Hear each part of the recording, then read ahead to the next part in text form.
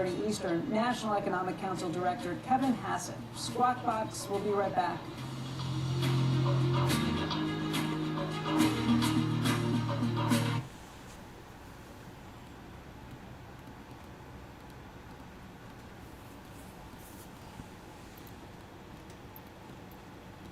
Oh.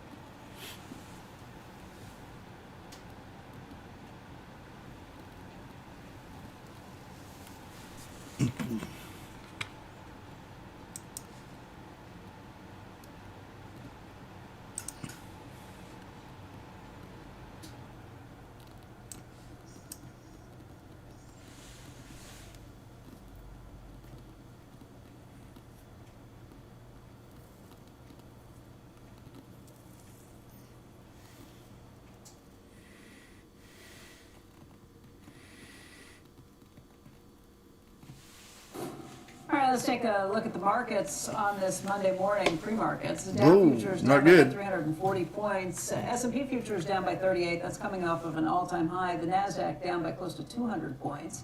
Joining us right now is Ed Yardeni. He is the president of Yardeni Research. And Ed, Never heard of telling you. people that you still think Sorry, Ed. markets the S&P will be closer to 7,700 by the end of the year. That's your target. That's up about 10% from here. But you do think it's going to be a rocky path. Why don't we talk about that? Yeah, let's talk about that. Well, it's a rocky path today already with what we're seeing the administration do with regards to Jay Powell. Clearly, the market doesn't like it. Gold is at an all-time record high. So I did think we were going to have some turbulence related to the Fed, but I thought it was going to be when Trump actually picked his new Fed chair. I didn't expect that he'd actually go through with trying to investigate Powell. The other issue for me is the Supreme investigate Court, his ass. maybe even on Wednesday, could rule that Trump's tariffs are unconstitutional, and the question is, then what? And that could create some uncertainty. There's certainly going to be lots of companies that are going to be demanding that they get refunded on the tariffs that they paid. And then, of course, there's my friends, the bond vigilantes. The bond yield last I looked was up to 4.2%, so the bond market could start to really show some discontent here. I thought it was going to be because the economy was going to be too strong on excessive monetary and fiscal stimulus, and that would push bond yields up, and that would create some uncertainty for the stock market. But it looks like this issue with the Fed could already cause the bond vigilantes to act up. That's a pretty long laundry list of reasons that the market shouldn't go up. You didn't even touch on the geopolitical issues that are out there. What makes you think? What makes you think that the markets will rise in spite of all of that? Well, earnings. This has been very much an earnings-led market, and the reason earnings have been so strong and resilient is because the economy has been so strong and resilient. I mean, Becky, think of all the things, all the shocks that have hit this economy since the beginning of this decade, which I still call the roaring 2020s. For example, we had the pandemic, and then the pandemic led to the lockdowns. The lockdowns were lifted. That led to a surge in demand for goods. That led to supply disruptions. That led to inflation. The Fed tightened, and then we had tariffs last year. And here we are at an all-time record high for real GDP and S&P 500 earnings. And by the way, the fourth quarter earnings season, reporting season, which we're in now, is likely to be another very strong one with a record level of profits. All right, let's go back to some of the macro issues that are out there. You raised these issues of the Fed. Obviously, that's front and center for the markets this morning. You're anticipating that there will be no Fed cuts in the first half of the year. If there is another Fed cut, you say you're worried about a melt up. You want to explain that? Well, yeah, I don't think there's really that much cause for the Fed to move and lower rates. As a matter of fact, I've been on the wrong side of this issue for a while, but the Fed just won't listen to me. My position back in 2024 when they lowered rates by 100 basis points is that the bond vigilantes wouldn't agree with that, and sure enough, bond yields went up 100 basis points. And here we've barely had a drop in the bond yield with the Fed cutting last year by 75 basis points.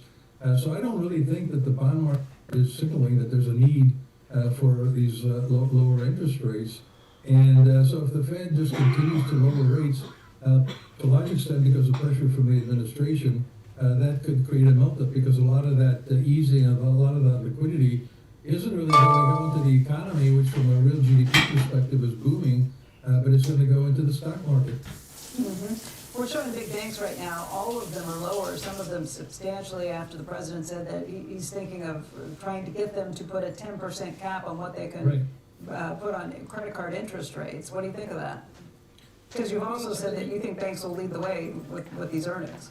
Yeah, well, I did, when I wrote my piece for today, I did anticipate that the president was going to come after Powell this way. And so I think this clearly is a reaction to not just Powell, but also this idea of capping interest rates of % on credit cards. I think that's going to require some legislation which has to be passed by Congress, and I don't think that's going to happen. Also, the banks have tremendously powerful lobbyists. I think they're going to keep that from happening as well. Look, this administration puts out a lot of trial balloons and see which ones make it up into the stratosphere, and I don't think this one's is going to fly. Ed, thank you. We appreciate it. Thank you. Okay, coming up, was it a happy holidays for the nation's retailers? The latest CBC NRF retail monitor is next, and later, CEO of Gilead Sciences is going to tell us what's in the pipeline for his company. It's coming up at 8:20 Eastern Time this morning. We're coming back right after this.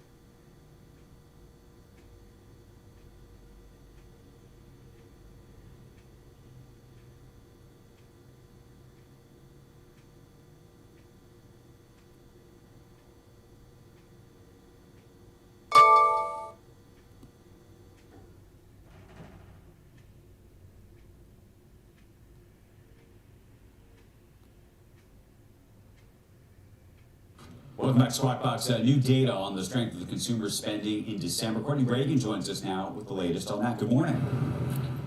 Hi, good morning, Andrew. Well, the CNBC NRF Retail Monitor shows consumer spending accelerated in December from November, marking the strongest month-over-month total retail sales growth since July. Also, the third straight month of growth in general, which closes out a ho-ho happy holiday season. Core retail sales, those even stronger. Let's give you some of the details. The CNBC NRF Retail Monitor, powered by actual credit card spending data from Affinity Solutions, shows retail sales, including restaurants, but excluding autos and gas, grew 1.3% in December from November. That's a big acceleration from November's just 0.1% growth from October. Though year-over-year, total retail sales grew 3.5%. That is less than the year prior, but still pretty good with all consumers are dealing with. December core retail sales, stripping out restaurants, autos, and gas, grew an even stronger 1.6% from November after falling in November from October. December core retail sales grew 3.6% compared to the prior year's growth of 4.6%. And while 2025 has been volatile for retail sales, the last quarter followed an upward trend. You can see it on the far right here of this graphic. Despite sentiment and softer survey type measurements about how consumers feel, those have been decidedly negative. But NRF Chief Economist Mark Matthews says consumers gripe, but swipe. Only one retail sector saw sales fall in December from November, and not really what I would call a core category. In fact, the strength really leaned into discretionary. Sporting goods, music, and book sales grew 3.5% in December from November. General merchandise sales grew 2.9%. Electronics, appliances gained 2.3%. The only negative category was restaurants, and that was down just 0.3%. Interestingly, year over year, the weakest categories are building and garden supplies as well as furniture sales. That's sort of been the trend, but shares of companies in that subsector like Lowe's, Williams-Sonoma, even Pulte and Lennar, those are among 2025's early winners. Now, Cyber Monday fell in December this year. That likely pushed December to be even stronger when you're looking at some of this spending data. Andrew? So when you talk about some of those companies that you mentioned at the end there, Lennar and do you think that was 2025? Do you think that continues apace 2026? Yeah, I mean, I think what we're seeing for some of that early strength in the stock prices of those companies is that President Trump moved off those extra tariffs on upholstered furniture and cabinets, and he pushed those forward until 2027. So that was some of the early lift, but obviously I think there's this belief that interest rates and mortgages will continue to fall, and that is also further pushing those stocks higher. But if you look at a Wayfair did really well. Restoration Hardware didn't do great. So, I think it's also these micro stories for each of these companies as well. Courtney, I want to thank you. Appreciate it. When we come back, a lot more on Squawk Box, including Kevin Hassett in just a little bit. Don't go anywhere.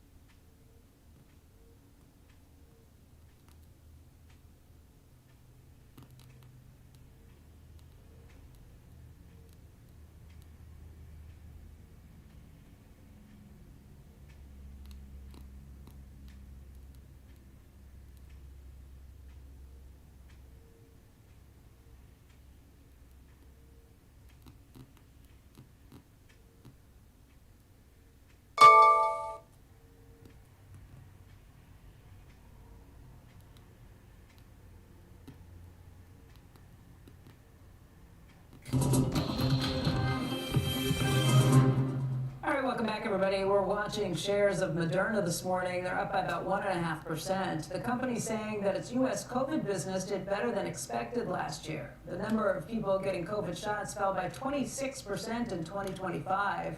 The company was actually expecting a drop of somewhere between 20 and 40%. As a result, Moderna's 2025 revenue came in about $100 million higher than the midpoint of its guidance and in line with analyst expectations.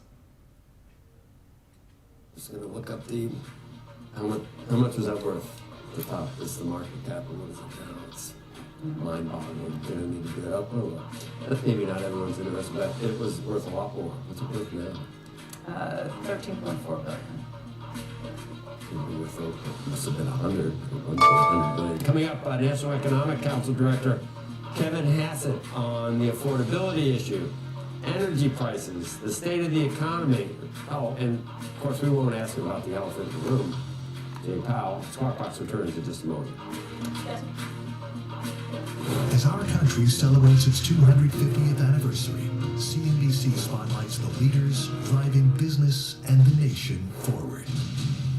I am a good example of somebody who's just been drawn by the promise of America, the entrepreneurship, the freedom, the opportunity to innovate, the no limits on what any one person can achieve. And I think that is the message, which is everything that we've got here in the United States that creates that special sense of possibility. And the message to everyone in the country is that we really can do whatever it is that we put our minds to. When you bring a group of people together with common purpose and setting a mission wrapped in freedom and the opportunity to innovate, you can do amazing things. That is the story of the United States of America.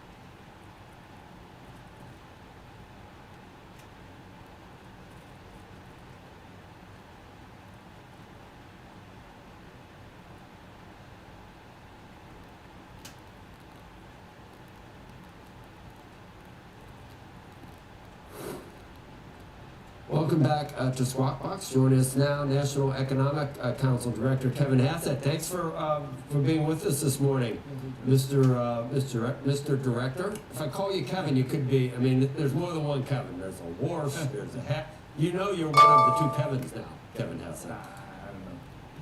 There's plenty of Kevin. We want to talk about the employment report, all kinds of stuff, but it was preempted, I think, our discussion by, as you can imagine, some of the developments that happened yesterday.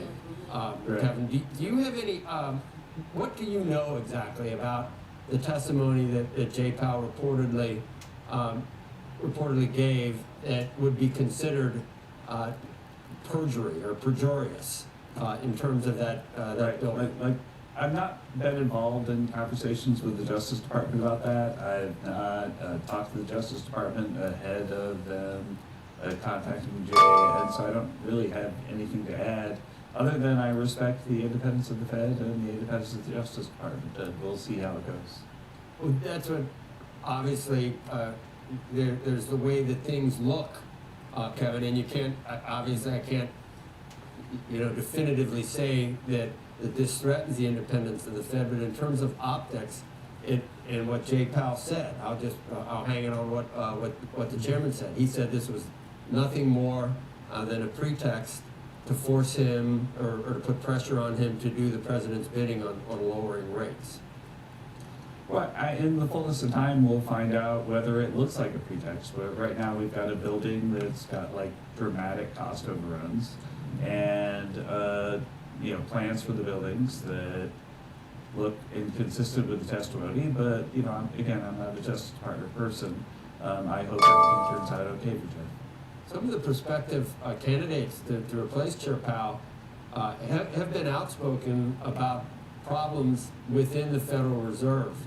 Now, there are some people that say, look, they should have probably raised rates more quickly and taken away some of the punch bowl to keep inflation under control. But others say since then, and you would argue, I think, Kevin, that the economy is in good shape from a lot of different viewpoints. I don't know whether the Fed gets any credit, but at worst, at least, they didn't stop some of these positive things from happening.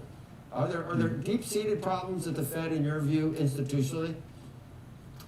I think that what I'd like to see at the Fed, regardless of who's Fed chair, is just a little bit more introspection.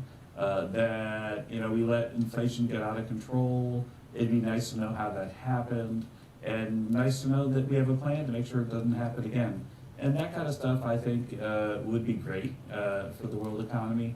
But the bottom line is that the economy's booming right now because of Trump's policies, not because of the Fed. The Fed has amongst the highest interest rates on earth right now, and President Trump is frustrated with that. But I don't think that has anything to do with what was going on this weekend. Really? They have been cutting, obviously. What we've had, they are in an easing mode at this point. I thought that might have satisfied the president, since he's not going to be there that much longer. I know Representative Luna did forward some of the information she had about the perjurious claim to the Justice Department, and it came from that. But the president, I guess do you take him on face value? He had nothing to do with putting pressure on the Justice Department to pursue this? I think the president has been very vocal about what he thinks about interest rates. I don't think that there's any mystery about that. That he's frustrated that there were big cuts right before the election. He's frustrated that when he came in 2017, that there were big hikes before he's inaugurated. And so he has lots of frustration with what he views as the partisanship of the Fed. But this right here is a legal matter, and again, I've not been briefed on what the Justice Department is thinking, and I expect the president has not as well. Kevin, what do you think just about the perception around the rule of law? And the conversation we were having at the table earlier is just that there are lots of Americans who look at these kinds of things, this instance in particular, but you can go back and look at what happens to some of the law firms and some of the media companies and others that were specifically publicly targeted by the president in the context of saying these are our enemies, these are folks that we don't like, and then efforts to prosecute them, and whether that undermines the rule of law and undermines the legitimacy that Americans feel about the law. You know, there sure is a possibility that I think we can all remember that it was 80-something times that you know, each one really, I think ill-advisedly, where President Trump was indicted. But the bottom line is that we have law enforcement officials whose job it is to make sure that things are okay, that we don't have fraud like we see in Minnesota. And so, you know, I think that if, you know, if you're sitting here in the White House and somebody says, hey, Justice Department wants to look at all your emails or look at what you've been doing on this or that, then I would welcome the opportunity to show them that I'm fine. You know, and I also think that that's what I would expect of every government employee. That you want government employees to sort of say, hey, yeah, here's my proof that there's been nothing like the Minnesota thing going on. And, you know, anyway, so it's part of government to have people look at you, inspectors general, and check that what you're doing is completely on the up and up. And I think that it's part of government here and at the Fed as well. Can you just weigh in on the state of the labor market in the U.S. right now? There's so many different cross currents in terms, you know, the immigration policies, the participation rate. We had, you know, 50,000 wasn't as high as expectations, but the rate fell from 4.6 to 4.4%. Do you consider 4.4% pretty close to full employment at this point? Right. Well, it's changing for two reasons. It's changing because we've got government employees that have been laid off because President Trump is reducing government spending. That's about 250,000 workers this year. That's a lot. And we also have people who are being deported and re-domiciled because they were here illegally and working. And I think if you add those two things, then a good, healthy labor report is probably closer to 70,000 than 140, 150,000, which is what it was back in the day.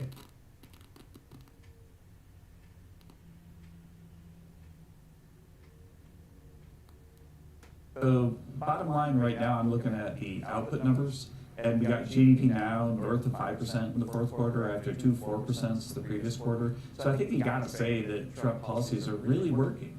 They're really working, and they're working because they're onshoring production, they're causing factories to build, and in the fullest of time, I expect that to cause a job blowout in the second half of next year, especially. We were putting the prediction markets all over our screens last week with Warsh in the lead, Warsh in the lead over the country. And I know you said, I know you said I'm really happy with the job I have here, and we'll see what the president thinks about where I should be. I actually did see some people saying that you would be sorely missed at the National Economic Council, where you are now as a director at that nice office, which I saw when I was down there visiting the president. And you are a good spokesperson. You couldn't be the same type of spokesperson, not spokesperson, but you obviously are an advocate for the president's policies, and you can't do that necessarily. I mean, even coming on today after the developments of yesterday, you'll go anywhere, anytime to defend what the administration... Yeah. Without talking points, by the way. Yeah, without talking points. So I can see that to some extent. Do you think you'll end up staying where you are and it's going to be someone else? Do you have any viewpoint on that at all that you can share with us? You know, what really happens with my life here in the White House is I come in every day and I do my job. And I'll do that tomorrow, I'm doing it today. And you know, if my job changes, then I'll start doing some other job. But no, I don't have time to like speculate about what might happen in the future because we have so much to do today. All right, we appreciate it. National Economic Director Kevin Hassett. Thanks for Good to see you. Thanks for being on today. Later on Squawk Box, Senate Intelligence Committee Vice Chair Mark Warner on Venezuela, Iran, and much more. He'll join us at 8:10 Eastern. Squawk Box returns in just a moment.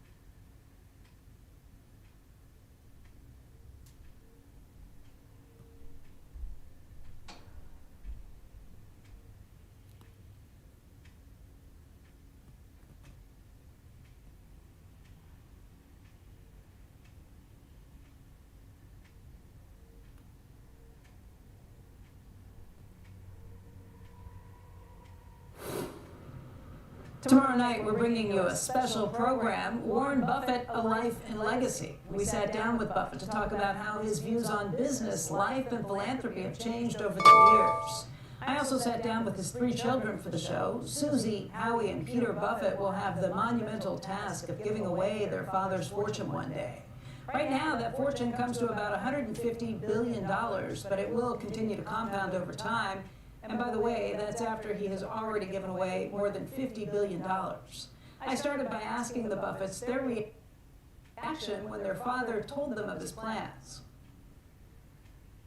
What did you think when he said that you 3 were going to be doing this, doing it together? It had to be unanimous, and you're in charge of all of it. Did you want the job? Nope. Peter really didn't want it. And I made that clear. Yeah. Peter. And honestly, when I called him up and said, I want to opt out, he said, I don't blame you.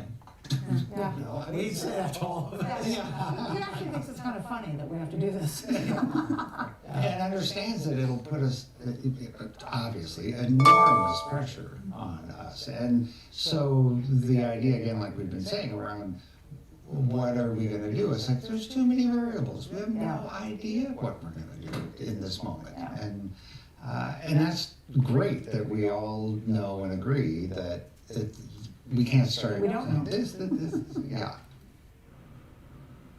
Buffett says that he never imagined that he would have to decide what to do with the money. He and his first wife, Susie, assumed that she would outlive it. When she died over 20 years ago, Buffett had to come up with a plan that first involved giving a majority of his annual philanthropic distributions to the Bill and Melinda Gates Foundation, and evolved to his current plan with the kids in charge. All these years pass, and it started to make more sense to him to just It's actually quite complimentary. hugely. I mean, the fact that each of us can do the things we're doing has its own different value to it. And so it's better than having 3 people who think the same way and want to do the same thing. I mean, it's actually, it's a better setup. You can hear much more from the Buffetts and, of course, Warren Buffett. That is tomorrow in Warren Buffett, A Life and Legacy. That's right here on CNBC at 7 p.m. Eastern.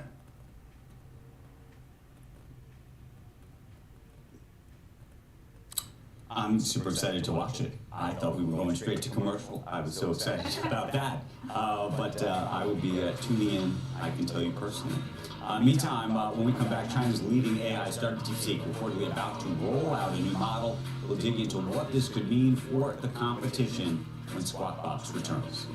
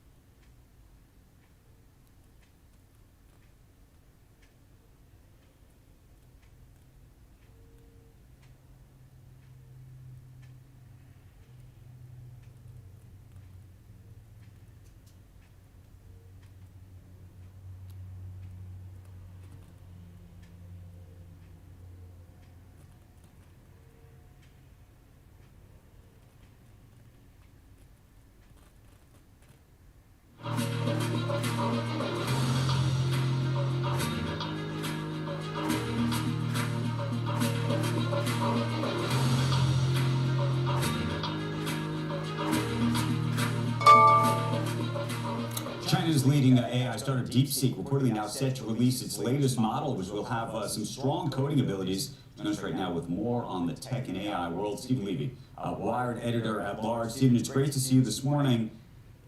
Whatever comes from DeepSeek, could it be another one of these moments where the industry sort of shudders and says, "Oh my goodness, can this all be done, open source? And is everybody else spending too much money?"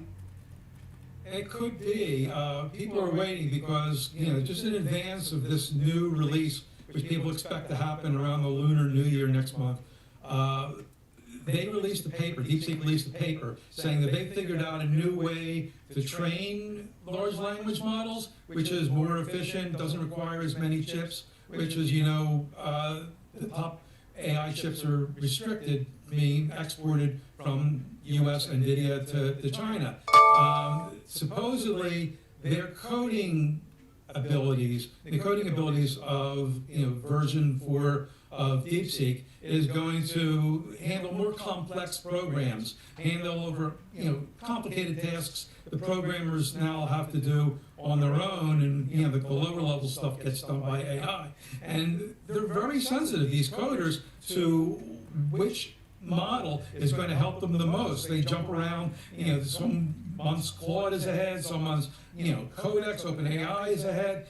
So if there actually is a big leap in what you can do in coding, it's going to get a big audience. Stephen, the last time DeepSeek came out, there were then all sorts of accusations, if you recall, that they effectively were stealing code, taking code from others, stealing IP and the like. Do you think we're going to be back at that? Yeah, already we've been hearing that a lot of what we're going to see from version 4 takes advantage of the top level NVIDIA chips that have been smuggled out. Of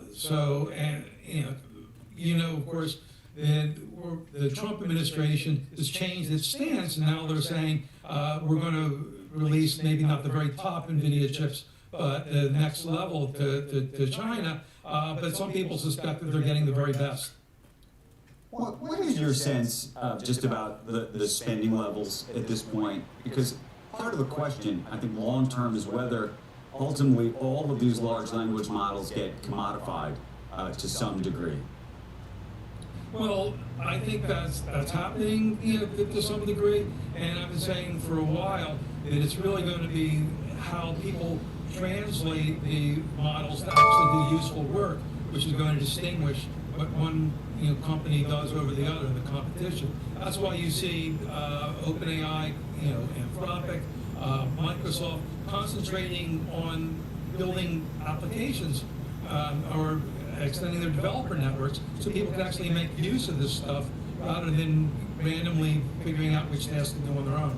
Well, so that's my question, though. Who do you think? I mean, you would think that Google would have the greatest advantage, I would imagine. Do you think that they do in terms of productizing this? And what does that mean long term for some of the independents, the OpenAIs and the Anthropics? Well, Anthropic is sort of out there, and OpenAI to a degree too. You look at Microsoft, okay, they've got the productivity world, and they could build that into, their OpenAI partnership. Now they're hedging their bets and, looking at other large language models. Google, of course, as you mentioned, they've got this search dominance to build on. That's why Meta, no matter what they do, they're behind. People aren't as anxious to use AI to, spiff up their Instagram or whatever. So I think that they have challenges, but they're building their way out. You see what they're doing, releasing health applications, both OpenAI and Anthropic, to very, eagerly try to build up their models. OpenAI hired, PGCMO from Meta and Instacart to build up, the customer model, consumer model. So we have a shot of the stock price of Meta. I've always thought that given just the proliferation of between Facebook, Instagram, and oddly WhatsApp, actually, that they should be able to use those platforms to really be able to build on them. I know Threads took off very slowly, and some people have questions about it, but they've now captured an audience. Why do you think they haven't captured a bigger audience already? I think that, it's not to the core of what they do. Everything they do at Meta is like a pivot from their original value proposition was to connect the world. So, Mark Zuckerberg is obsessed with, staying ahead of the next technology leap. That's why he bought Oculus and thought that virtual reality, and mixed reality was the next paradigm. He wasn't going to lose that, even though it really didn't sync perfectly with the connect the world thing. AI gets farther away from that. So if he comes up with super intelligence, that's going to be great, but he's going to have to weld it on to a model that they built very successfully to first connecting the world, and now using people's information to provide them entertainment in Reels and Instagram. Stephen, I have two more questions, and we have very little time, so I'm going to go for it. Apple.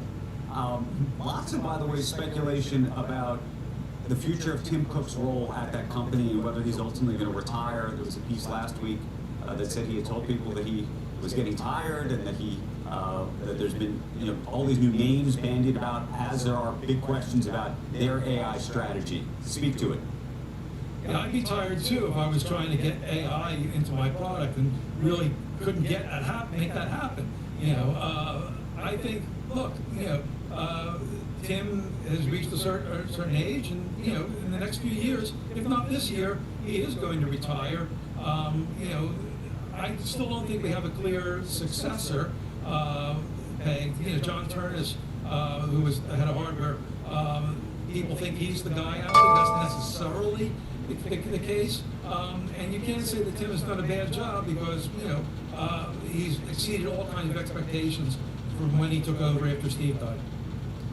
And then finally, Elon Musk, XAI, where do you place that in this sort of pantheon of all of these different large language models?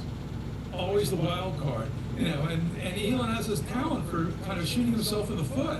Now all people talking about X is, this sexual content, allowing people to, take pictures of people, of women and strip them down to bikinis. That's not a wholesome thing. That's not, I don't think, good for X. Big question, by the way, about whether Apple and Google's app stores should allow X to be downloadable, given that ostensibly that piece of it would break their content rules. Yeah, especially with Apple, which has been much more vigilant about keeping that stuff out. That's kind of out of character, but I guess they want to tread lightly around Elon.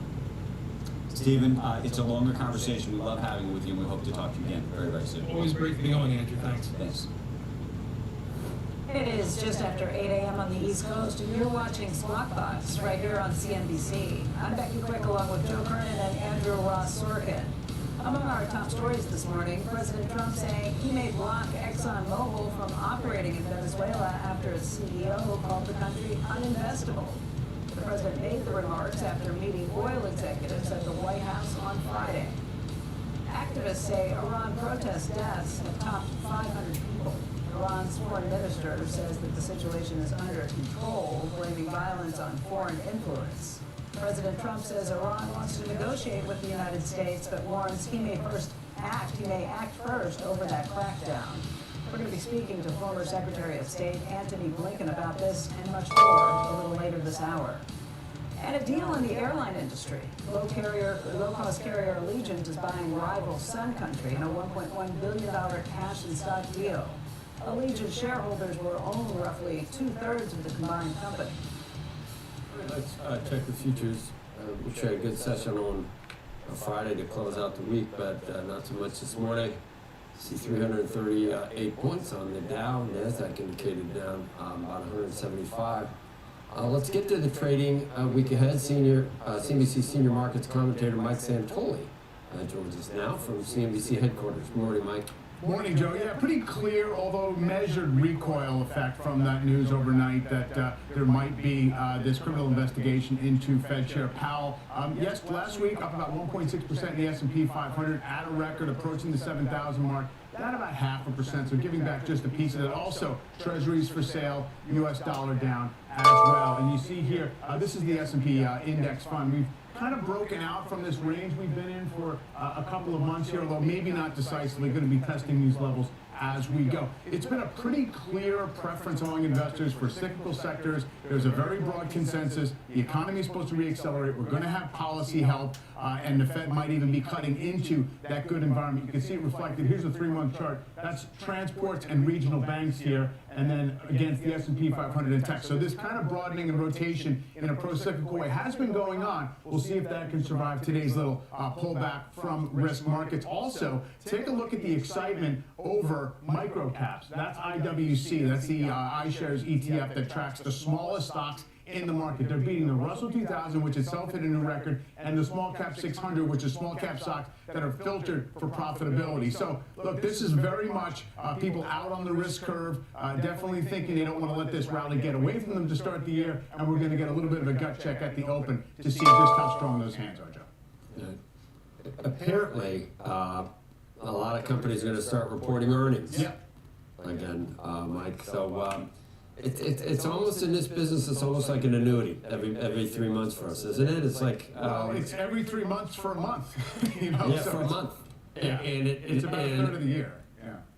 We don't need other things even happen, but we do have other things happening as well. But we'll always have those earnings, Mike. Thank They're you. coming, and everyone thinks they're going to be good, and we're positioned for good things. We'll see how we Yep. trade off. What's your EPS growth? I heard 14%. 14 is where the consensus is. It's still pretty skewed toward big tech, but yes, we're in that low teens area, and the pattern has been that companies are beating those forecasts on a quarterly basis by like 3-4 percentage points. So yeah, obviously it's a good setup if in fact that's where we go and can justify these elevated valuations. Exactly. All right, Mike Santori, thanks. Yep. Okay. Coming up, Senator Mark Warner of the Intelligence Committee on Venezuela and Iran and what America's response should be, if any. And then an exclusive interview with Gilead Sciences CEO live from the JP Morgan Healthcare Conference. We got that and so much more this morning as Squawk Box rolls on right after this.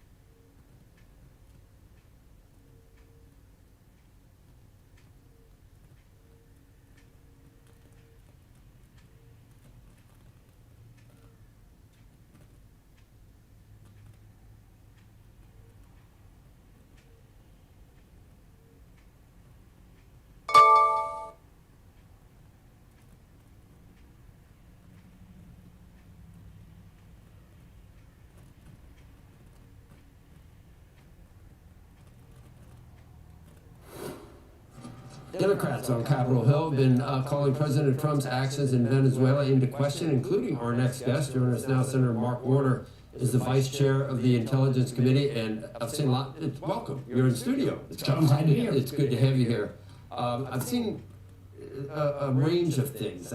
Some Democrats, I think, even acknowledge that Maduro gone is probably good. Maduro gone, good thing. But Good thing. and I don't know, what are you concerned this could be a forever war, or? Well, I just gotta say this.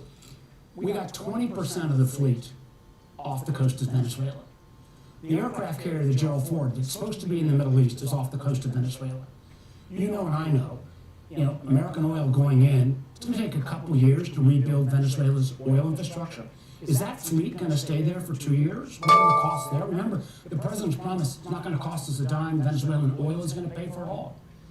I don't know if that's happening. Remember, wasn't Donald Trump, I know he's your guy, but I thought he was gonna be the peace, hold it, but he was gonna be the peace guy. He was gonna be the peace guy. Hold it, but Joe, let me, He's not Andrew's I guy. know, let me just say I didn't say that. My guy. Let me just say this. I'm America's guy. This guy was America's guy. We had American intervention in Syria, Iraq, Iran, Yemen, Nigeria, Venezuela, maybe Greenland, where he would blow up NATO. Did you see the Brits and the Germans are putting troops in Greenland because they want to try to send a message, don't attack Denmark, another NATO ally? How is this leading to price stability, bringing down cost, and now we got the frontal attack on the independence of the Fed? You probably would forego, and when all that was happening. I said the bombing was a success. What it was not was complete obliteration of the program. No, I understand. But the facts matter. The facts matter. Iran has got a 4 to 9 month ability to rebuild their nuclear capability. What's happening in Iran now, a lot of these things, whether he's lucky or whether it's some of the things that he's done, it could be a much better place globally from when all of these things happen. Iranian regime, awful. Right. Support for the Iranian people, absolutely. Could we put more cyber activities? Could we try to restore the internet? Last time America militarily intervened in Iran to change a government was 1953. Right. CIA overthrew a government there. Most historians would say that led to the Ayatollahs. Now, I would love to see the Ayatollahs gone, but there's got to be a plan. And even with as good as our military is, who are you going to bomb in Iran? But there are good things happening in a lot of different places. Maybe he's lucky, maybe it's in spite of things that the president does, but the world, after and a lot of the wars that have been settled, I mean, Democrats have to, obviously, and I don't know whether he's my guy, I'll tell you that Tim Walz was never going to be my guy, and thank God he's not a heartbeat away from the presidency at this point. Kamala Harris, I don't think binary. It was a binary choice. So Let's I just talk understand about what you're where we saying, are today. We got American intervention in 6 nations. We got our fleet off the coast of Venezuela. Which one would you not? I would love to see the Iranian regime change. Outside pressure, good. The idea that we're going to take a kinetic action, that might actually rally the people back to the regime. And at the meantime, what are we doing? What is he trying to do in Greenland? Does he realize that NATO ally? He said he wanted to go in Greenland because he's concerned about Russia going into Greenland. If he's concerned about Russia, help the Ukrainian people fight back against Russia. Do you think at this point the president has improved on the Biden administration's role for Israel? I think, is Israel in a stronger position today? Absolutely. With the Is that Israelis a good thing? I think it's absolutely a good thing. And I supported the actions against Hezbollah, against Hamas. But how is the stability of the world today? How are we viewed around the world? What are we doing with the independent? What about, you've not mentioned Jay Powell yet. Yeah, I want to go to Jay Powell. I want to go to Jay Powell. Let's go. Now, I want to understand what your view is of what's happened here, whether it is a pretext, whether it isn't, whether an investigation is a fair thing to do, and what the discretion level should be for a prosecutor, not to prosecute, but to investigate. Well, investigation, fine, but he's talking about an indictment.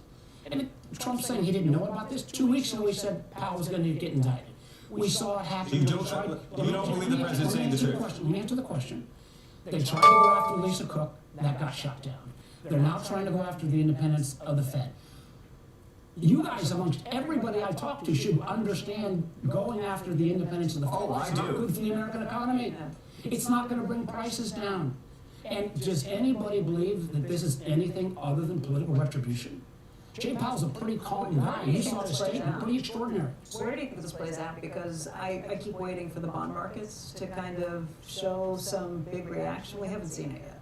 I know, the question is gonna be, is there anything that finally goes too far? When is enough enough? You're starting to see Republicans step up. Tom Tillis on the banking committee, I'm on the banking committee, stood up yesterday. We saw 5 Republicans step up against the actions in Venezuela. We saw 17 House Republicans stand up on health care. But at what point is enough on all of these fronts at once? I mean, I think our system can absorb only so much shock at the same time. And none of this is about bringing down costs. Well, costs are not, I mean, we want to bring down the rise in costs from where they already are, which a lot of that is obviously owned by the Biden administration. Obviously. If it was 23%. Let's say it's owned by the Clinton people. How many decades back do you want to go now? 23% price increases during the Biden administration. So bad that real wages fell. Real average weekly wages fell for 4 years under the Biden administration. That's why people feel like they can't get by right now. Now, inflation's still too high. If you're selling prices are fine, the American. I'm not saying that. I'm saying that they're never going to come down. That is your. They're rising more. They're rising more slowly. If you think affordability, blaming it on Trump is going to work, it might because he's the guy in the office. But people know when prices went up 22%. I also know prices on healthcare. We've seen healthcare costs go up. We've seen grocery prices go up. We got a housing prices going up. What is happening on housing? It was 2.7% inflation the last reading, not 9% or 10% like we had. Do you think that this move to limit credit card interest rates is a sound one? You're on the committee? It's populist. It's a way to bring down. I don't know if you can arbitrarily set a cap like that. Is it 1 year? Is it going to be long term? How does that affect the overall credit availability? Anything we can do to, help bring down interest rates, have at it. But kind of arbitrarily picking and choosing is a little bit messing with the market. You'd be against that? Listen, I've not seen any thoughtful presentation other than a 1 year freeze, how that it would be enacted. I mean, caps are bad, right? I mean, even as a Democrat. The president's been talking about capping buybacks, dividends. Where are you on that? I don't think putting arbitrary market restrictions in place without a fulsome plan makes any sense. What is it? What without a foot? So you think there's some cases where you would tell companies not to raise dividends about the buybacks? I'd say, Joe, I actually remember in the old days, like 5 years ago, 2 years ago, when the idea that the American government was going to start taking equity shares in a company like Intel, and that anybody that is going to get a grant from the state, from the feds, has to put up an equity share, I would have called that socialism. Or what do you? No, you're switching gears again. I'm saying that it is. Both sides are hybrid now. Taking equity shares in American companies.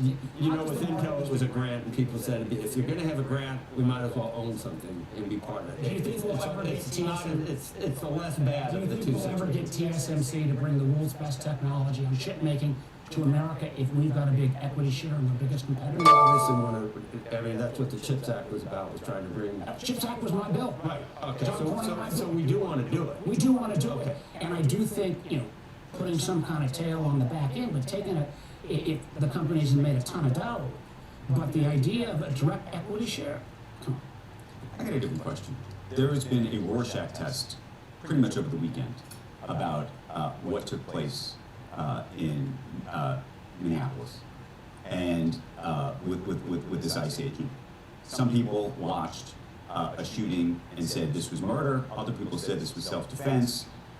But even a larger conversation, here we are having a conversation about lawfare in the context of Jay Powell.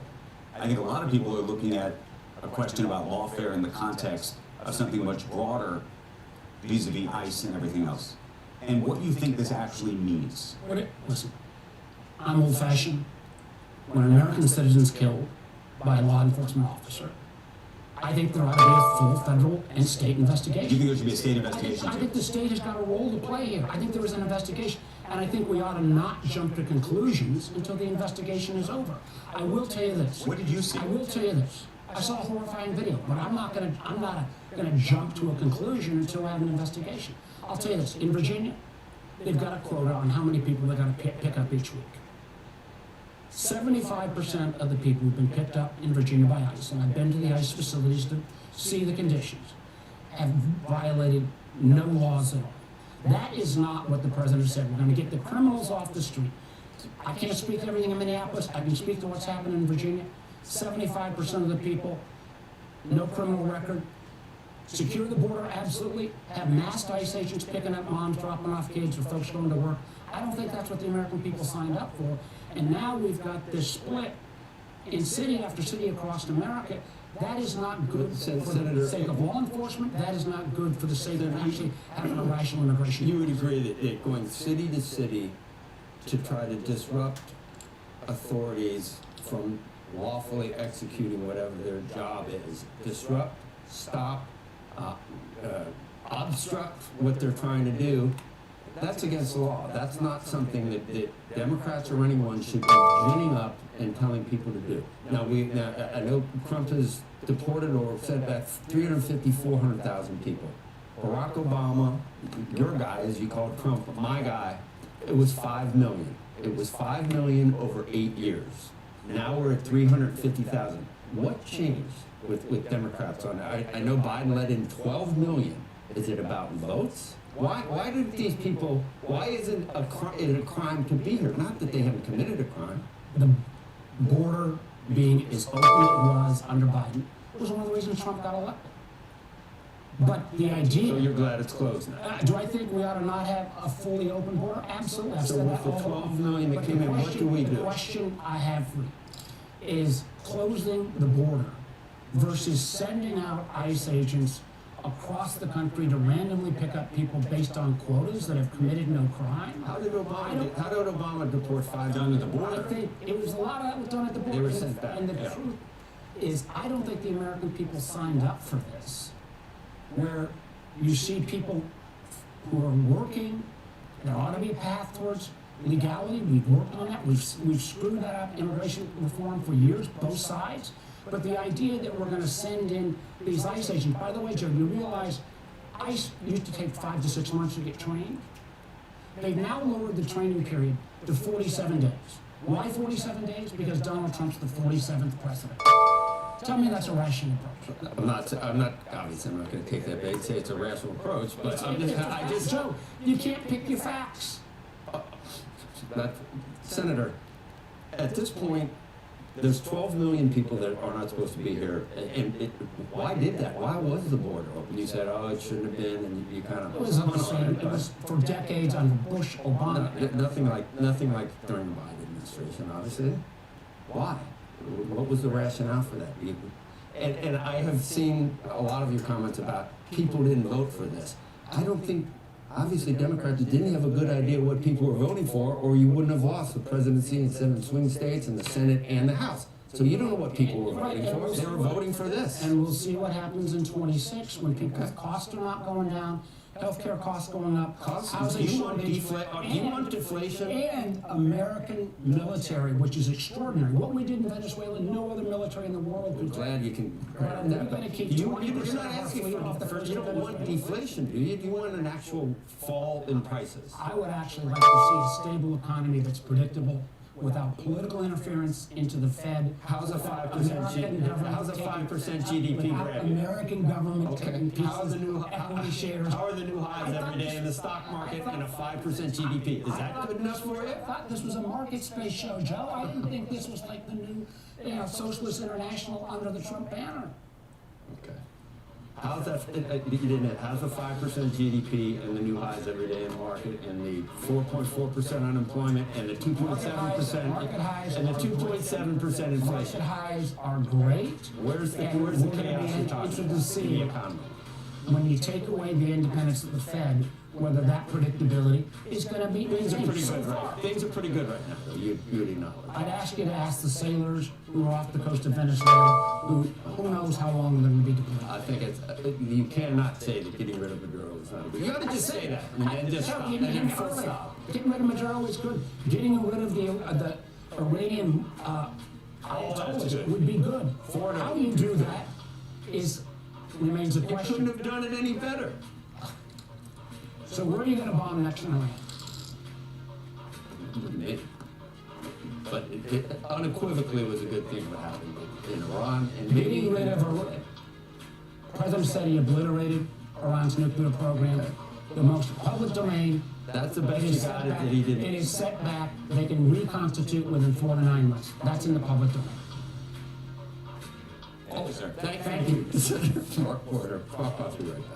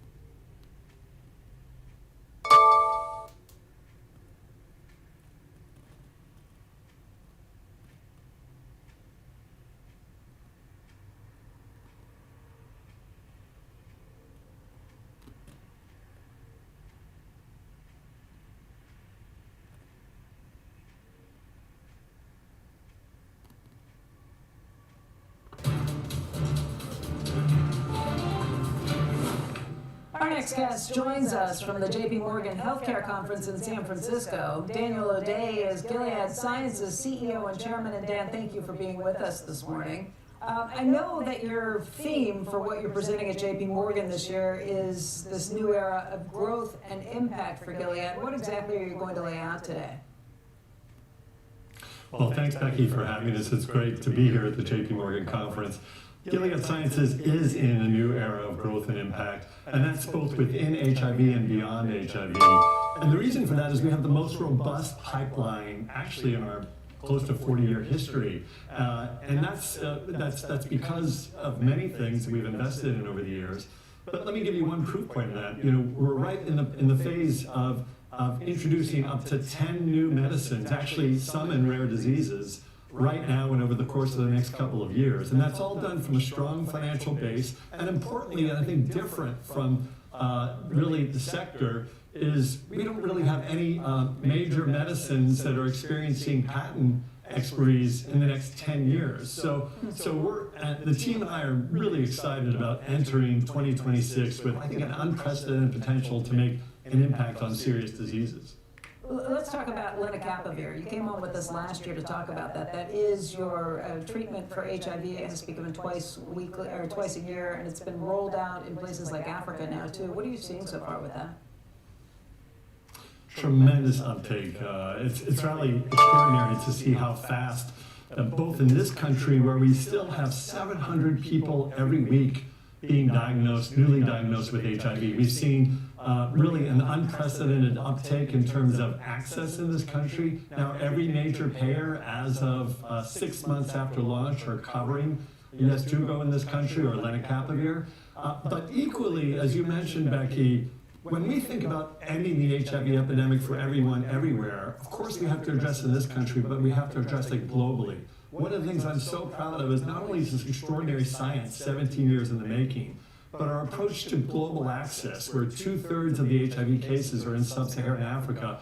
I happened to be in Eswatini in South Africa at the end of last year to witness with my team the first time ever that a brand new medicine that was introduced in the United States was also available in sub-Saharan Africa. And that's a result of Gilead colleagues, but also working with the Global Fund and the State Department to bring this at a no profit to Gilead for up to 2 million people while generic manufacturers ramp up their supply.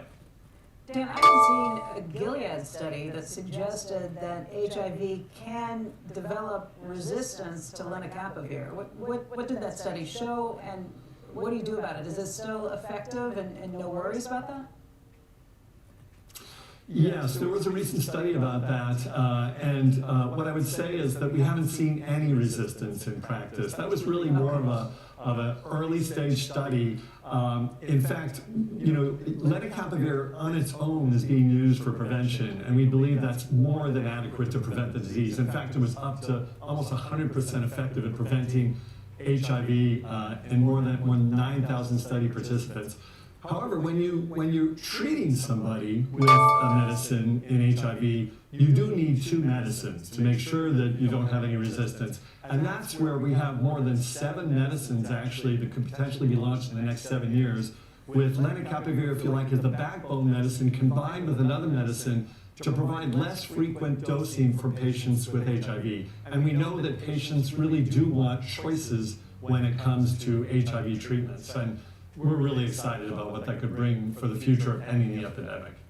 You mentioned the new drugs you have coming online this year. I know one is for metastatic triple-negative breast cancer, a really aggressive form of cancer, and the other one's for multiple myeloma, lots of others that are coming out there. I guess my question gets at innovation and whether AI is really going to allow you to bring more products or more treatments to market more quickly.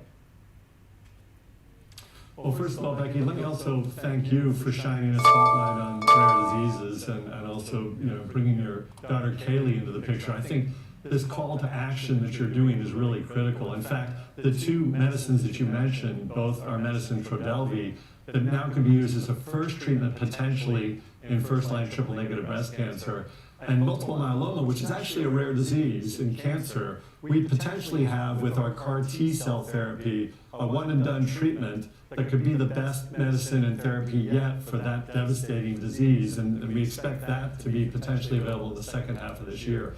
Back to AI, AI is being used in every corner of our business. It's clearly impacting, it's speeding up clinical trials, it's helping us in the manufacturing setting. But I've also been spending a lot of time with our scientists on this topic. It's important to know that AI will enable scientists to do their work, but it's also important they tell me then there are limits to what AI can do in terms of coming up with brand new medicines. Let me give you an example. If you take all the text data that exists in the world today, that would probably fill up a bathtub. If you think about the biological data in the human body, think about an ocean.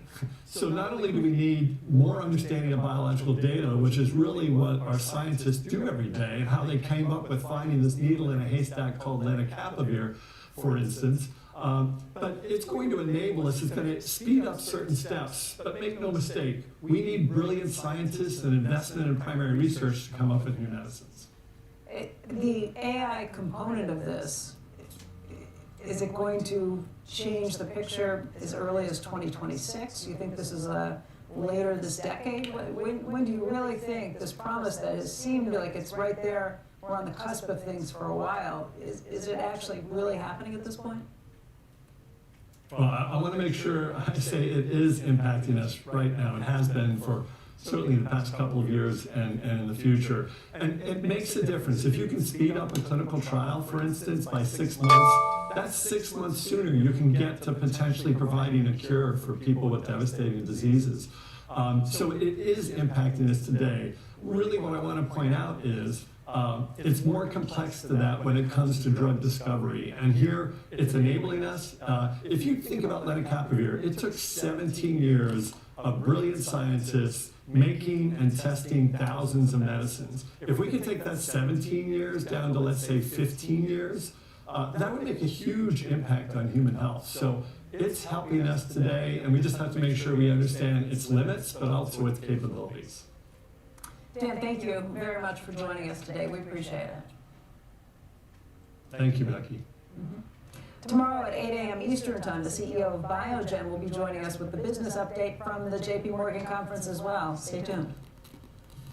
Silicon former Secretary of State Anthony Blinken is going to join us. Plus, a good week for bank earnings. JP Morgan is going to be leading the charge. That starts tomorrow, followed by Bank of America, BlackRock, Wells Fargo, and Citi. We're going to have a preview in just a few minutes, and we're watching shares of credit card companies because President Trump is now calling for a one-year cap on credit card interest rates. Those stocks this morning all down across the board. We'll come right back after this.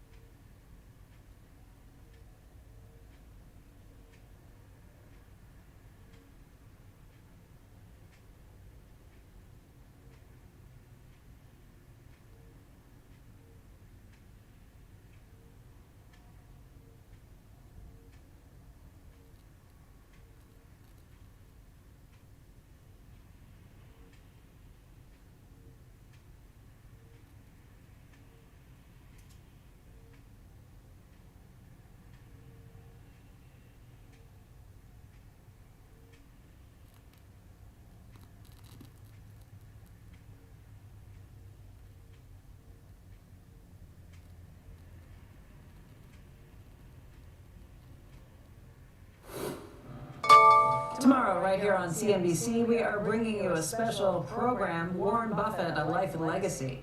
Through a series of never-before-seen interviews, we sat down with Buffett to talk about his views on business, life, and philanthropy, and how they've changed over the decades. We also talk about some of the biggest challenges in the world. I asked him if he is worried about artificial intelligence. Listen in. The genie's out of the bottle. I mean, if someone wants to impersonate me in a way that's scam people 10,000 miles away or in Omaha, they can do it. And they can imitate my voice, and they can imitate my appearance, and they can talk. They can fool my kids. What do you do to stop that? How do you combat it? How do you put the genie back in the bottle? That's the same problem we have with the nuclear weapons. We know how to build them, and we know how to build bigger ones all the time. The problem is so do other people, and they've got no use except to kill people or deter the other guy from using it. I mean, that is something to have created in the world. There have been a few times over the last year when Berkshire actually issued statements because Buffett found an AI impersonation of him online to be so lifelike that he felt like he needed to tell people it wasn't him, because we all know that when the real Buffett speaks, investors pay attention. Tune in tomorrow right here on CNBC at 7 p.m. Eastern Time for Warren Buffett, A Life and Legacy. Well, I'm looking forward to it. Coming up, former Secretary of State Antony Blinken on Venezuela, protests in Iran, and so much more. Take a look at the futures right now this morning as questions swirl about a criminal investigation into Jay Powell. Dow Jones off about 312 points, NASDAQ off about 180 points, the S&P 500 off about 36 points. We're coming right back.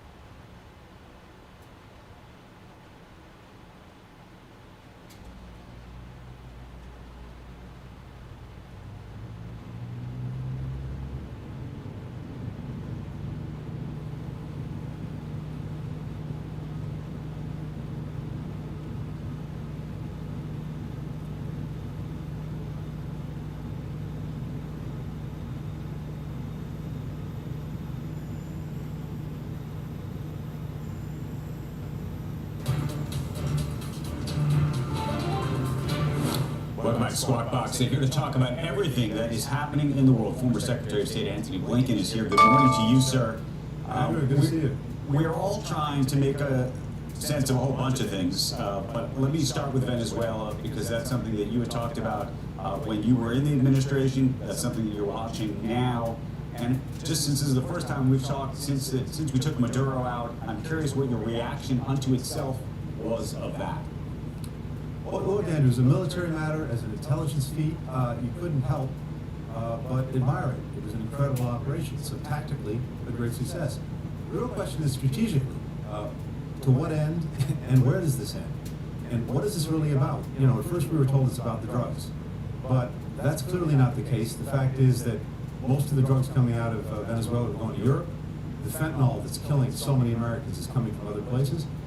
The guy responsible for far more drugs coming to the United States then the Venezuelan regime, Hernandez, the former president of Honduras, was released from jail by this administration, which is a big mistake. So it's not about that. Is it about restoring democracy?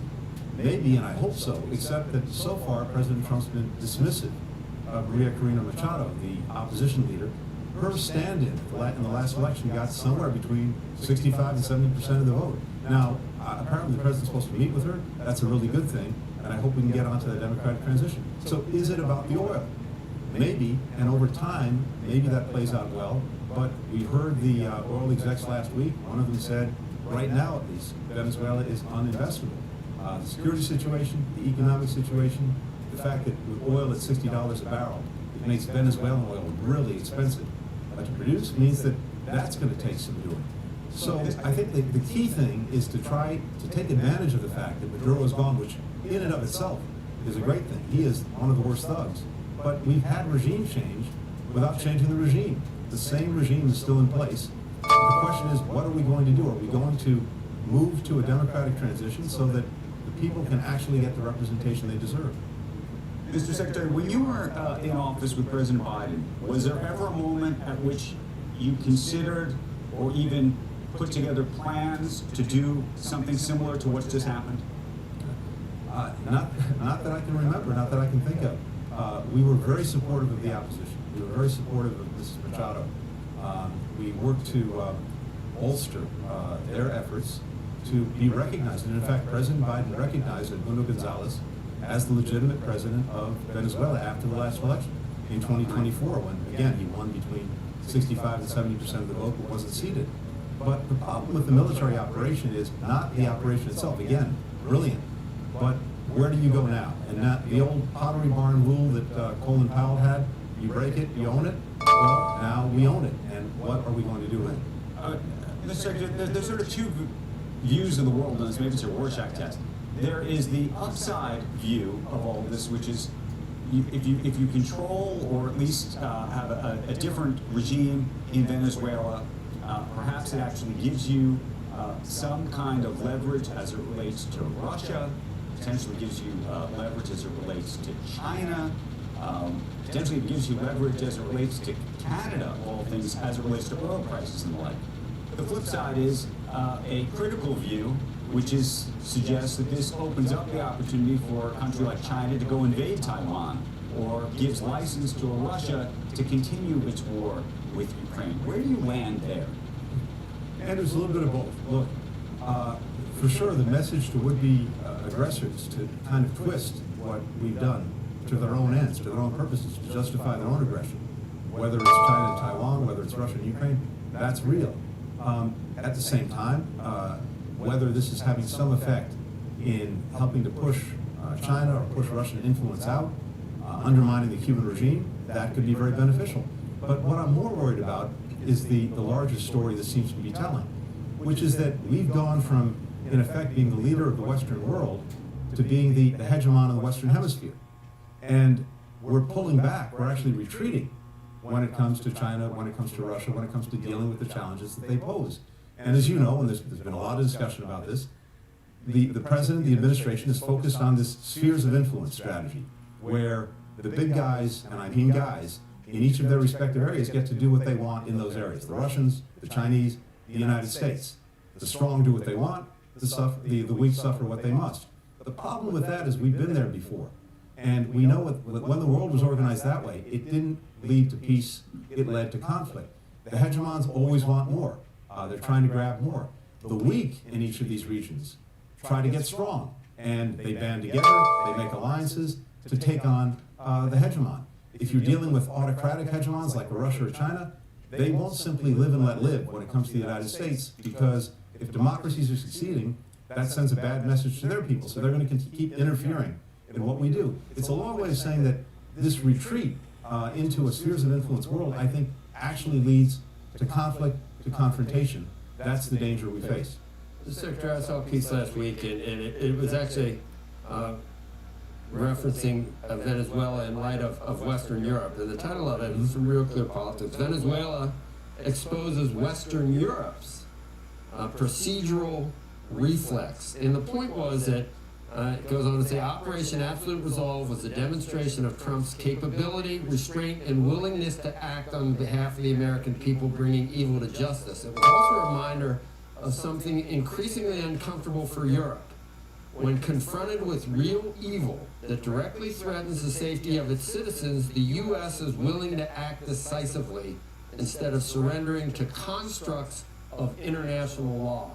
And I heard the same thing kind of echoed in what you said. And it sounds good and high-minded, and you know, we don't get into things, but things like this don't happen. Maduro stays. The Iran regime stays. Fordo continues to enrich uranium. Isn't there any part of you that looks at what's happened and says, wow, this could end up being very good for the world, and it takes a lot of courage to do a lot of these things, no? Joe, I hope so. Certainly that's the outcome I want. As I said, as a military operation, as an intelligence matter, it was brilliant. But again, the question is, where does this go from here? If this leads to a genuine democratic transition in Venezuela, if Mrs. Machado or her party wind up being seated, that would be a tremendous outcome, and one that I would applaud, and applaud the president for. But right now, we're in a moment where, again, we've had regime change without changing the regime. This is the old Who song, you know, here's the new boss, same as the old boss. So where does the administration go with that? That's what I want to see.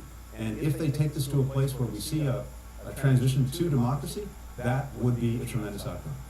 Mr. Secretary, the other big hotspot right now is Iran. Protests escalating there. Curious what you think the reaction should be by the U.S. government. Well, look, Andrew, anyone who tells you they know where Iran's going to go, I would listen to someone else. Because the fact of the matter is, all we can say for certain is that this regime will endure until it doesn't.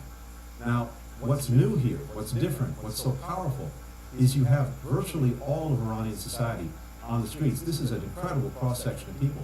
It's poor folks and the middle class. It's urban and rural. It's women. It's the labor movement. It's the merchants. That's very, very powerful. And it starts with the economy. It's the economy, excuse me. You have 70% inflation for food, 50% across the board. Huge youth unemployment. The currency's taken a dive against the dollar. People don't feel like they have a future. And then, of course, there is revulsion at the elites. There was one chant in the streets the other day. Their children are in Canada, you know, studying or improving their lives. Ours are in prison. So that's very powerful. And then the people have seen that the emperor has no clothes. When Iran attacked Israel, not once but twice, during our administration, and we helped Israel effectively repel and deal with that. And then when Israel took on Iran last June with the strong support of the Trump administration, that exposed the regime for what it is, which is hollow, and the loss of its proxies. All of that just made a powerful impression. And you know, people also chanting in the streets that they're sick of Iran's foreign entanglements.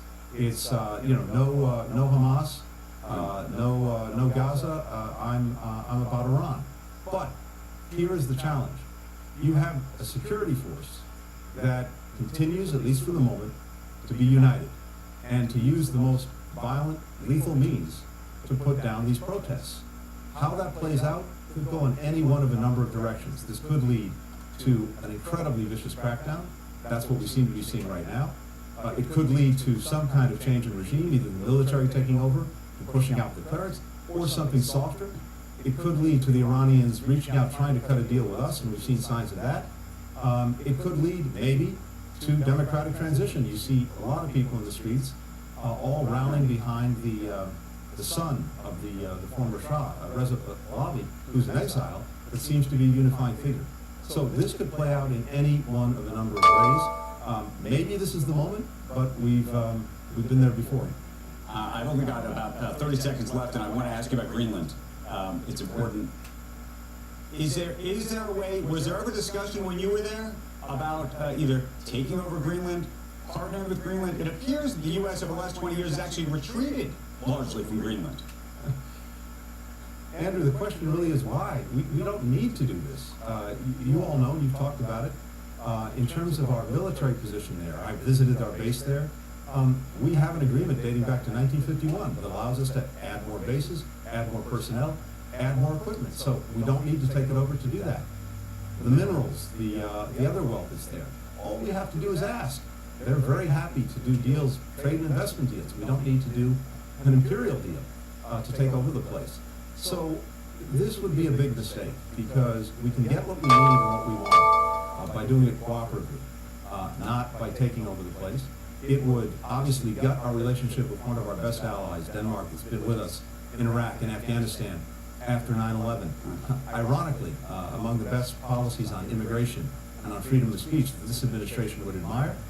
It would gut NATO, the strongest defensive alliance in history. So, you know, the question I come back to is why? We didn't contemplate that.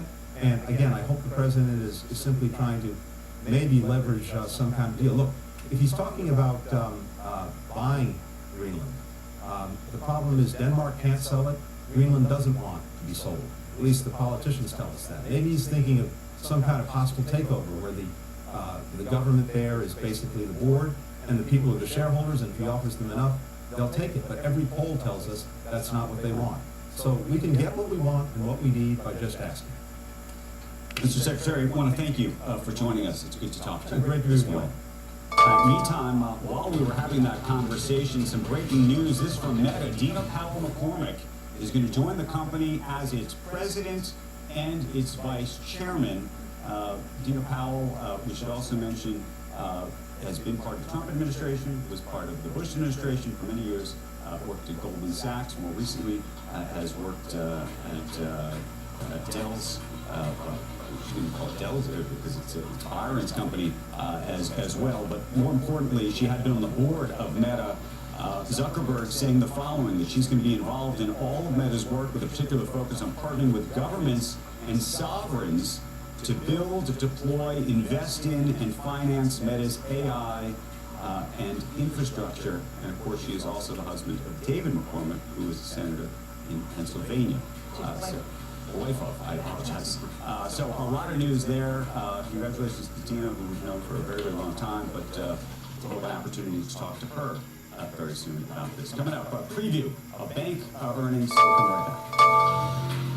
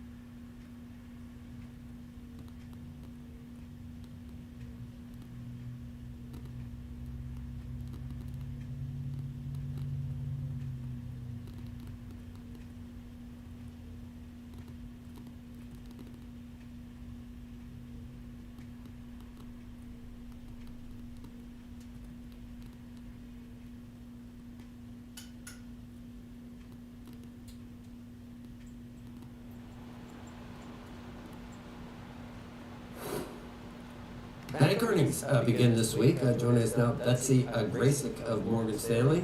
You welcome. Thank you for coming. Thank you for being here. Thank you for being here on set. We appreciate it. Betsy, you say we pretty much know a lot about this current report, I guess, or reporting period, the outlook and what the comments are about 2026 are most important. Yes, we titled our note Guidance Galore. We're going to have a big focus on what's the outlook for 2026. I love January earnings. It's probably my most favorite earnings season because we get our outlook for the full year. It'll be fun.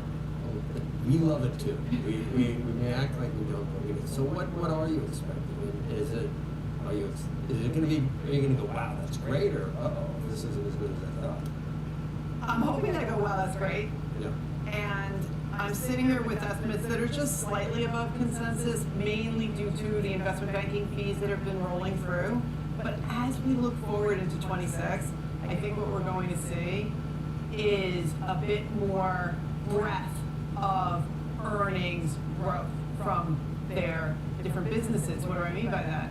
I think we'll see loan growth accelerating a little bit as we move into 2026. And I'm also expecting that AI adoption is going to roll through with some positive operating leverage. So I think 2026 will be a year of large cap bank earnings strength broadening out. If we just like the market.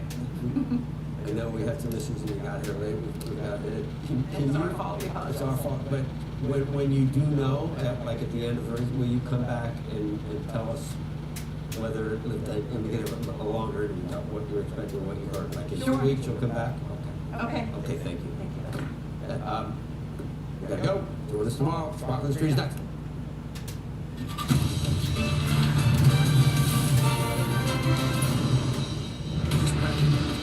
Good Monday morning. Welcome to Squawk in the Street. I'm Carl Quintanilla with David Faber here at Post 9 of the New York Stock Exchange. Kramer's at the JP Morgan Healthcare Conference in San Francisco. More on that in a moment.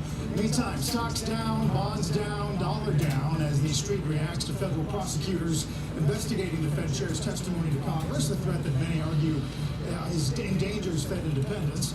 Week's going to be packed with eco data, conferences, bank earnings, and maybe a SCOTUS decision on tariffs. Our roadmap begins with markets under pressure as prosecutors do begin a criminal investigation into the Fed chair. Plus bank stocks and credit card related companies, those stocks all dropping in the early trading. This, of course, as the president calls for a one-year cap on credit card rates. And ExxonMobil also under fire. This is President Trump also threatening to sideline that company from Venezuela's oil market, saying they're playing it too cute.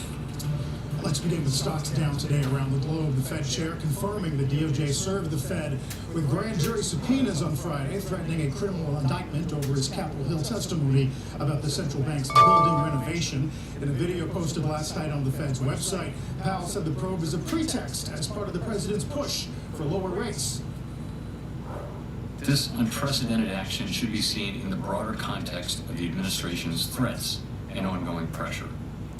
This new threat is not about my testimony last June or about the renovation of the Federal Reserve buildings.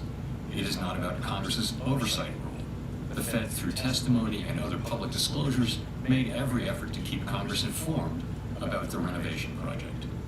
Those are pretexts.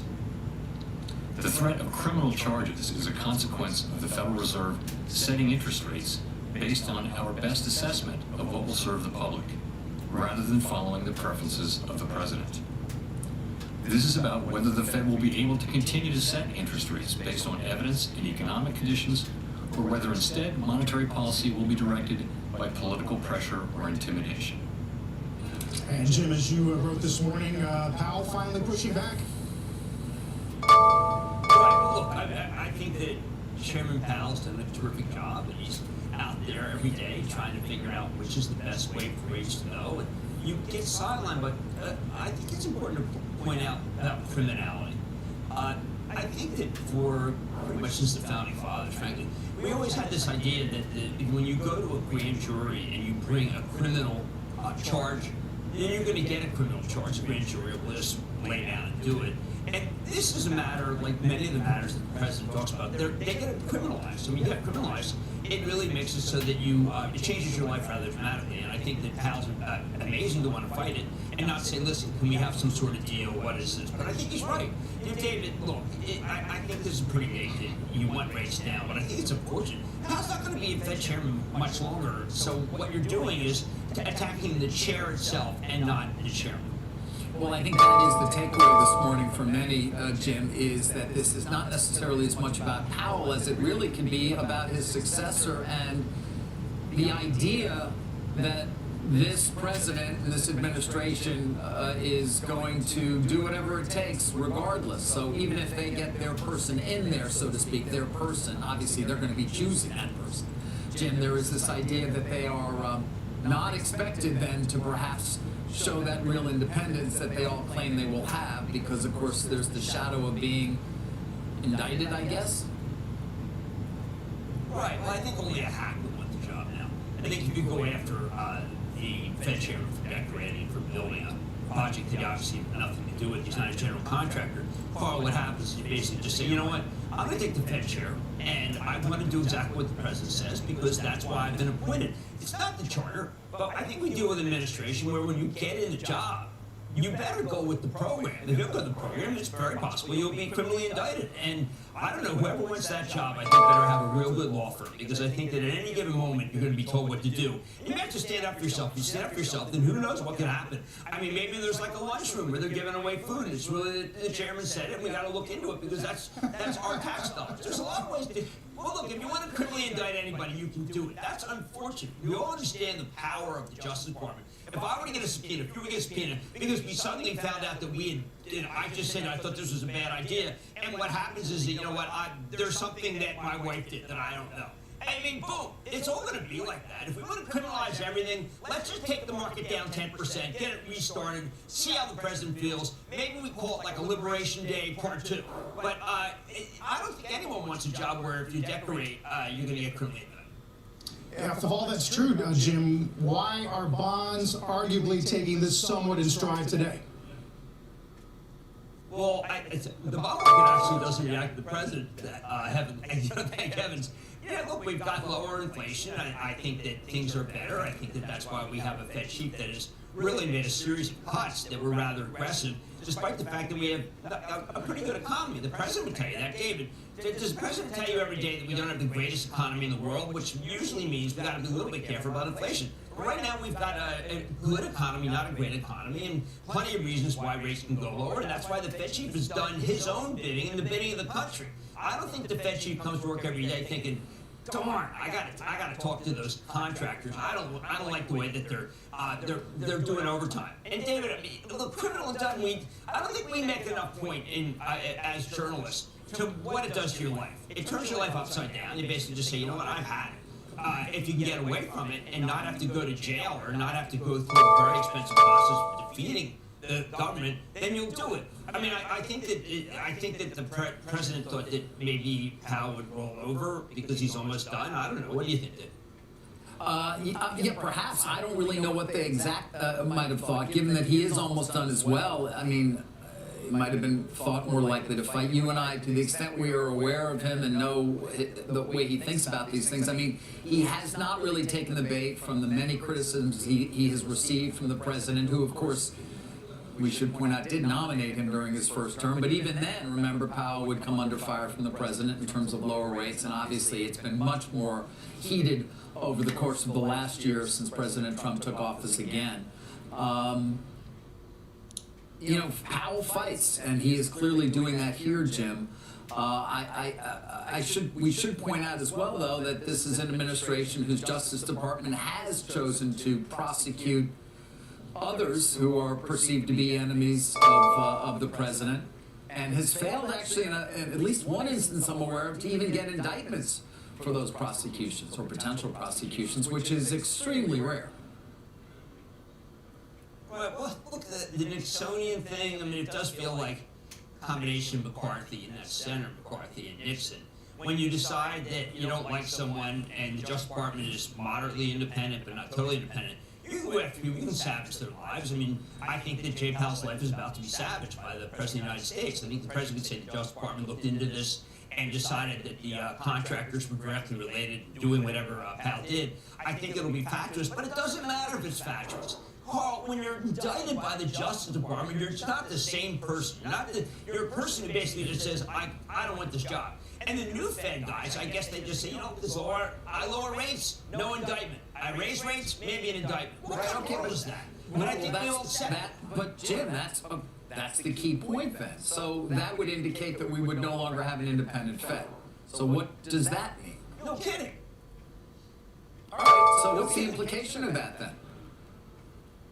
Well, I think that the president would say what matters is we got lower rates with better economy, and that's really what matters, and nothing else matters. Carl, I'm really trying to just make a case that that if you want to be the Fed chief, you got to accept the fact you got to do the president's bidding. It's just not worth it. I mean, there's plenty of, if you're going to be criminally indicted for something that I think Powell had not only nothing to do with, and have your life basically destroyed by the President of the United States, I don't know, I'd rather not have that job. I don't want my life destroyed by the President. Right. Well, Hassett did tell us on our air this morning he's still interested in the job. The Journal says that even before this investigation was announced by Powell, that he hired outside counsel and was sort of ready for this. Evercourt today is interesting, Jim. They think the committee's going to rally behind Powell. They think Barr and maybe Jefferson might stay on, whereas they might not have otherwise. And as they write, this would deny the new chair a majority and constrain rate policy, almost certainly resulting in fewer cuts than would otherwise have been the case. Well, I think it can backfire because these people are independent. I think, let's just go back for a second. If you're the Fed chief and you do the president's bidding, you're going to get a lot of really terrific support from the president. And if you don't, then it's obvious right now that you can trump up anything. And I don't mean to use that verb that lightly. David, I find that we're at a moment where you got to do what the president says. And whether you're Darren Woods at Exxon, that was a mistake. He spoke up on Venezuela. Whether any of the banks today, they speak out about how you can't have a 10% cap, then their lives could be turned upside down. It's unfortunately, in this administration, incredibly easy to go criminal. Usually criminal is the last thing you do. This is the first thing. You do raise the two other stories certainly in the market today, and obviously this was the one from late Friday, the credit card rate cap for at least 1 year to 10%, a 1 year cap, versus some of them charging as much as 22%. Whether or not that actually could happen is very much unclear, but it is having an impact, Jim.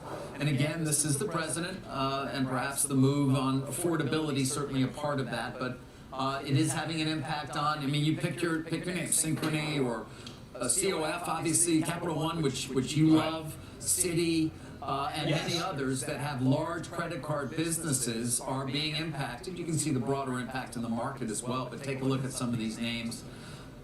We're seeing the impact there. And then you mentioned as well Darren Woods, who spoke his mind, I guess, too much during the meeting on Friday in terms of at least Exxon's posture vis-a-vis Venezuela and the redevelopment that would have to take place there, and ran afoul of the president as well. Well, look, it's nutty to try to figure out the impact away from that, but Carl, you sit there and you think, well, who can't be regulated by the government directly? Maybe they have a better shot. Like, would the president say, you know what, I don't like how much Apple is charging for services, they made too much money, which is something we're going to hear this morning. Apple just announced that service business is terrific, something that, by the way, is exactly the opposite of what Wall Street has been saying. And I think that's important. You maybe buy Apple, you go after Meta today. Why? Because Meta appointed someone who was able to get Saudi wealth, and they are perceived to be the company, the one company that is way behind because they said they're going to spend a lot of money. So you might want to go with those stocks. I hate to be so material and mercantile, but I think it's going to move those stocks up. You want Magnificent Seven, they have less exposure. But as far as the credit card companies, we know that they lose 3 to 5% with credit cards. We know that credit cards are unsecured debt. We have to just say to yourself, how many companies would issue credit cards knowing with a cap of 10%? The answer is none, because they lose too much money. So you have to say spending would go down. You have to say there would be credit for nothing. And look, that's an easy way to get a crash going. I'm surprised the president wants to get a crash going because I think he cares a lot. But I think if you decide, listen, the banks can't lend, what would the country look like? I mean, it wouldn't be like retail sales are +3, it'd be like -10. So let's remember there is some consequence to the economy when you say something like that. I think the president has to back it up. Of course, the president doesn't have the authority to do that. But I'm not sure what the president's game plan is here. If he wants to take the market down, just say it. Just say, look, the market should go down 10%. I'm going to attack the Fed. I'm going to attack the banks. Let me go after some other people. Because, look, let's just mandate a crash. That's a bummer. I mean, we're sitting here thinking the economy's pretty good, but we have to have the market down because the president's very unhappy? Is he happy? What do you got, David? No, your point's a good one. Your point one is an important one about the incentives would be to stop lending, which obviously, Jim, listen, it's been all Trump, obviously, for the first 13 and a half minutes of the show for obvious reasons. Guys, I did want to just add breaking news that we have involving, what else? The fight over Warner Brothers Discovery. It's now moving to the courts, not perhaps unexpected, but also perhaps a reflection of the frustration that Paramount feels and that it is not choosing to raise its bid in any significant way, or any way at all, I should say, but instead now challenging Warner Brothers Board of Directors both in Delaware court and going to also nominate directors for that board and a few other things. In a statement out along with this filing of the lawsuit in Delaware, can tell you a few of the following things. They've given advance notice for Warner Brothers 2026 annual meeting. That opens just in a few weeks. They will nominate a slate of directors who they want basically to exercise the rights under the Netflix agreement to engage on Paramount's offer. Now, what does this really mean? Well, probably not much of anything, because the shareholder vote would likely take place prior to the annual meeting of Warner Brothers, but it is a way to continue to apply pressure. It is a way to say, hey, if you thought about delaying this shareholder vote, well, we're going to nominate for the annual meeting and for that as well to continue to put pressure. They also want to have a bylaw that says you have to have a vote on the split of the company itself. Again, something that they, again, is designed to apply pressure as you take a look at Warner Brothers shares. And what they are suing for in Delaware court, it comes back to what they claim has been a failure on Warner Brothers' part to include any disclosures about how it values global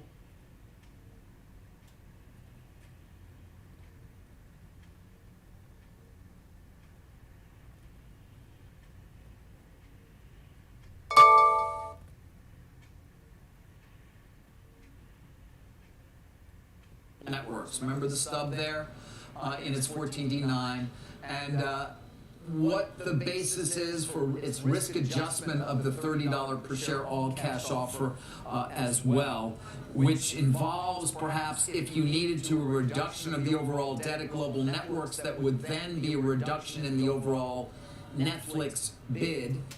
But of course, less debt at global networks could be described as a positive there, so conceivably would result in a higher stock price. Let me just give you a quick takeaway here, guys, on this before we move on, which is simply, they've gone to the courts now in Delaware. They're nominating for the board of directors. They're seeking a bylaw to get a shareholder vote on the split itself. They're applying pressure in different ways because they feel as though they had been disfavored throughout this process, whether right or wrong in that contention, and I certainly have my reservations about that. But it is not a raised bid. And, in many ways, I do wonder whether they feel as though in the Paramount camp clearly that it doesn't matter. Whatever they were going to do would not be leading to a potentially superior offer, or at least the opportunity to talk about that with the board. It's not clear to me that that really is the case, or that in any way the CEO is entrenched, or that they really do favor the Netflix bid beyond reason in terms of it being a much larger company and a higher market cap, and not straitjacketing them with certain covenants, and on from there. I'm happy to go into more detail on it, Jim, but right now, the idea that Larry Ellison's got to come back with another $10 billion to add to the equity that he's providing already, $40.4 billion, because frankly, even though the debt is there from the banks, I don't think they're going to increase that debt load based on what I've heard. Right now, we're not seeing that. We're now seeing lawsuits and potentially board fights and nominees, although again, that may not actually happen given you're going to have a shareholder vote most likely on the Netflix deal prior to any annual meeting at Warner Brothers. Yeah, David's curious. I listened to some of your interviews with the chairman. We know where the CEO is, David Zaslav. This is not the way to get the job done. It's kind of a big waste of time and a lot of attorney's fees for Paramount. David, isn't it ironic that there is a price that you could pay? and Netflix has to lose, and yet they won't pay it? Well, they've chosen not to because they feel that $30 a share all cash for the entire company is superior in value and certainty. Certainty becomes an important component here overall, remember, than the $27.40 or so that the Netflix deal is currently worth, and then you add whatever the value is of the global networks business, which again they are now suing to get more information around from Warner Brothers board. That's what they feel, and they're like, why would we bother going higher when we already have the superior bid on value and what they claim is certainty, Jim? I counter with, it's not clear to me that that is going to be the view of the Warner Brothers board. It certainly hasn't been so far. No, but you did find a guest who did come on and say that their bid was superior. I thought that that was indicative of that there might be some people who believe. Yeah, without a doubt. And all of it may come down to a shareholder vote many months from now, guys. So, Carl, it What's could the president's be... view? Who's the president for? Is he like Netflix? By the way, it's an important question. You're right. It's an important question. As we know, this president involves himself in basically everything. And so... do you get indicted? Do you get indicted if you keep going against indicted? I don't want to be indicted. You might get a tweet that says this or that. I'm just checking where the Justice Department is. Yeah. Take a look at the pre-market here. We'll get to oil and gold and UNH. A bunch of calls today on Comcast, Palantir, Airbnb. Some retail guides on the tape, and of course more from Jim at JPM Healthcare. Stay with us.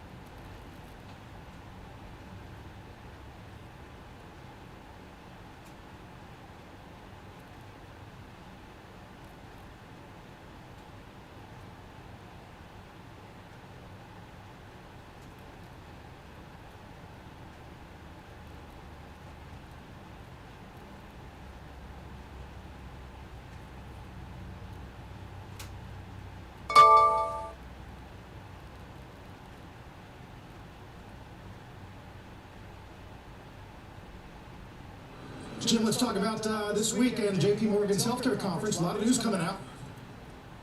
Right, we've got Novo, which I think is in a battle, obviously, with Lilly. We have Medtronic, looks like better than expected numbers coming there. Pfizer, well, let's, principal vaccine company in the country. I think we have to accept, Carl, that the vaccine business is under fire. I don't think that Dr. Borla is ready for a fight with RFK Jr. I think RFK Jr. wins on this. Let's see what Pfizer has to say, because they actually have a lot of important vaccines that maybe should be called into question. I mean, look, I don't want pneumonia, but I don't know, maybe you get that vaccine for pneumonia. Who knows what can happen? Yeah, although Moderna today does reiterate their revenue target of 10% for 26, stocks up a little bit pre-market. I hope they do it. I hope they do it. That's been a serial disappointment to me for about 8 years now. What's the other big thematic that you're seeing coming out of there? Cancer, perhaps?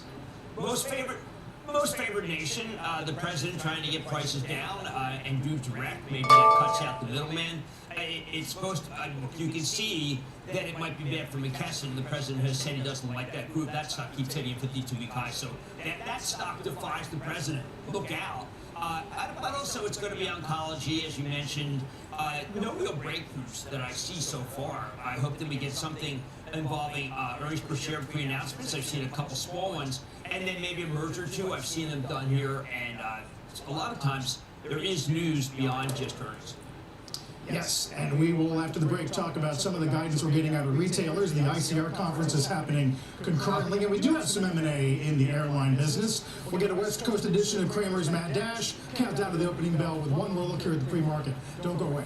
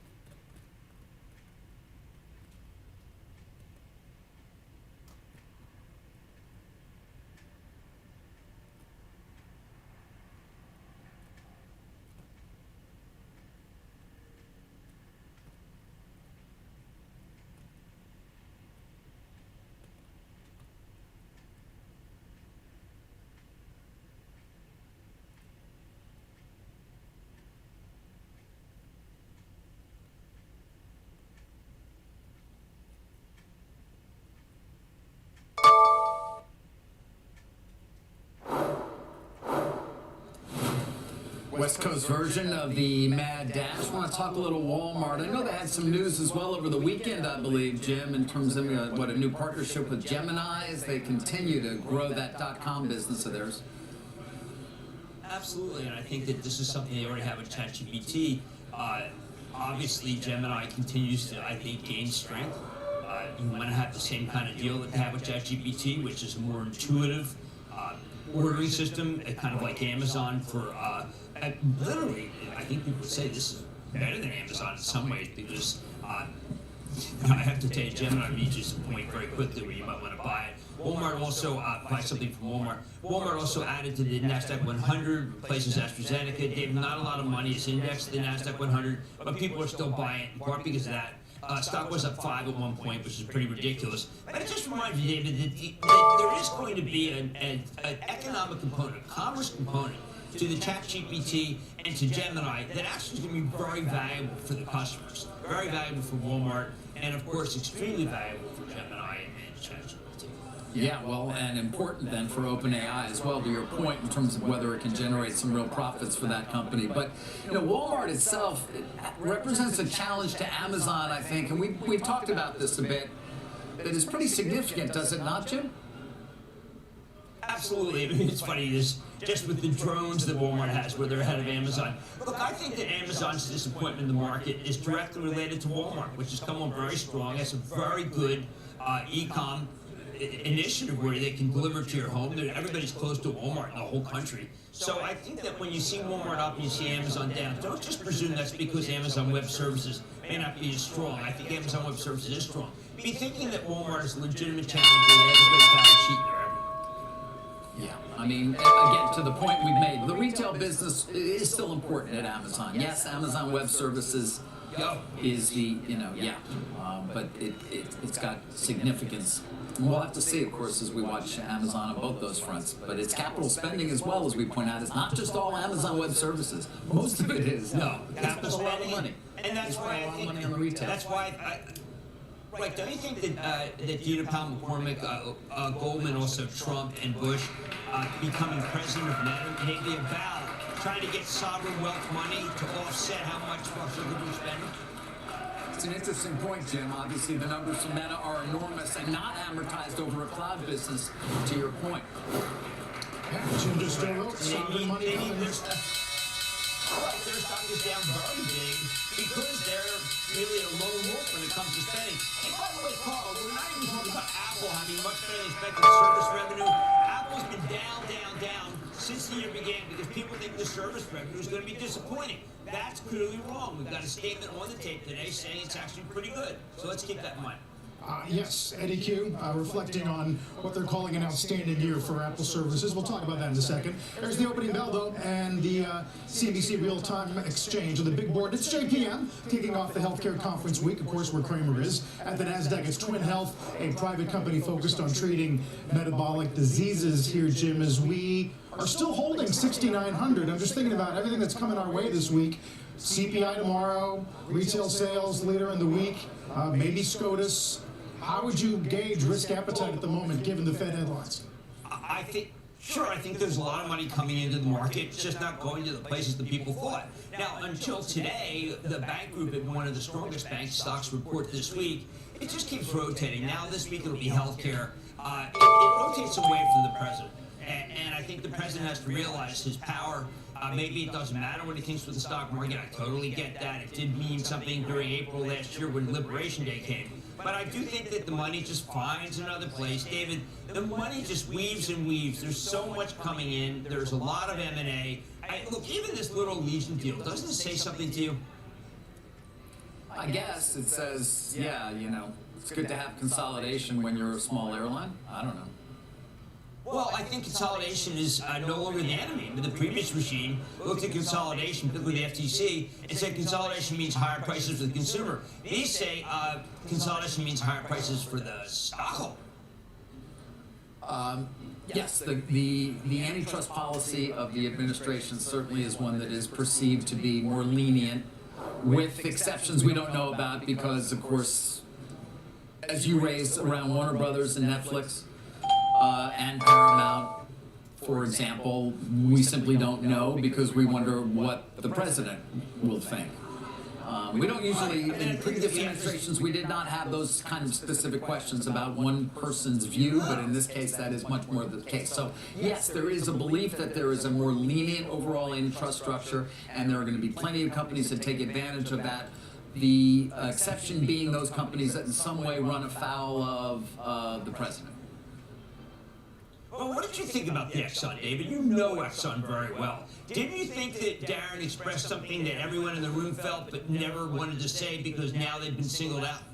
Yes. I mean, we were reporting, Brian Sullivan was reporting this, I was hearing the same, and just in terms of the need for long-term guarantees around security, and that's not just physical security, but also the idea that, and I think Mr. Woods raised this, that things can't be renationalized at some point. So we're going to go spend money again only to watch ourselves lose it. So there's no doubt in my mind, because I was having those conversations, and I don't want to speak for Brian, but I heard his reporting as well, and it was similar, that those are the kinds of things that we need if we're going to make a long-term commitment here of enormous amounts of capital that will be needed to rebuild the oil infrastructure in Venezuela. But apparently that's not something that the president was happy to hear. It's not clear to me what that really means for ExxonMobil. It's not even clear to me that they would necessarily care that much about being kept out of Venezuela. I don't know the answer. I do believe, though, what do we have? We have sound from ExxonMobil? From Trump, yeah, that's what I thought. Oh, on Air Force One last night. Take a listen. I didn't like Exxon's response. You know, we have so many that want to probably be inclined to keep Exxon out. I didn't like their response. They're playing too cute. So that was the statement, Jim. But again, I'm not sure what that really means from the practical side in terms of it. Exxon controls the very important partnership in Guyana that we've talked about a lot. Chevron is now their partner, having bought Hess, as well as, I think it's CNOOC, the Chinese. So, you know, they do have that already. Right, well, I think it does say you got to keep your mouth shut. When the president pulls in all the bankers, which I think he will do, and say, listen, we need 10% cap, I don't think you can attack the president head on. I think that's been a big mistake. Got to work with the administration, some of the people who are directly involved with credit cards, explain that it could hurt consumer spending, and find a way to be able to deal with this problem, maybe without, they're not going to win Congress. Maybe just, you know, a softer way. I mean, Carl, it seems to me you either are get criminally indicted, not to be like civil with them, but criminally indicted, or you get singled out. And one of the things we've learned from the president is just don't take them on. Find another way. It gets personal very quickly. And a lot of these executives, they're just not used to that, Carl. Well, yeah, I was looking at the statement from the American Bankers Association today, Jim. We share the president's goal of helping Americans. That's how it starts out. So your advice to corporates is just to sort of roll over. Exactly. Now, we'll work with the other people in the administration who are a little bit closer to the ground. You can't really roll over here because it would be the end of consumer spend, because these guys just would rather not issue credit cards since they lose 3 to 5%. These are unsecured loans. They're trying to find another way. Because I know that it gets very personal very quickly, so it's better just to play along and just say, I'm going to learn, and then I'm going to do some teaching, and see how things go, than it does to take them head on. I mean, you know, well, David, when it gets personal... Yeah, I've been listening to you. I know sometimes we can't, of course, because I'm distracted by texting or things of that nature, and may not listen to you as closely as you'd like. I've been listening to you this morning, though, and on the Fed, and on corporations in terms of their response to the president, you seem to be saying, too bad, he's in charge, and that's the way it goes. Isn't that longer term, not necessarily a recipe for success in a capitalist country? Well, I would say yes. I think that we all dance around it. No one wants to say it because it ends up that you're like the bad guy. But yeah, I think it's bad for capitalism. As Ken Van Gogh would say, I love capitalism. Capitalism is really terrific. It's been the way we've done things, and I think that it's kind of being torn asunder by the idea that it's very personal. Capitalism is not personal, Carl. It is not. Richard Fairbank runs Capital One. I know he will be excoriated. American Express doesn't even do the kind of lending. If they go after Steve Square, it'd be weird. Visa and MasterCard don't do any lending. They're just they're process companies. But every everyone is liable to be embarrassed, or if they really don't play ball, be criminally indicted. And there's a real risk. You want to keep your head down. Do you want to roll over? That seems to be the best way to do it. You figure that he's not going to be president forever, and you roll over. Although, I mean, we were watching, say, Affirm's a good example, which was up pre-market, relatively flat now. But where does it end, Jim? Do we get a tweet tomorrow about buy now, pay later? Do we get a tweet the next day about subprime auto or other forms of unsecured consumer debt? I mean, this affordability push, which, by the way, he called a hoax a few weeks ago, now appears to be quite real. Well, look, actually, Affirm buy now, pay later. They lend excellent. They don't really have a problem with this. They don't do this stuff. Yeah, no, they're seen as a beneficiary, we should point out, of this policy. They are beneficiaries. Stop us at 4 points early. Yeah, stop us at 4 points at 5:30. I do think, Carl, that I don't think it's wrong to say that it becomes a real issue. It's a board level issue that perhaps we have to take a stand on the president. Look at the law firms that roll it over. I think they probably regret it, but they really, those guys just did, it was like they, all agreed that they should take the dive. They took a big dive. I don't know how they feel about taking a dive now. I think we'll look back and think that they were the guys who, when Senator McCarthy called, said, yeah, whatever you said. Whatever you said. Well, that's an interesting Not point. just When English. do you take a stand and put yourself firmly in opposition to the administration, given When you you don't want to go to jail. You have a fiduciary duty to your shareholders, though, and it's a very difficult road to walk. I mean, come on, you and I have those conversations off the record with many leaders of corporations, and it is a very, how do I become critical, or when do I really take a stand in opposition, given I have a responsibility to my shareholders? And that responsibility may entail towing the line, doing what I have to do in order to not run afoul of this administration so that I can continue to create shareholder value. What would have happened at Paul Weiss if they decided that, you know what? We're going to fight. We're going to fight. Do the people who are involved with corporate leave and take their customers with them? Of course they do. That's why that was the key question you're pointing out. Of course, one of the key, most very influential law firms that was first in the sights of the administration when they went after the law firms in a significant way, and really, with the executive order, basically would have very significantly restricted their ability to do business. A number of the other firms, the Washington-based firms, obviously did take them to court, Jim. Not the case with the more corporate/commercial New York-based firms. To your point, but I think they regret it. You do. You think they regret it? Well, it's hard to say. Their business continues to be strong, and by the way, we're looking at a stock market that is not really reacting in the sense of in the last few days it was banning institutional ownership of homes. Again, these are not necessarily bad policies. There's plenty of people who could argue, that has distorted the market in some way. Putting a cap on credit cards, potentially indicting the Fed chair. What am I missing? Defense, constraints on capital returns, on executive compensation, obviously the push for CapEx among oil companies, and now we're into pricing. And then pricing, and then obviously also saying that Darren Woods is playing it too cute and indicating that Exxon may not have a role to play if there is a rebuilding of Venezuela as oil infrastructure. Well, the only thing that is really negative would be if you got rid of, if you put a cap on and then the banks decide, we're going to pull back in another way. That's the only thing that could hurt the economy. All these other things are a little peripheral. The others are personal. Does Fed Chief Powell, should he go to jail because there are overruns at a building when he's not really in charge of that? Well, I think we would think that seems excessive. Right. Yeah. Jail time, I know. And by the way, it is important. This is not simple. Jail ban. Yeah, we should remember, jail ban. So they're alleging fraud. Now, they haven't brought the charges, to be fair. It's just subpoenas. Right, just subpoenas. Grand juries tend to agree with the prosecution. Sometimes, often. The broader question, too, Jim, is about what all this uncertainty does to consumer mindset, especially given this piece in the Journal about the job market over the weekend, arguing that 2025, in their words, brought a swift end to the best job market in a generation. We're getting some retail guidance. I'm looking at A&F today and AEO, down 8 to 18%. It's interesting you mention that because A&F is the cohort that maybe can't find jobs. A lot of those people are in school. Hollister, very young stuff.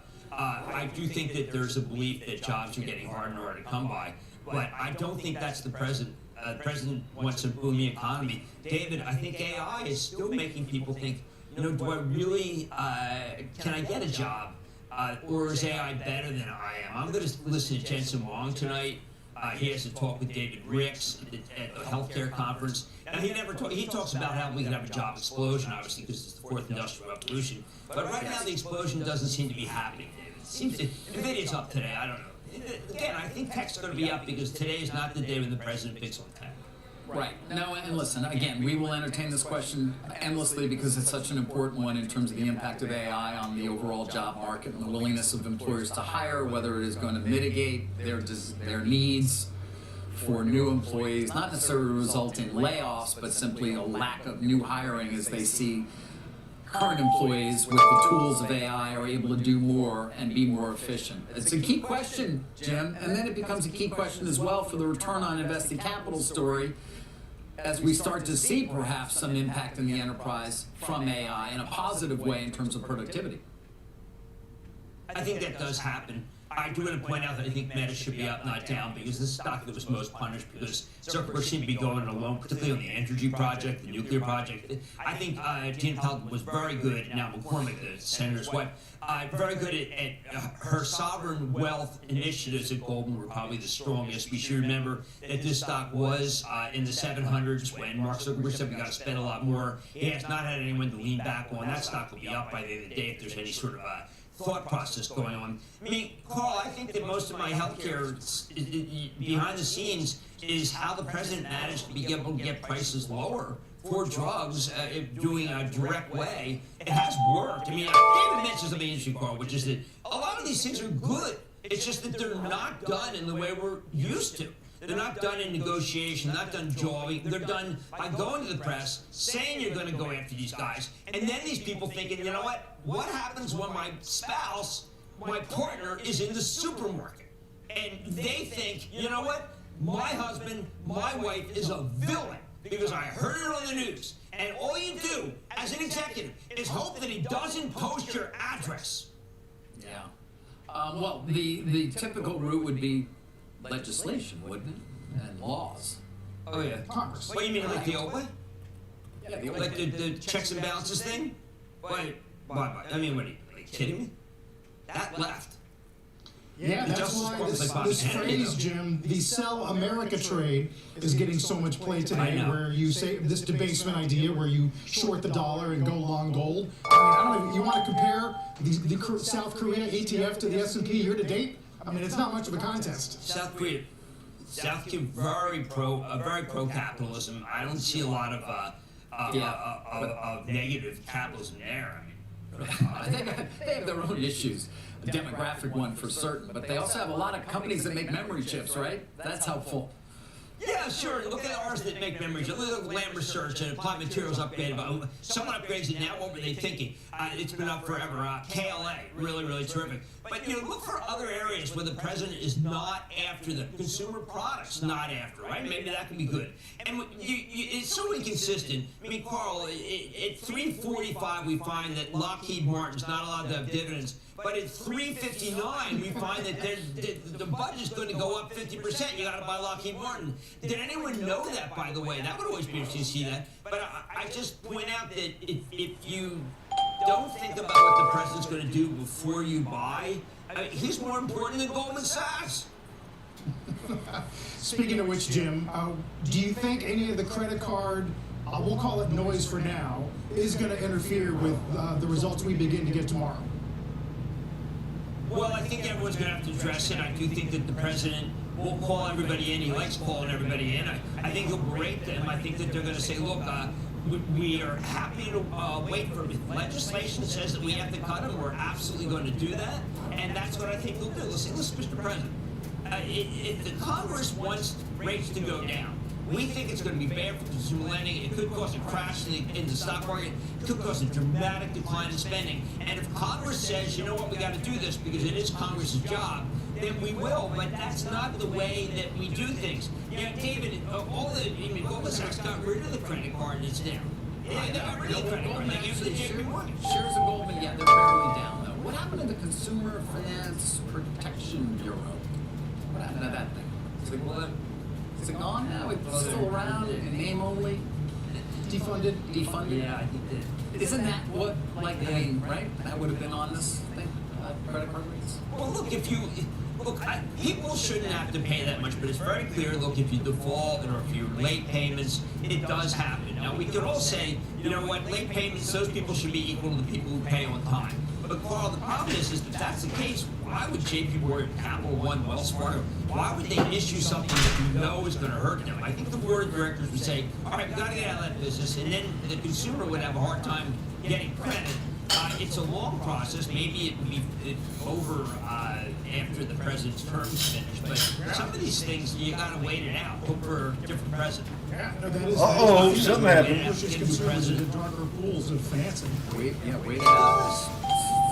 It does. They're not Shylock. A pound of flesh will have their earnings. Jim, we'll watch bonds today as we're off the opening lows in the stocks. A lot of stuff's coming our way tomorrow. CPI, retail sales, some Fed speak. We get Barker and Williams today, along with Bostic around noon. Stay with us.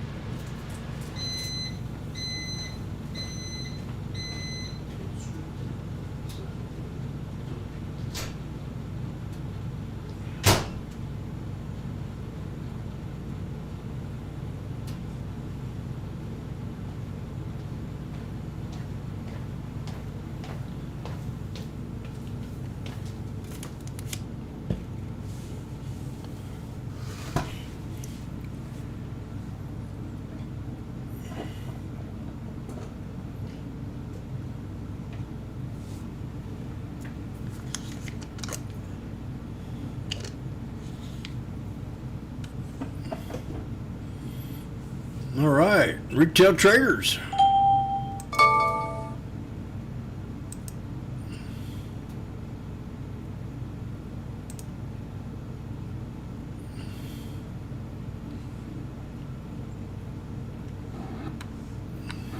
Now it's time for our market meetup panel. Ready to back for this week, why it's so important. Joining me right now, Alex Coffey and Joe Mazzola, Director, Trading Services at Charles Schwab. Great to see you both. Joe, I mean, I'll start off with this financial group and the uncertainty here and some pushback from those in the banking industry to President Trump's cap, the 10% cap on interest rates for 1 year, the proposal. What do you think about financial stocks, too, because we have earnings coming up?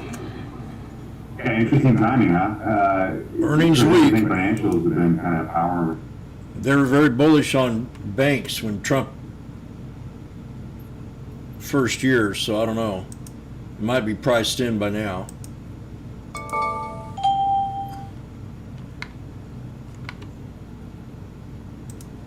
The other sectors coming into earnings this week, they look relatively cheap, and with their earnings potential, especially with the steepening of the yield curve that we've seen, you know, all of those set up for what could have been a really strong week for financials. It still could be. Well, I mean, you know, we don't know if this is a blip or not, or whether or not this is something that can even get enacted. But you know, it is settling. It is starting the week off on weakness in the sector. You're seeing some of the American Express, MasterCard. These guys too coked up. Initially, we did see a small pullback in a channel. The buy now, pay later, but now those are getting hit as well too. So it'll be interesting to see kind of the carry forward. What I would say, and I think Kevin Green brought up this point, is that, you know, overall the market is kind of withstanding not only that, but then the news over the weekend in terms of Fed Chair Powell fairly well. I mean, this definitely could have led to a lot more volatility. You could have seen interest rates really sort of blow out on the back end. But as of right now, everything's pretty well maintained or contained, if you will. Well, we don't know what can happen. I mean, any moment, any headline on that story can make more volatility and bring some, wild rides on Wall Street. So we will stay nimble with that story. Good point, Joe Mazzola. Let's talk, Alex, about what you're watching. A lot of red on the heat map, right? There is, but maybe less than the morning headlines would have indicated. It's almost 50-50 here in real time, Nicole. 48.8% of the S&P 500 components are actually higher on today's session. You guys were talking about consumer staples making a nice run with Kevin Green. Financials, of course, under pressure, but you actually have 7 now of the 11 sectors are in green territory on the session. The S&P 500 is getting dangerously close to that unchanged line, now down less than 7 points. And this is really a growth-led day. You look at the growth factor up slightly, value under a little bit of pressure, probably being pulled down just a little bit by some of those financial names, maybe some of the energy names as well, as those are the two worst performing sectors on today's session. You look at Magnificent Seven, pretty much unchanged. All things considered, as you guys were just Hims is at $30. Despite the headlines and the volatility spike that we saw at the open, things have started to subside a little bit. VIX is only up about 1 point now at 15.5 or so. This definitely could have been a much more red day than it ultimately has been. And of course, we still have, a good 6 hours left in today's trade. Exactly. All in all, really, really nice start, I think, given the fact that we gapped down on some, headlines that I think shook the market a little bit over the weekend. Only the beginning of this day and the beginning of this week, so we're prepared for anything. I mean, when you look at Walmart, we talked earlier about, I want to talk about that it's going into the NASDAQ 100, but we talked earlier about Alphabet and what we saw there with Gemini and the retail partnerships, and there was some optimism there, but it's worth noting that we noted on Friday that Walmart is going to become a component of the NASDAQ 100 index, the NASDAQ 100 equal weighted index, and the 100X tech sector, replacing AstraZeneca, and that's another reason why you'll see the money managers having to follow. There's the AMD bounce. Mimic those indices exactly, so it gets a bid there. Joe Mazzola, you're looking also at the yields story. We're at 419 right now. What kind of range do you think we could be in the next month or so? So when you look at the fixed income volatility, or maybe another way to put it is lack thereof, we've really been range bound probably, you go all the way back to October and just kind of count on your fingers the amount of time that we've either gone below 4% or up above 4.25. We've basically kind of been stuck in that range. And look, that's good for the overall equity market. When you get the bond volatility, coming in, that's actually really good for the equity market, because what that says is that there's a belief that fixed income is going to trade within a range, and that you're not going to see a blowing out of the back end of the curve. Now, the steepening trade, that's continued to occur, and I think it's probably one of the reasons that I mentioned before that you've seen financial outperform. But what we have seen is that there's this belief that at least the demand for the bonds will maintain to a certain level, because if that changes, and I think that's why there's the news over the weekend with the Fed president.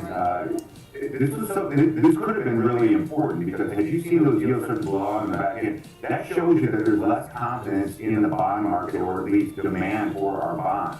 And if that occurs and you see those yields go out, that makes all of these other funding programs that we're talking about, whether it's the big beautiful bill, whatever it might be, that really kind of changes the calculus for those, because then it becomes much more expensive.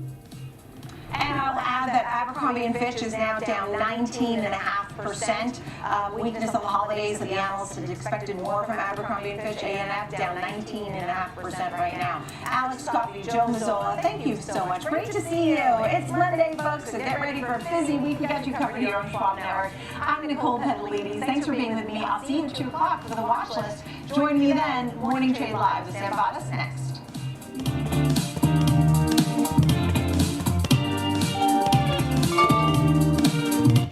Bank Investor Checking, the checking account built for investors, named highest in client satisfaction by J.D. Power for 7 years in a row. With Investor Checking, you get the award-winning features of our checking account, plus cash management solutions, all designed for investors like you, with unlimited ATM fee rebates for cash withdrawals worldwide, no overdraft fees, and enhanced security features to keep your money safe. Also, because your investor checking account is linked to your Schwab One brokerage account, you can manage your checking and investing in one convenient location. Moving funds between your accounts is easy. Cash moved to your brokerage account is available in seconds. That means you can stop waiting and start investing in stocks, bonds, money market funds, and more. Get more with Schwab Bank Investor Checking, the checking account built for investors.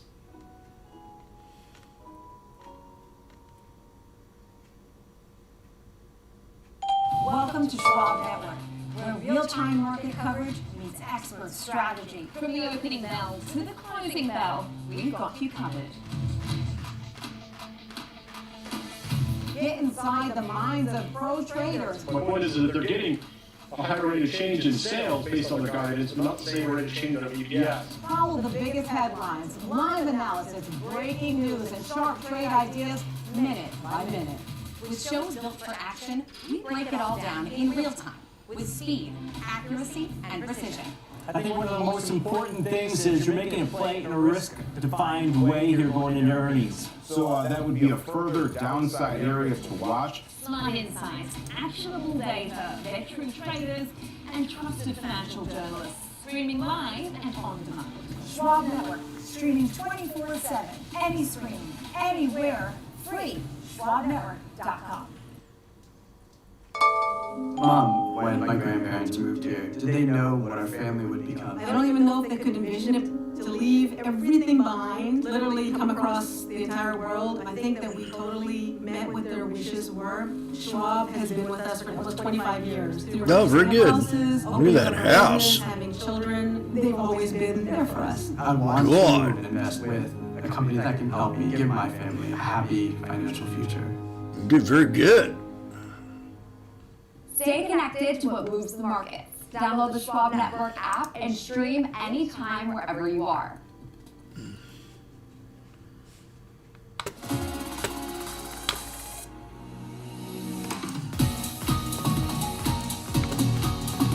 Okay, we're getting our second pullback.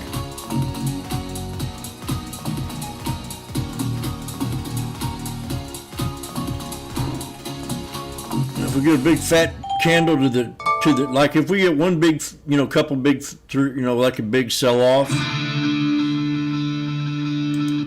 I think I'd be more apt to buy it at the VWAP if we came down and had like these two engulfing candles,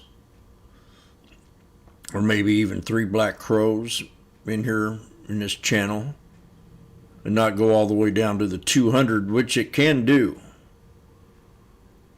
It can do. So I think today I'm just waiting for the trade to come to me. This is Monday. So we've had 2 Mondays where they were really rough. Then we had an okay Monday. 2 real rough sell-offs.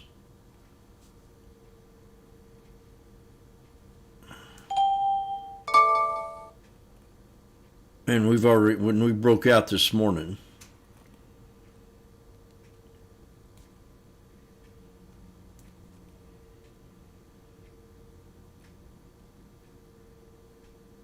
they always say, well, this week's information, we really got to wait for this week's data. We got to wait for, we got to wait for earnings before we can decide. They keep saying that over and over, every indicator, before we can make a decision.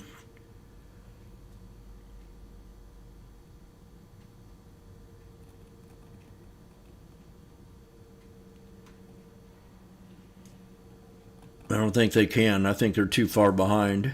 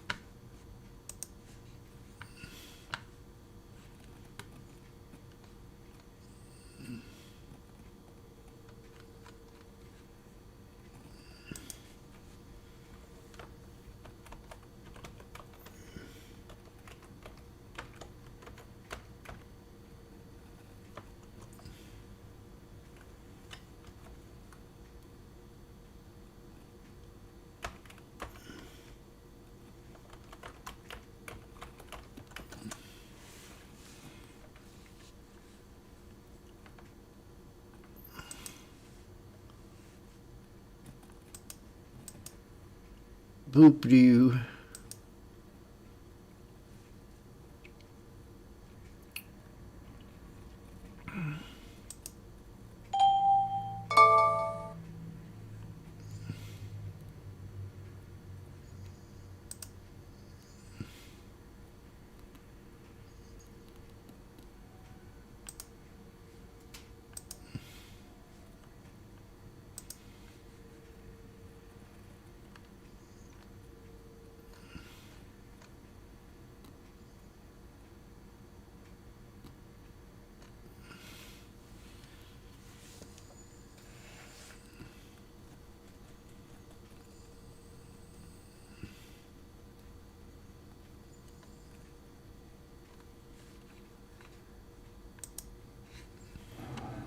Yeah, this is going to be a developing story, and it's not going to be a matter of days or even weeks. This will be months and even years in the making, Sam, in order to try to get the investment into Venezuela to try to build out their infrastructure. Right now, they do have, obviously, capacity that they can expand. They're turning out around 1 million barrels per day, a little less than 1 million barrels per day.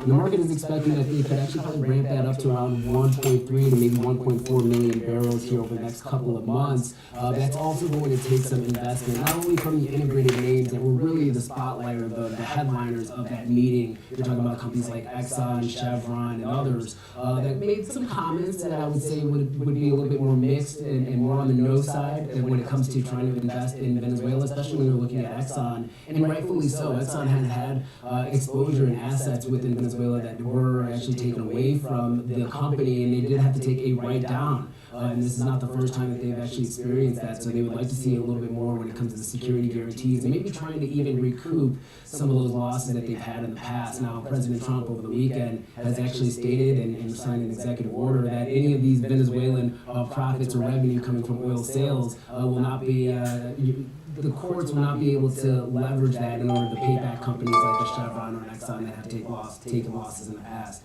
So you are seeing an environment where these oil executives are obviously weighing the pros and cons, and right now there's not a lot of pros when it comes to trying to build out Venezuela. The oil quality is lackluster to say the least. It trades at around a $15 to even $20 discount compared to Brent benchmark at this point in time. So the break-even levels for putting in tens of billions of dollars of investments into that country just doesn't seem feasible at this point in time, when there's a country right next door, Guyana, that is favorable to the United States, that does have really rich oil resources, better quality oil as well. It's easily investable. It seems like that's where the focus is on the energy sector right now, rather than Venezuela. So interesting meeting, to say the least. But you're probably not going to see a lot of enthusiasm from large integrated companies in the near term when it comes to Venezuela. Interesting and some awkward elements to that as well, but I'll leave that there. Let's shift our attention to Iran, which of course is making a lot of headlines, a lot of attention on this at the weekend, particularly when we look at the oil complex. And we've been watching these protests. We got a double confirmation at the VWAP. The story has shifted to the possibility of the US awaiting some intervention here. Just talk us through the significance of that one.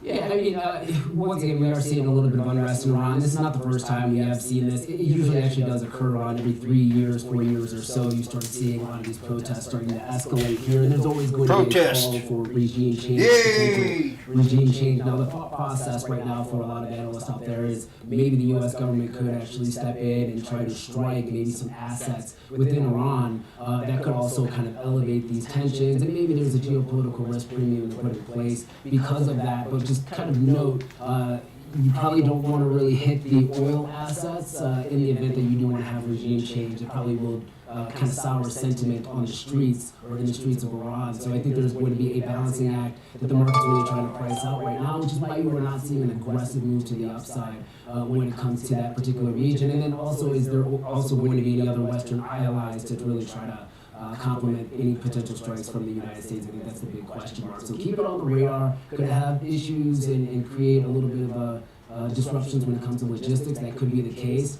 But I think right now the market's kind of pricing in, and it's not going to escalate to that level, at least for now.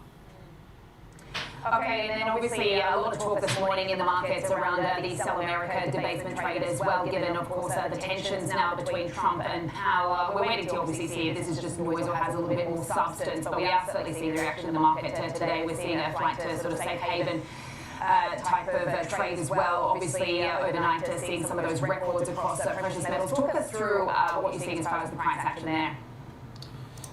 Yeah, you are seeing a little bit of a rotation when it comes to risk assets because of these developments over the last 24 to 48 hours. And I think the really big market that is really catching the bid is obviously silver and gold. That safe haven location for a lot of these institutional investors. They're looking at the geopolitical risk, maybe Fed independence being at risk as well. And then you're just looking at the fundamentals just in general. Demand continues to stay very elevated when you're looking at physical gold and physical silver. Exports as well as imports here. So prices continue to move higher, and it actually is a pretty decent technical setup. If you're looking at the daily chart of silver, which we have up here right now, you actually do see a cup and handle pattern that actually took place in a matter of around 8 to 9 trading sessions, and now we actually did break out above that neckline of $82.65. There's still a lot of enthusiasm here. I think there is a big risk for the silver trade though. Sam, if we do get the SCOTUS announcement and they do turn down some of these tariff policies that are currently in effect, that could actually unwind aggressively some of this metal trade, especially when you're looking at silver as well as copper. Those were the two main metals that saw a lot of physical movement ahead of a lot of these tariffs going into place here. So keep your eye out on that. But yes, the Fed and this Sell America trade, which I don't think is really kind of showing up today. Yes, it's a little bit of a vol event, but at the end of the day, yields haven't blown out. Equity markets, for the most part, are actually flat. Dollar is getting a little bit weaker, and a weaker dollar is going to lead to obviously a lot of these hard assets like gold, silver, continue to rise to the upside. We also have a 10-year treasury auction here today. If you want to get kind of a barometer, 10-year treasury auction as well as the 30-year treasury auction this week is probably going to be your barometer as to forward demand for our treasuries post some of this events that we see over the last 24 hours. Okay, we'll be watching out for that. Okay, thank you so much for getting us across your thoughts market and some of the biggest stories we are tracking this morning. KG, I'll talk to you a bit later on. Coming up to the VWAP. Foreign policy and geopolitics are impacting the overall market today. Morning trade markets. Stick with your gut. So here's the double confirmation.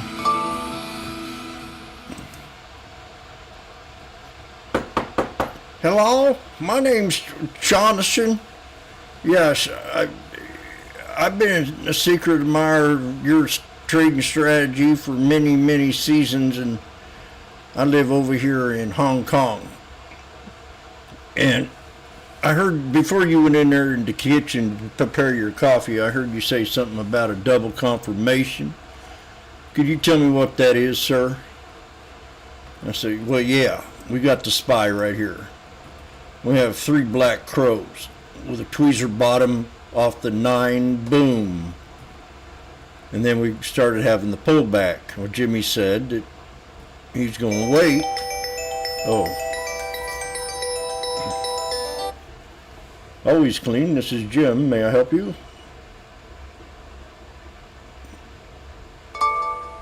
Hello? Hello?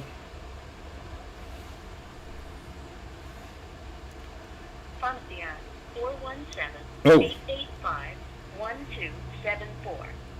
What now? To hear your order update again, press 1. For the pharmacy location and hours, press 2. Sure. Your prescription is ready. To update your preferences so you can hear medication details in future calls, go to our website or call the pharmacy at 417-885-1274. Code blue. To hear your order update again, press 1. For the pharmacy location and hours, press 2. Sure. Your prescription is ready. To update your preferences so you can hear medication details in future calls, go to our website or call the pharmacy at 417-885. We've had technical difficulties.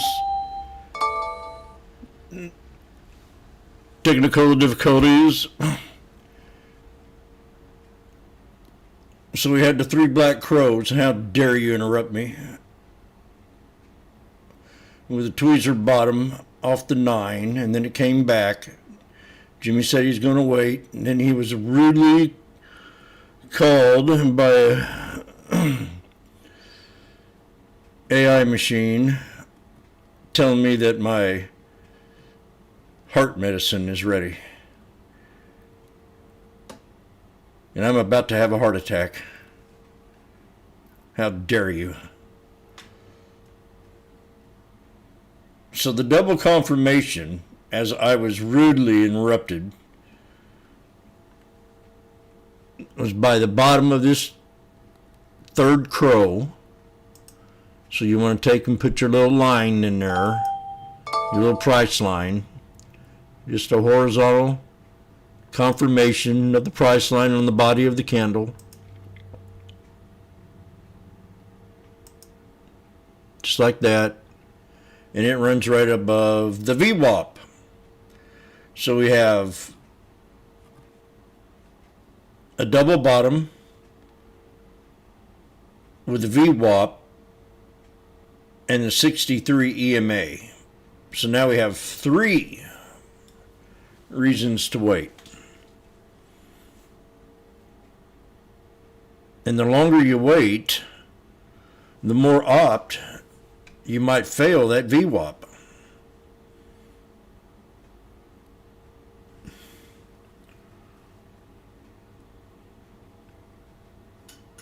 That makes perfect sense. RITM is at 1142.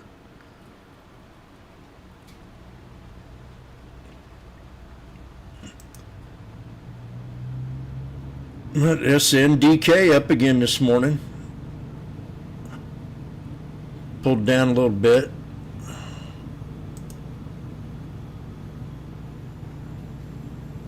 I'm going to set an alert above this here double bottom.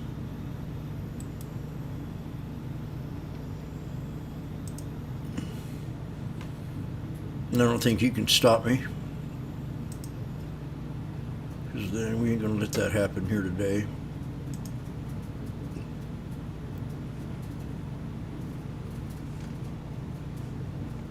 AMD was up this morning. Oh God, AMD new highs. Randy, you were a day what? Late? Early?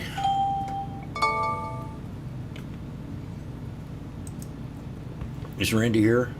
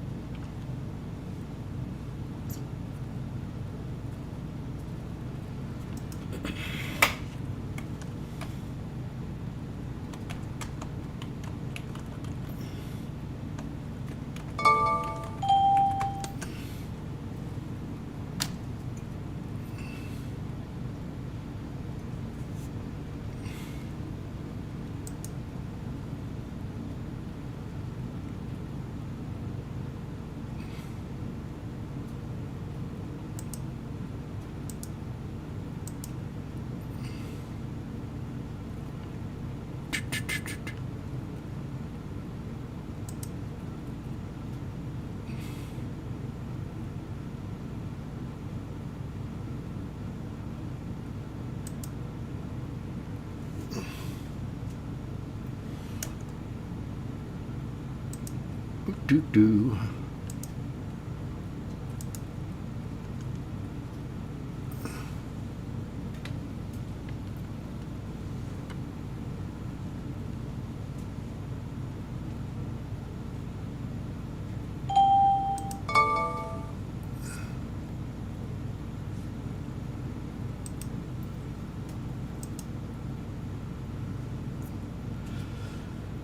Okay.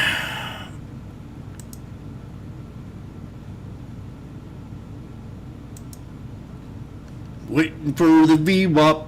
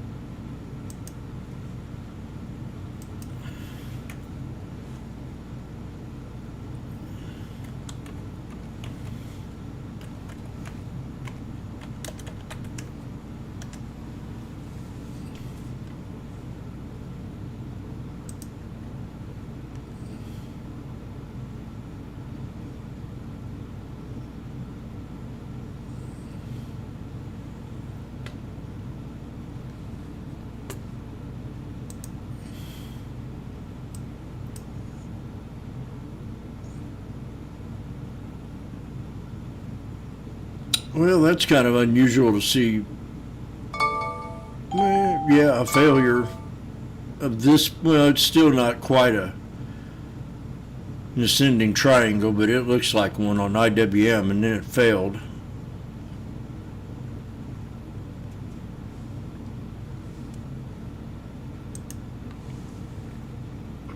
The crowd's going wild here at the sports arena today.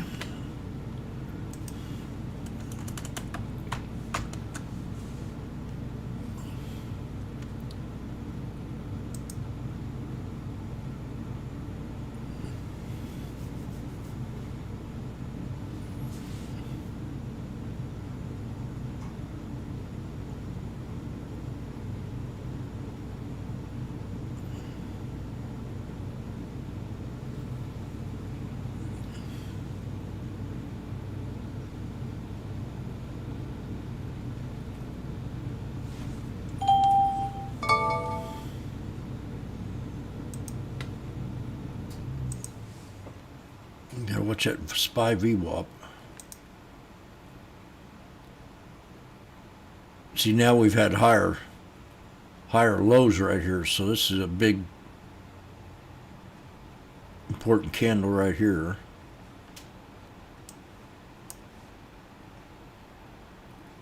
I might have to raise up my alert.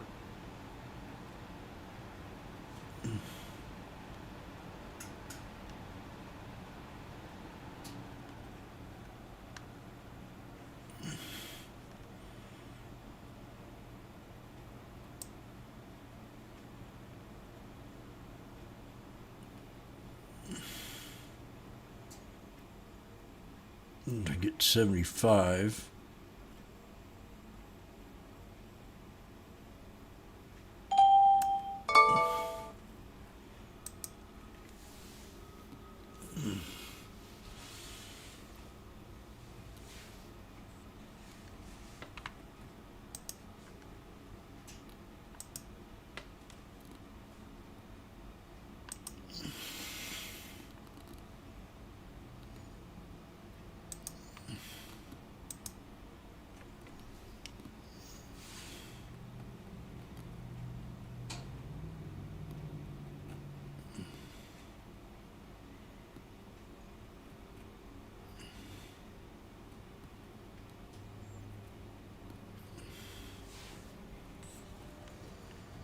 Okay.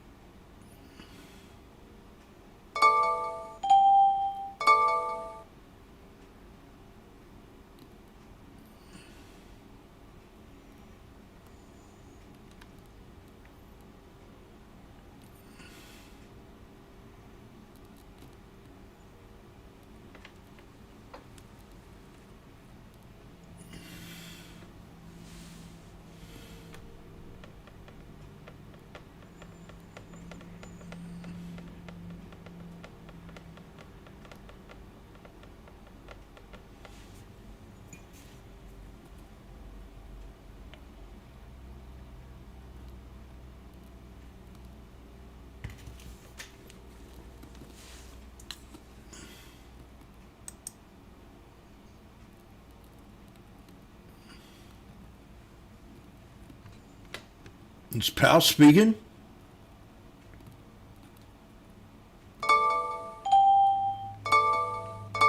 Criminal investigation?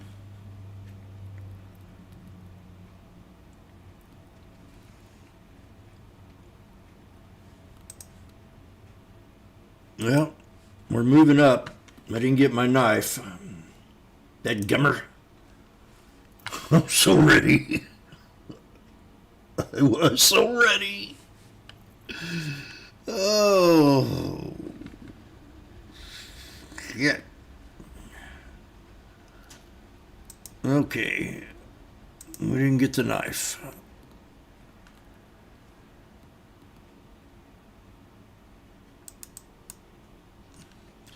For 693, 83, 83, 83, 83, 83, 83, 83, 83, 83, 83, 83, 83 is resistance. 693-83-83-83. Former chair of the U.S. Federal Reserve, Smellin' Yellen, referring to DOJ investigation into Fed Chair Powell, says, what'd she say?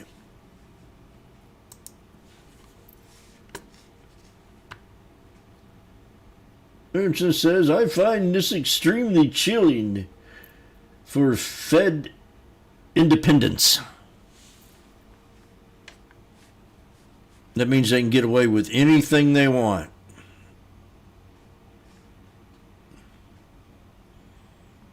I find that quite chilling. Would you please bring up Nvidia?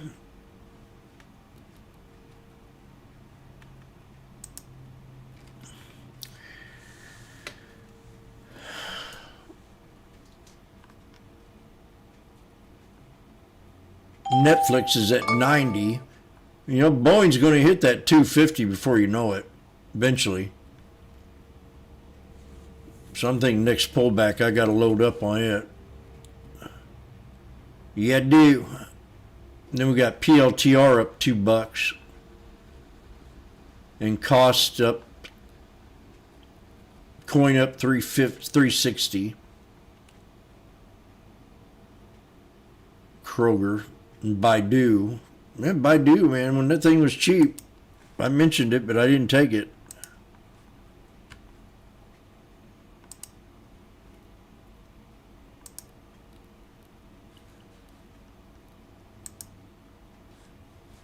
It's disgusting.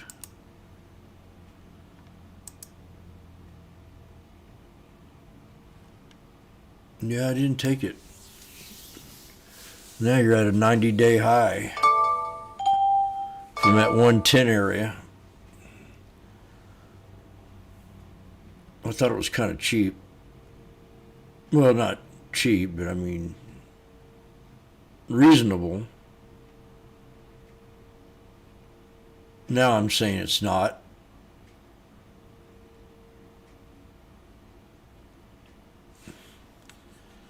And that is Baidu.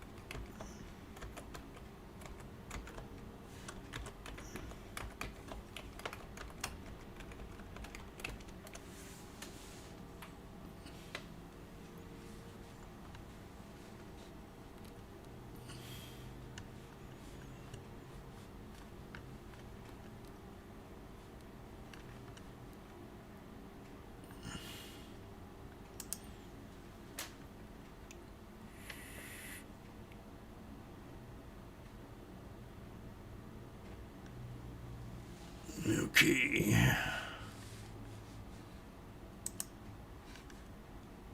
Back to resistance again. I mean, well, I didn't call it, but I don't think I mentioned it. No, I didn't mention it. It just came back up there. I did mention the higher lows. And it did bounce up off the higher lows. That it did.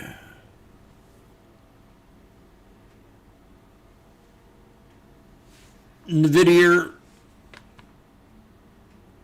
We'll be right back.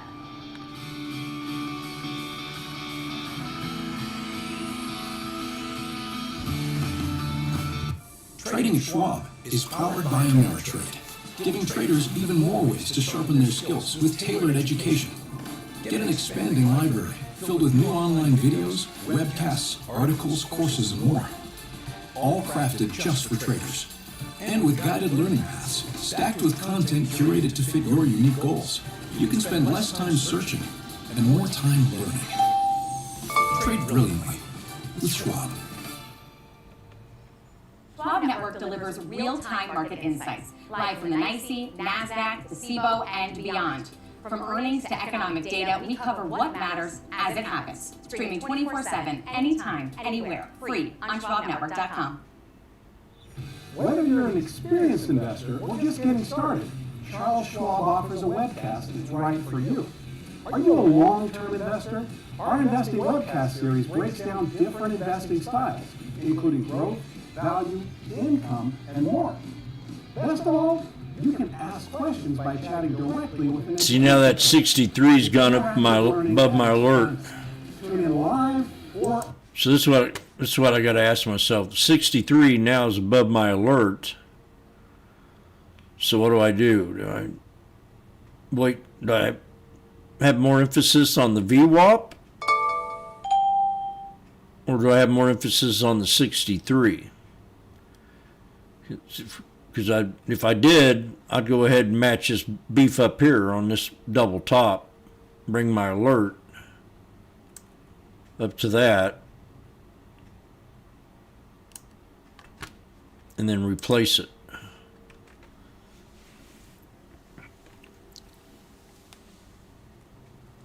Just like that.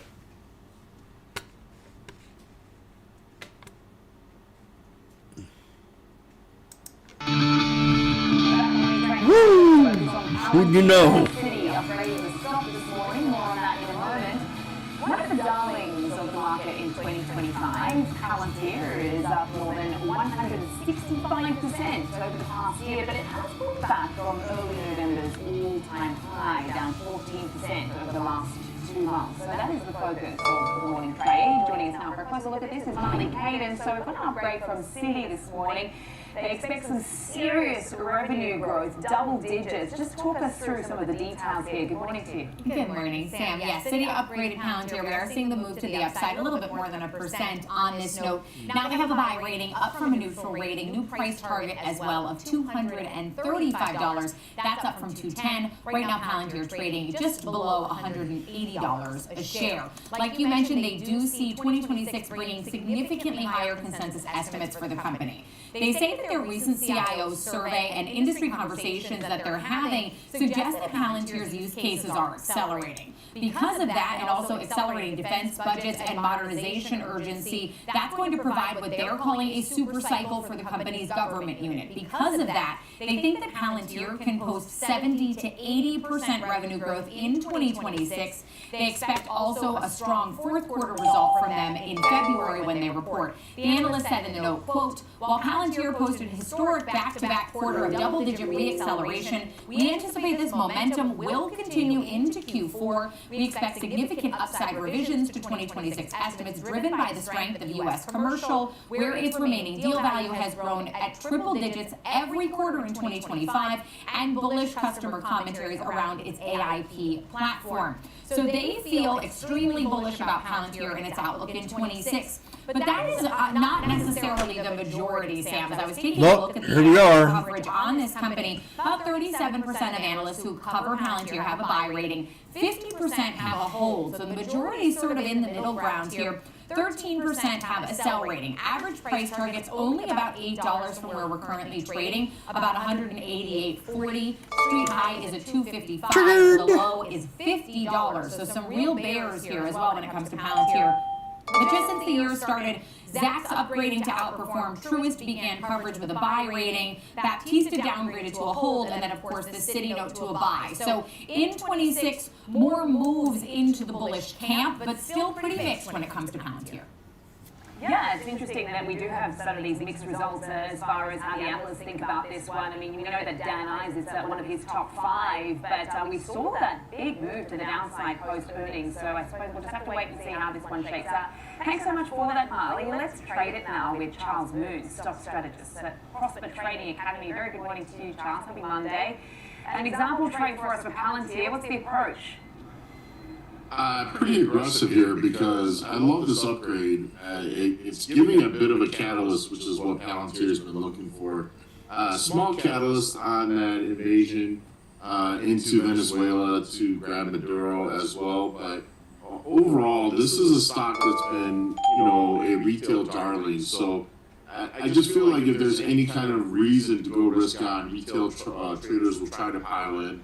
This is where I'm looking at the Fed 200 strike calls right around 420. I think that's a good value buy there. Now, risk is pretty defined. It's going to be defined at around 65% of that contract, but I believe this contract could also return as much as 300x if Palantir could break out above this 183 pricing level. They came up to 182.5 this morning and have already retraced back. But, we have a little bit of time on our side. We have the ability of the markets trying to settle, which is another, story that we're going to have to deal with. And as long as Palantir stays above 175, I'm fairly optimistic that they'll be able to make that push above 183 and push towards 197 and perhaps even as high as 205, 206 near term. So it's a high risk, high reward play. You're buying a little bit of time. You're trying to play into some of the retail demand and momentum. The stock continues to try and rally back after these pullbacks. So this will be on watch, and I believe that 183 price will be key. Great stuff. Thanks for the example trade for us this morning on Palantir after that upgrade from Citi today. Charles Boone, always appreciated. Stock strategist, Prosperous Trading Academy. Coming up, we will take a closer look at what investors need to be watching out for in the UK, including how an upcoming rate cut from the Bank of England may impact the overall market. Morning Trade Live. We'll be right back.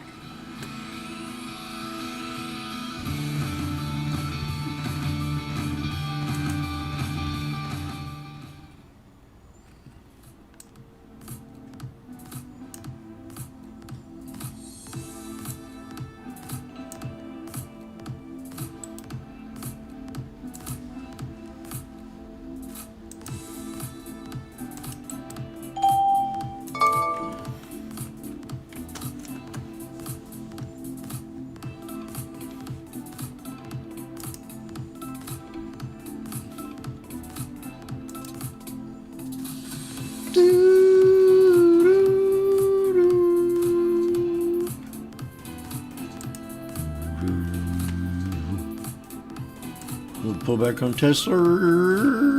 Morning movers, be the first to find out what's shaping early market action. Tech Check, Options Corner, Futures Focus, Technical Analysis. Morning movers covers it all. Grab your coffee and tune in every trading day at 8 a.m. Eastern, only on Schwab Network.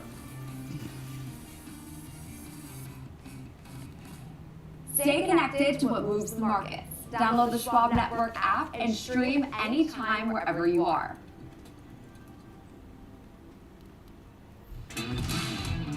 Live from Chicago, this is Trading 360. I'm Marley Caden. We track macro forces, market trends, and company news that shape investor decisions, all with expert analysis and actionable context. From inflation data to sector rotations, earnings to policy, it's a comprehensive view of the market every trading day. Trading 360, in-depth market coverage straight from Chicago. Weekdays at 11 a.m. Eastern on Schwab Network.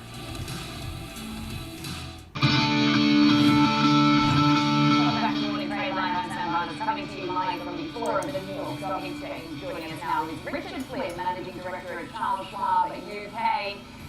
Richard, just before I get to the internals over there, obviously just want to get your perspective as far as how you see things across the pond, given the developments we're seeing with respect to the Fed, but also with all the geopolitics going on. I mean, obviously we're seeing the greenback coming off, we're seeing some strength in sterling today, and actually it looks like the European markets are taking all of this somewhat in their stride, moving past some of the risk premium here. What are your thoughts?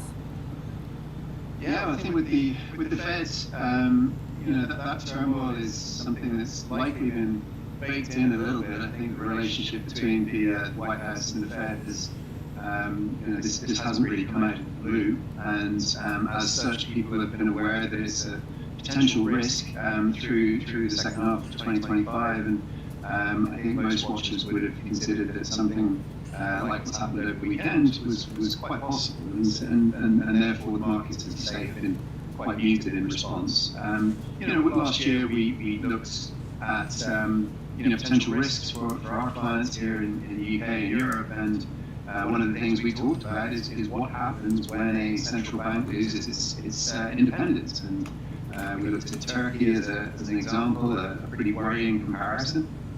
If you look at what happened with the Turkish central bank under Erdogan and subsequent impact on inflation and employment and the areas of concern. But as you mentioned, very short-term, the immediate reaction has been relatively muted earlier. It was a good 2025 for a lot of markets in your neck of the woods. I mean, I was looking across some of the European stocks. I mean, you had the Italian market, I think was the best year since 1999 or something. We've got up to a nice start for the FTSE as well, climbing over 10,000. Do you anticipate some of this outperformance we've seen in your patch is likely to continue in 2026? And if so, what would be the sort of major catalysts that are expected to drive that? Yeah, well, I mean, one of the major catalysts through 2025 was the geopolitical outlay that that Europe in particular would be expected to effectively fend for itself militarily, and that meant significant investment in European defence stocks. That leads itself then to governments across the EU looking closer at their own economies and realizing that the interdependence that we've had, particularly with the US, but broadly with China and supply chains from the East, means that all European economies have had to effectively recalibrate themselves. A lot of that has led to outperformance in defence. Has led to a reassessment of the performance of financials, and I think if you look at European financials, look at UK banks, for example, in the current environment, they actually appear to represent good value. I think one of the other things is, as with everything, it's comparison. And if you look at the outperformance of the US over the last decade plus, and in particular the remarkable PE on many of the Mag 7 stocks, which have really led the way and held up the S&P to an extent, investors, not just in the EU but globally, are looking for companies that offer potentially better value, and a lot of those can be found in the European markets. UK specifically, Richard, I mean, obviously it's been a nice start to the year, as mentioned, for the London FTSE. UK yields, there seems to be something that some of these foreign investors like as far as global bond markets as well. Just talk us through what the story is here, what's next for the BOE? Yeah, there's been a rally this last week, and it's continuing. I guess the BOE now is pretty much priced in to drop rates again in their April meeting. They dropped them by 25 basis points on December 18th. And indeed, analysts are expecting, I think there's about a 75% probability that they will again drop before the end of the year following that. So rates are falling, and that is something that is interesting to consider being a little bit out of lockstep with the Fed. And that's something, if you look back at the last 15 years, really post-financial crisis, the European Central Bank and the Bank of England have moved in relative lockstep with the Fed. The ECB seems to have come to the end of its easing policies, but the Bank of England looks to be reducing rates again over the next year or so. In addition, the bank and in the UK, the government has decided to effectively put a pause on its auctions of long-term. Well, I was asked about the J-PAL incident here, about the investigation, I think. And I'm going to have to say I digress, because I know nothing about it.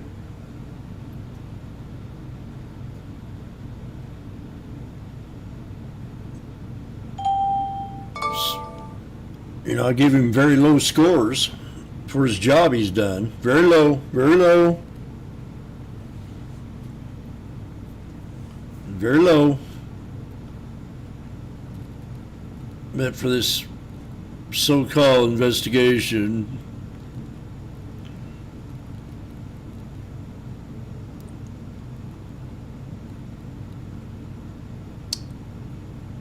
it seems like their importance on money is a lot different than mine. So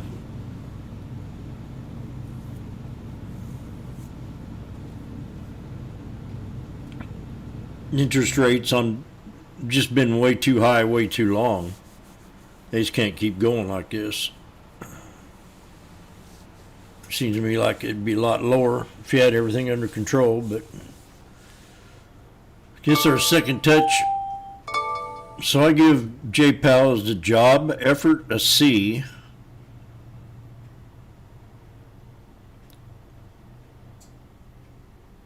And I think it's too close. I don't know what it's about. I have to do more homework. If it's about laundering money, I think I'd be up for a good investigation. I'd even be up for closing the damn department down.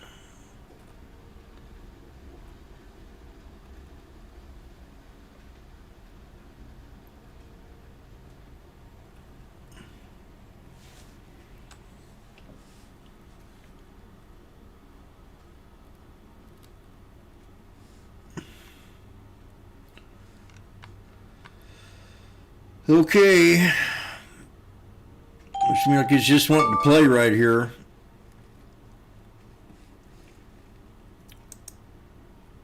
Rip-roaring in Hong Kong and on the mainland off the back of a couple of headlines. DeepSeek is reportedly preparing to launch a new AI model focused on coding in February. Chinese regulators are also launching February. one of the big players in that space. The Chinese currency also firming up against the dollar amid broad weakness in the greenback today. Despite that, the Japanese yen weakening against the dollar, hitting a one-year low. It comes after reports Japanese Prime Minister Sanae Takaichi may call an early general election in February. While this is not being confirmed yet, February. Takaichi is seen as February. and has pledged a big spending package to try to help cushion the blow from inflation.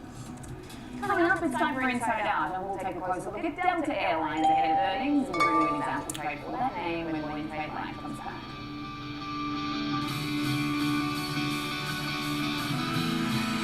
Some bigs happen in February. Investors, you know the market moves. It's my birthday. So, whether you're buying, selling, holding, or planning, Woo! Get ready to squeeze. or 401k, saving, spending, or even retire. If anybody wants to send me off to a trip, just go ahead and private message me and let me know.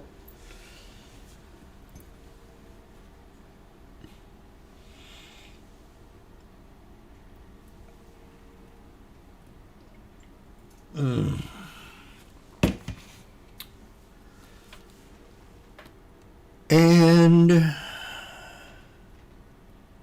today's resistance will be 693, 83, 83, 83, 83, 83, 83.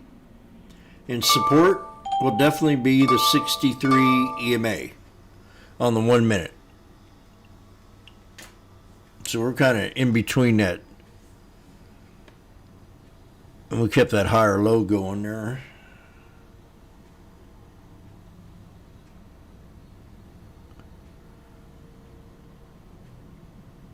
I'm trying to determine if I want to have anything to eat. I don't have nothing to eat, I don't think. Unless I go out. So I might have to do that. Tonight I got to do my checkbook.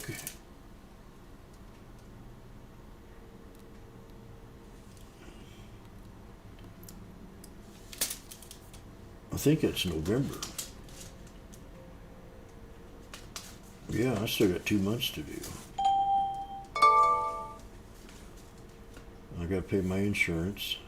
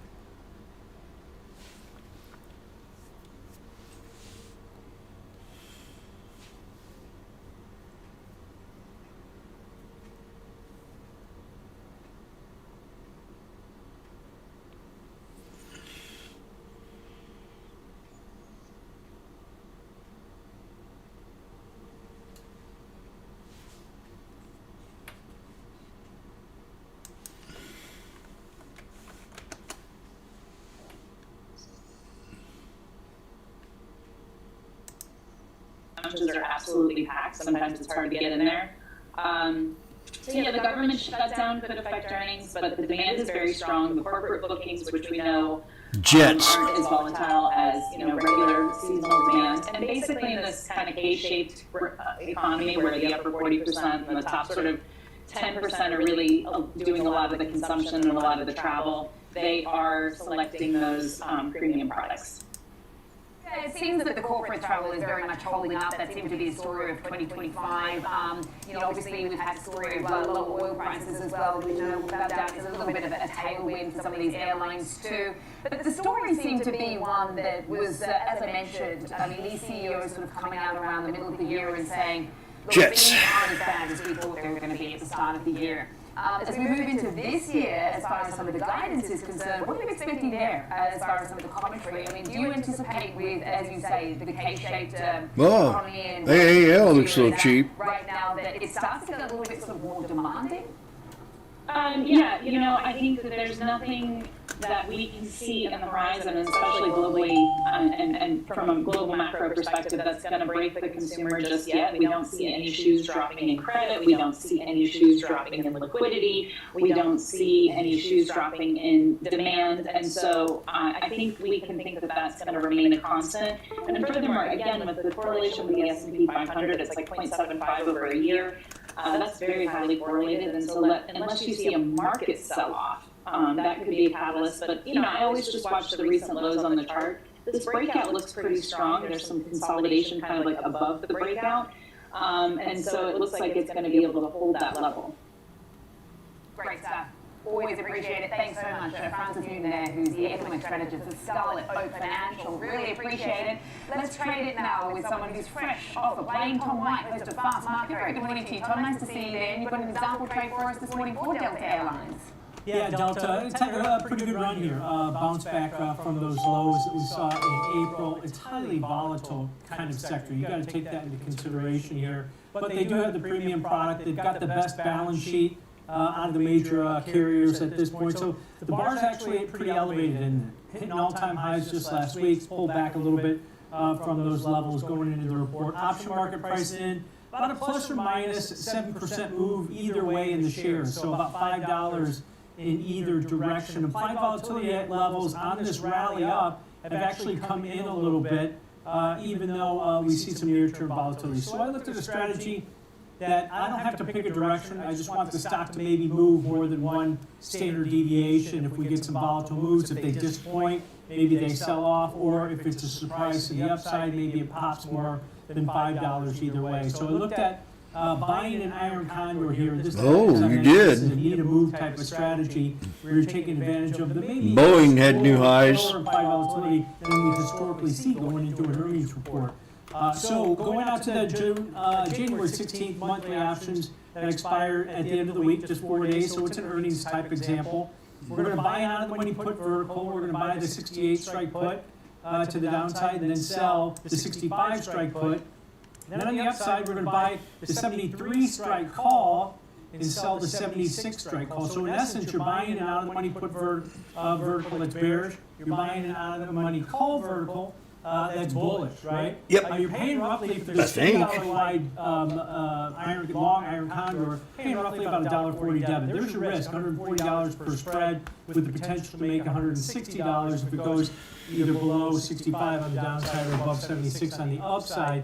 On this one, and as I mentioned, you're taking advantage of that low implied volatility. Break even, where do you need to go? Well, you need to go below 66.60 to the downside or above 74.40 to the upside over the next 4 days on this trade. It's a pretty good risk reward setup, but this is one of those strategies where, hey, I don't have to pick a direction. I just think it's going to move more than what the option market's priced in at this point.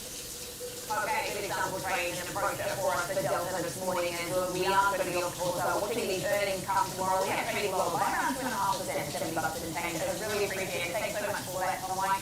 Well, let's take a look at these markets just before I let you go, because of course a very busy morning here with the Fed independents back in focus. We have stocks pulling back, but we of course have had Alphabet taking that $4 trillion market cap in the market this morning. A lot of moving parts. We've got some nice chip names up. We've got some of the Chinese ADRs up as well. But we are seeing, of course, some caution in these markets as we track some of these lines around Trump and Powell and this probe now, this criminal investigation. All right, thanks for joining us here on Morning Trade Live. I'm Sam Barnes, downloading the Schwab Network app, available in the App Store. You've got Trade 360 up next with Molly. Schwab Bank Investor Checking, the checking account built for investors, named highest in client satisfaction by J.D. Power for 7 years in a row. With Investor Checking, you get the award-winning features of our checking account, plus cash management solutions, all designed for investors like you, with unlimited ATM fee rebates for cash withdrawals worldwide, no overdraft fees, and enhanced security features to keep your money safe. Also, because your investor checking account is linked to your Schwab One brokerage account, you can manage your checking and investing in one convenient location. Moving funds between your accounts is easy. Cash moved to your brokerage account is available in seconds. That means you can stop waiting and start investing in stocks, bonds, money market funds, and more. Get more with Schwab Bank Investor Checking, the checking account built for investors.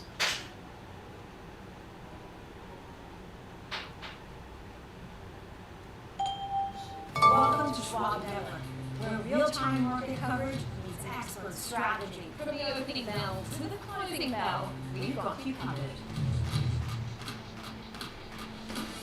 Get inside the minds of pro traders. My point is that they're getting a higher rate of change in sales based on their guidance, but not the same rate of change on EPS. Follow the biggest headlines, live analysis, breaking news, and sharp trade ideas minute by minute.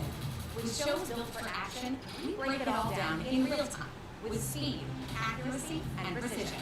I think one of the most important things is you're making a play in a risk-defined way here going into earnings. So that would be a further downside area to watch. Smart insights, actionable data, veteran traders, and trusted financial journalists. Streaming live and on demand. Schwab Network, streaming 24/7, any screen, anywhere, free. SchwabNetwork.com. Mom, when my grandparents moved here, did they know what our family would become? I don't even know if they could envision it, to leave everything behind, literally come across the entire world. I think that we totally met what their wishes were.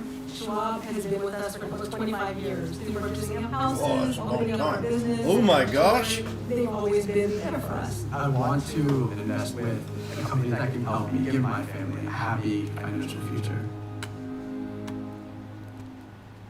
Stay connected to what moves markets. Download the Schwab Network app and get live coverage wherever you are.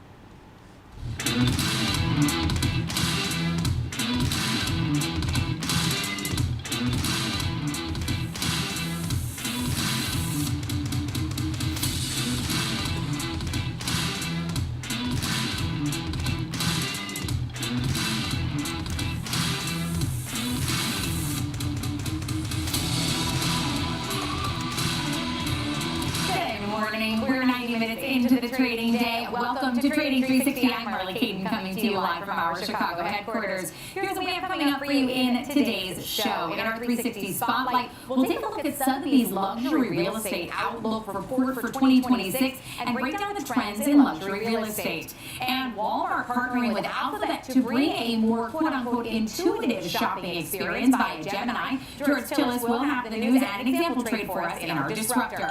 Then in our 360 round, we'll take a look at the past week for memory stocks. They've been on a tear. What the demand is for the stocks like SanDisk, Micron, SPX at the 200. We've got all that and more, but first let's check in with the market, see how things are shaping up on this Monday morning. And we've Very got good. across the board. The S&P trying to find itself in positive territory, mostly unchanged, but still in the red here at 69.63.29. On the Nasdaq, we're 10th lower this morning, 25,738. For the Dow, we are about 1/4% lower at 49,394.50. And the Russell 2000, mostly unchanged, but again, still in the red, just can't find its green shoot today, 26.23. The 10-year slightly higher at 4.18. The dollar slightly lower at 98.54. For gold, we're continuing to rise up almost 3%, 46.32.40 right now. Crude oil unchanged at 59.12 a barrel, and Bitcoin still hovering right around that 91,000 mark, getting closer to 92, 91,930. That is up more than 1.5% so far this morning. I do want to welcome Alex Coffey joining us this morning to talk about some stocks we're seeing on the move this morning. We're talking about credit card stocks and credit card issuers under quite a bit of pressure because of some comments from Donald Trump. Yeah, so this is a complex story because it starts with a statement. I think it's a good story, and I like it. So essentially, as you mentioned, the president calling on credit card companies to cap interest rates at 10% for a year, and then the fallout happens. So then the fallout is, well, if that were to happen, it essentially would wipe out almost in some analyst eyes, Mike Mayo, particularly over at Wells Fargo, it would ruin card economics, wipe out the earnings around this for the entire year. And so you see the fallout of, big time, credit issuers like Capital One, like American Express in particular, under pressure today. You do see a name like JP Morgan, which is the second largest credit card, credit issuer down, but it has other stuff going on. You even see the names like Visa and MasterCard, although they don't hold that credit, they're going to be subject to the swiping. And so if the card economics change, the thought would then be credit tightens, there won't be as much available credit, there'll be less swiping, at least through these traditional mediums, so you see the fallout there. Now, a couple things that I should add to this, there could be potential winners, you could see others, so if, again, this is all assuming something like this were to happen. Buy now, pay later stocks initially actually saw a little bit of a bid as they would be sort of untraditional, non-traditional, funding mechanisms for credit. Those are names that could be beneficial. What I should say is that this is something we've seen throughout the tenures of this particular president, this administration, is to me, it's less about the exact thing that was said. It's more that this is now kind of in the scope of the discussion. So maybe this isn't exactly what is going to happen. Maybe the likelihood of that is lower. But maybe something is going to come down the pike here of some sort of reform around credit card interest rates. And in either way, that would maybe mean less margins for some of these companies. And it's really interesting you point out that the potential for fintechs to potentially see a boom Didn't go on up this yet? because we did see credit card debt hit a record high in 2025, but it would be users whose credit scores I think are below around 745 are the estimates I saw who would be most affected, and then might have to seek out some of these alternatives. Yeah, exactly right. And one thing I think is important to note too is sometimes we see those kind of metrics and we think, oh, if credit card debt is highest, that must mean that the economy is under stress. And it's not necessarily that's necessarily the case. The economy grows off of credit growing, whether that's loans for homes, loans for commercial buildings, loans for consumer goods, and that expansion of the money is actually what keeps the engine going. So as things get more expensive, as the economy grows, we should anticipate that debt is going to grow. That's what's driving it. Yeah, certainly, and to bring up great points there, Alex. Thanks for breaking that down for us. A complex, ongoing story there with these credit issuers and credit card companies. But I do want to broaden out our scope, talk more broadly about the markets. Welcoming our next guest joining us now, Pete Najarian, co-owner of Market Rebellion. Pete, always wonderful to see you. Happy New Year. I haven't seen you yet in 2026. We're kicking things off pretty well here. We're up 2 to 3% in stocks. We've got mid-teens volatility. What's this telling you about investor complacency versus confidence right now as we kick off the year? Yeah, I'm actually leaning towards the confidence side, and I think that's something that we should all be taking a very close look at. Tilray's held up. It's already started off okay in 2026. We're up 2 to 3%. I know today we had a pretty wild start of the day, but we've already shaken that off, right? I mean, volatility jumped up and over 16 and a half, and now it's pulled back all the way back into the 15, so it's back into that range where we've been. Call it 14 to 15 and a half. It's exactly where it seems to find itself. I think people are very excited about certain things, one of which will be, I think when earnings really start to kick off, which starts really tomorrow, that's when we're going to be able to find out a little bit more about the economy, a little bit more about what's going on, because it kicks off with the financials. So the fact that we start with JP Morgan, and obviously they are somebody that's affected by the credit card market and everything that the president was talking about with this 10%. By the way, that was something, he had mentioned this before when he was running, the possibility of something like this, and now here we are. So we'll have to see how this really shakes out. We had that very brief but very scary time back in April of last year. This isn't going to be like that, but this certainly is something where it kind of came out of left field, along with the same timing that we were seeing talking about the Fed and the Chair Powell and what he's doing, and it's just really it's something that I think that the market's digesting amazingly quick, because we're only an hour and change into the day-to-day, and we have already moved substantially off those lows and back up almost into positive territory. I'm just We're trying to breaking. we're just teetering around unchanged right now in terms of the Russell, the NASDAQ, the SPX. You are bringing up a good point here that we are digesting very quickly, and that's sort of a trend I think is continuing from 25. But let's stay with investment banks here and earnings kicking off. I know you're particularly bullish on this. Now, obviously, the announcement from Trump is not going to change any of the results that we're getting this week or next week. But what are you expecting in terms of results and guidance that could surprise the market from these banks? And also, let's add now on to that, how much commentary do you think there will be on this proposal from President Trump in their calls or in their reports? Yeah, that part is going to be interesting, and the president does seem to step in there at times, and there are times where I just cringe a little bit and go, just back away. But I think that the reality is, earnings kicking it off, JP Morgan being the first to come off, which is tomorrow. You got Bank of America, you got Citi. All these investment banks are going to be putting up what things were looking like last quarter, and obviously, like you said, what does the guidance look like?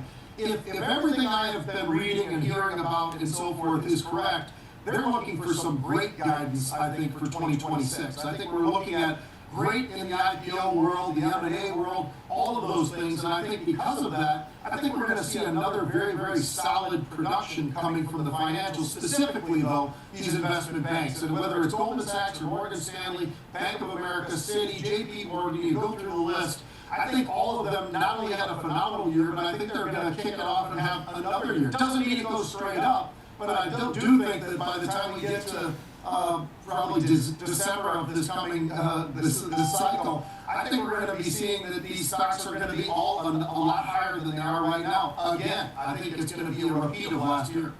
And as far as post-earnings moves in terms of what the options market is pricing in, what are you seeing there? Where are you seeing the best risk reward? Yeah. It's been really interesting to see where some of these options have been going, and one of the areas has been certainly in gold and silver. They have not stopped buying every single day, it seems like. It's actually about every other day, because we've had 12 hits just in the last month, both in GLD as well as SLV. So silver, gold, they've been rocketing. Nobody has been flinching at all. They're absolutely going after these things. And take a look at what silver's doing today. And I think one of the things that people sort of lose track of sometimes is silver has really got a utilitarian piece to them that people, I think, it's not just about silver, the metal. This is about silver with the EV world and the solar world and the technology world and batteries and phones and you name it. And that is a big piece, and the demand is only going higher, especially when you tie in all of that AI. I think silver is something that a lot of people didn't recognize that this was going to run, but as I've been calling it the Burl Ives trade because of silver and gold, that's exactly what we've been seeing for quite a long time. I think it's the first time I've ever seen it run. In the options world, that's going to continue to the upside. All right, so if we're seeing more upside, more potential for rallying both metals. And you had a really good point that I've had many conversations about silver's growing industrial demand. It's not just viewed as a precious metal anymore, and it often lags gold, but that story is also starting to unwind a bit. Do you think the options market is going to start pricing in the fundamental story of silver having a more industrial purpose going forward? I think they will. I really do. Now, do I think this just goes up forever? Absolutely not. But I mean, the demand is there, and we both know that, and we see all the different things, the uses of silver, and you mentioned some of them as well. It's just amazing, and I just don't think that people have fully understood how much of that is actually the reason why this has made the kind of move that it's made. I mean, it's up 100+%, 150+%. It's been on an absolute run for the last year. It's been absolutely incredible to watch. Now, gold's a little bit of a different story, but it's one of those things where people definitely want to have some, that it's a safety for them and so forth. And so because of that, it's interesting, but I think, all you got to do is compare the two. There's no doubt that silver has had the upper hand over gold. Both of them have been fantastic. but silver certainly has outpaced gold so far. I think that will continue as well. And when we talk about silver, oftentimes copper comes into the conversation as we get into this AI build-out infrastructure conversations. They both have a use case there. But I do want to ask you, the AI bubble conversation persists. Oh, there she goes. Coming up, it was the question of 25. I'm not in it. You say that debate is over. What market signals are convincing you that we've got a really durable growth story here in terms of AI? You know, there are pieces of AI where they're inflated, right? When you look at the fact that they don't have a PE, or if they do have a price to earnings, it's extremely high, right? But the reality is many of the AI world actually has incredible earnings, and they are doing things the right way, and I think that this is going to continue to grow. And because of that, I think we are still just scratching at the beginning moves of this. I don't think that this is completely over like so many people were calling for. All you had to do is take a look at what's going on in the semiconductor world, and what's going on to progress AI even further to the upside. I mean, there is incredible demand going on right now, and one of those things in the AI world is why I like Google so much. I mean, this Gemini is absolutely starting to take a lot away from OpenAI, and because of that, and when you look at this company, it's been going up. It's been on an absolute incredible pace. Even today, it's having another great day, but when you go back and you look at what they've put up for numbers, it's only trading at a 27 PE. Yes, that's a little bit stretched from the past, but when you take a look at what the growth looks like, it isn't that stretched. As a matter of fact, I still like the stock very much. I think there's plenty more room to the upside as well. All right, Pete, we've got just a little bit of time left. Is there anybody else you like as we head into 26? Oh boy, well, Netflix is a very interesting one for me, only because of the fact that they are buying. But it's interesting to see in the option world where they're buying. Last year, the last 6 months of the year, they really struggled. They were down 33%. They started off the year last year about where we started off the year this year. So they gave back plenty, and I think that from the standpoint of when they get everything taken care of with this whole thing with Warner Brothers and so forth, I think that's really something that's been weighing on the stock. There's no doubt about it. There's a lot of folks out there that feel like that might not be the right move at this point in time. But when you look at the growth that Netflix continues to have, and when you look at where their options, they don't expect this to happen today, tomorrow, or in the next couple of months. They're expecting a nice move in Netflix, actually about the same as a move down. This is one where they're looking for an upward move. The call line that we're seeing all out to August has been absolutely extraordinary. It just seems like they're buying, and continuing to buy. Most of them are individual trades, some of them are spread trades, but they certainly are expecting that Netflix is going to get back up and over not only 100, but quite a bit higher even than 100. So I'm pretty excited about where Netflix could go. It's not going to happen in the first 6 months, at least according to the options world. Pete, it's always such a pleasure to talk to you. Great to see you, and thanks for the insight there, Pete Najarian, the co-owner of Market Rebellion. And of course, we've got plenty more for you today on Trading 360. Next, we've got the big three stocks, 3 charts, and 3 trades. Ben Watson is with us today to take us through the technicals, and Scott Bauer will take us through the trades for SanDisk, Baidu, and Capital One. That's next on Trading 360 on Schwab Network.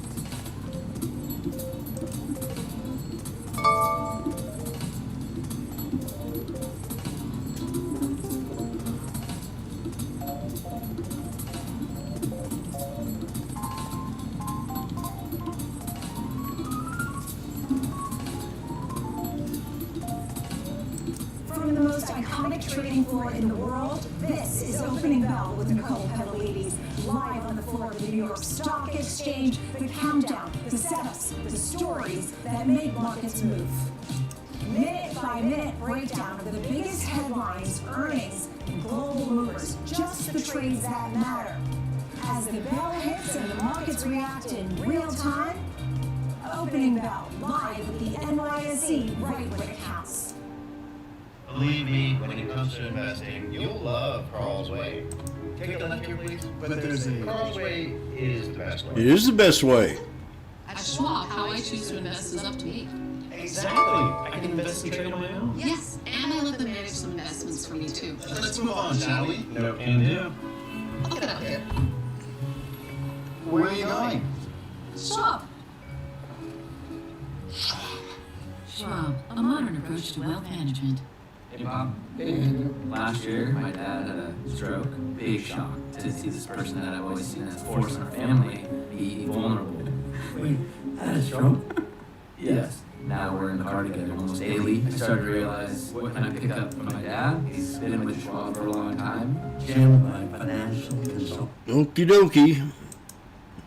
Well, there she goes. SPX.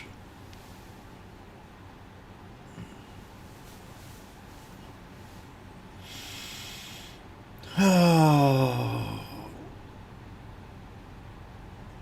697836 sound okay to anybody? 697836. There's George, but he's on a commercial. Maybe he can give me some insight.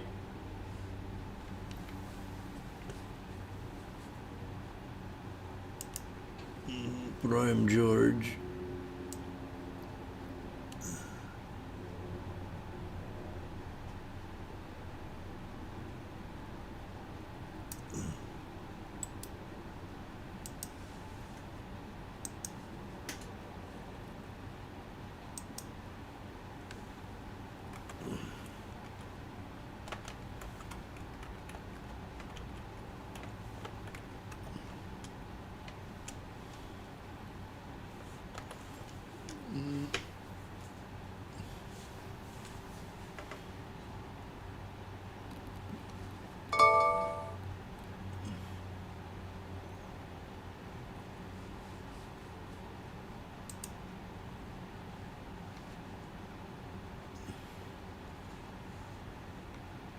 Board, I kicked off the show, we were entirely in the red, now we've got 3 out of 4 in the green.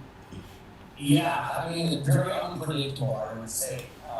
Not sure what changed in the landscape over the last hour or so, but obviously the market is, taking everything in stride here, and we'll see what happens next. Because big focus now is on bank earnings. Yeah, of course. So let's get into your first pick here. We're going to talk about SanDisk here. Year to date, they're up more than 60%, which is wild to think about because we haven't even had this is our 7th full day of trading now. Quite a performer. We'll have more conversation about this later that tastes in the show, good. But walk us through your pick here, and if you're bullish or bearish on its ability to move higher. So, let's say moderately bearish, and that's just in the short run. That's because, to me, the stock has come way too far, too fast. Option implied volatility is very, very expensive. So, The video. a very, very short-term trade for this. Kind of looking at a resistance level, but The 345, 335 put spread. I'm also selling 390, 400 call spread. That's an iron condor. I can collect $6 for that. Cool. Now, it is slightly bearish because the call spread that I'm selling is much closer to being right at the money of where the stock is trading right now. So my break-evens at the end of the week are 339 on the downside, 396 on the upside. All right, so Ben, as we take a look at the technicals here on SanDisk, and I just highlighted, of course, the blockbuster 26 they're having right now. What's the technical setup look like here? Well, Marley, you're absolutely right. This is a stock that kind of languished and has made this That's nearly parabolic move in not the contracts are cheap. 25. And to Scott's point, this is a stock that has seen some enormous expansion, not only in volatility, but in price movement in the course of the last week and a half, roughly. It's made nearly a 100-point move off of that. So what are you cheering here for? A bounce or what? Under that 285 resistance, once it moved through 285 with some pretty good momentum behind it, it moved very, very quickly, paused just slightly in the middle of that range, touched this 384 mark, which was the measuring objective from that ascending triangle. So it went right to where many technically informed traders might be looking for it to run into some resistance. That's what it's doing today, is seeing a little bit of a test there, perhaps a bit of a, maybe an almost shooting star type of candle here at the top of this range, with a little bit of price discovery up higher. So at 384, I think, becomes a pretty good resistance here. You see a little bit of fading activity going on. Sellers are coming in and sending this back down. But I like Scott's thought about looking for perhaps a short-term, perhaps support level around that 300 range into 350 range, into kind of where it flagged out a little bit there. And the other thing that I notice, if you look down on the lower panel here, Marley, is that the RSI failed to make a new higher high, despite the fact that it moved 100 points higher. So that would suggest that maybe there is a little bit of fading momentum here in this game. All right, so potential fading momentum here in Sandisk. This memory story has been a big theme so far this year in the short time that we've had so far. Let's move on to your next one here, Scott. We're talking about Baidu having a really strong day right now. They're up 6.25%. Also having a good year so far, following a great year in 2025. What's your outlook here?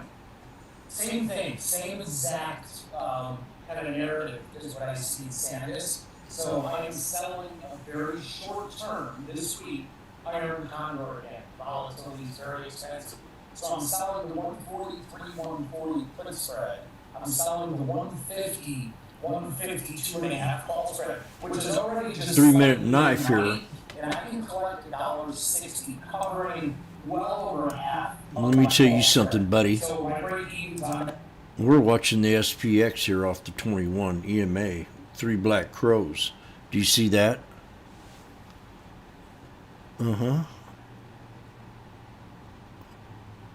So I'm getting ready to take the Marilyn Monroe double bottom booty call.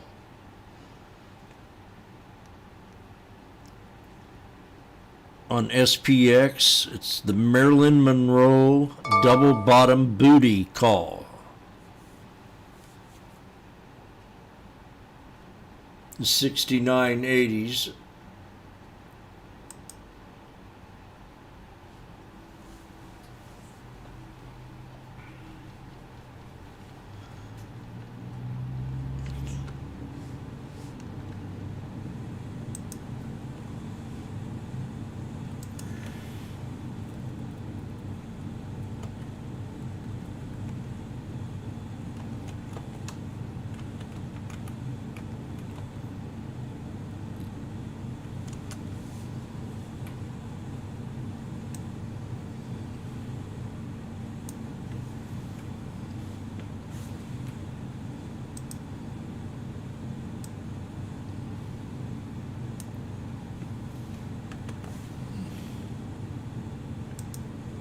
How you do it. So this is called the Marilyn Monroe double bottom booty call. What the hell is he talking about?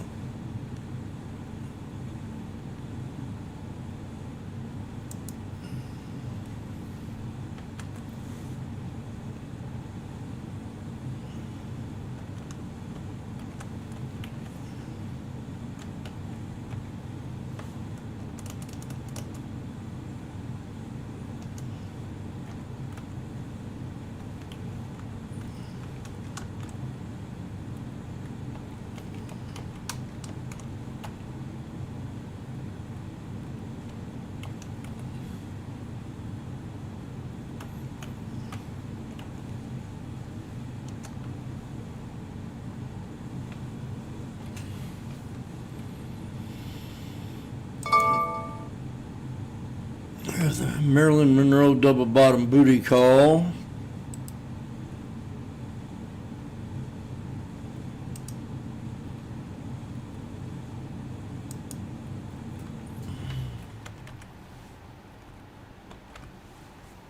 It's an interesting trade from Washboardjim.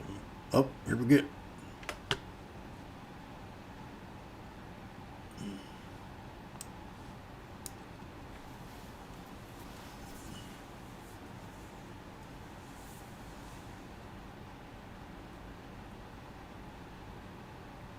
I remember when I first started trading, I'd get in here and I'd call out a trade and I'd say, I'm getting ready to call out such and such. So I'm calling out SPX, blah, blah, blah, blah, and I put in the puts, and you just called out a call. And I said, no, I'm calling out puts.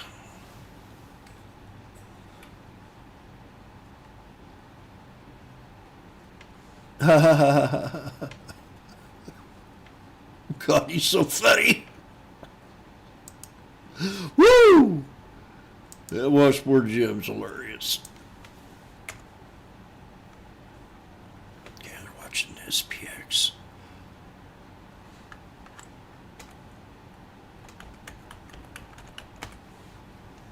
Are we going to have a pullback, Dave, after lunch or what?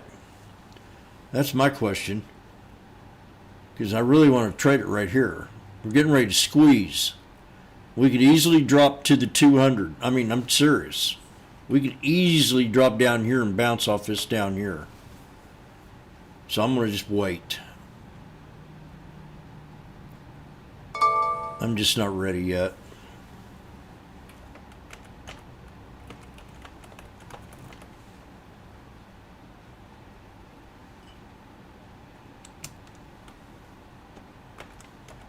That'll leave the strike open.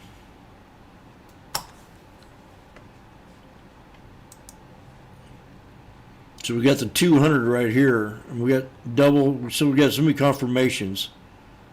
We got the 63, we've got the double top, we got the pullback, breakout, pullback, retested that double top. So, I mean, there's so many reasons why I should wait.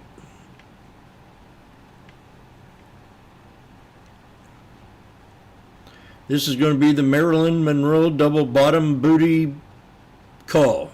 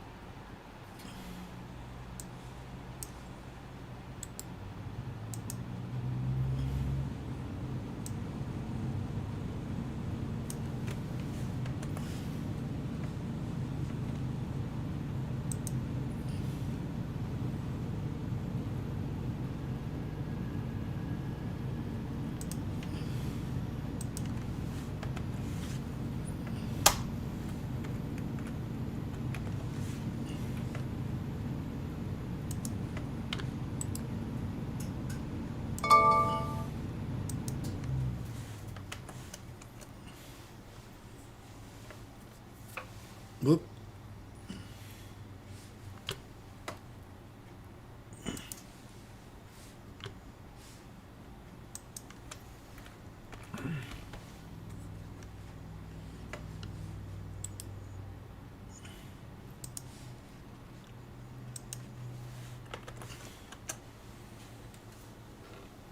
You're waiting to see what a Marilyn Monroe double bottom booty call is? Well, there you go.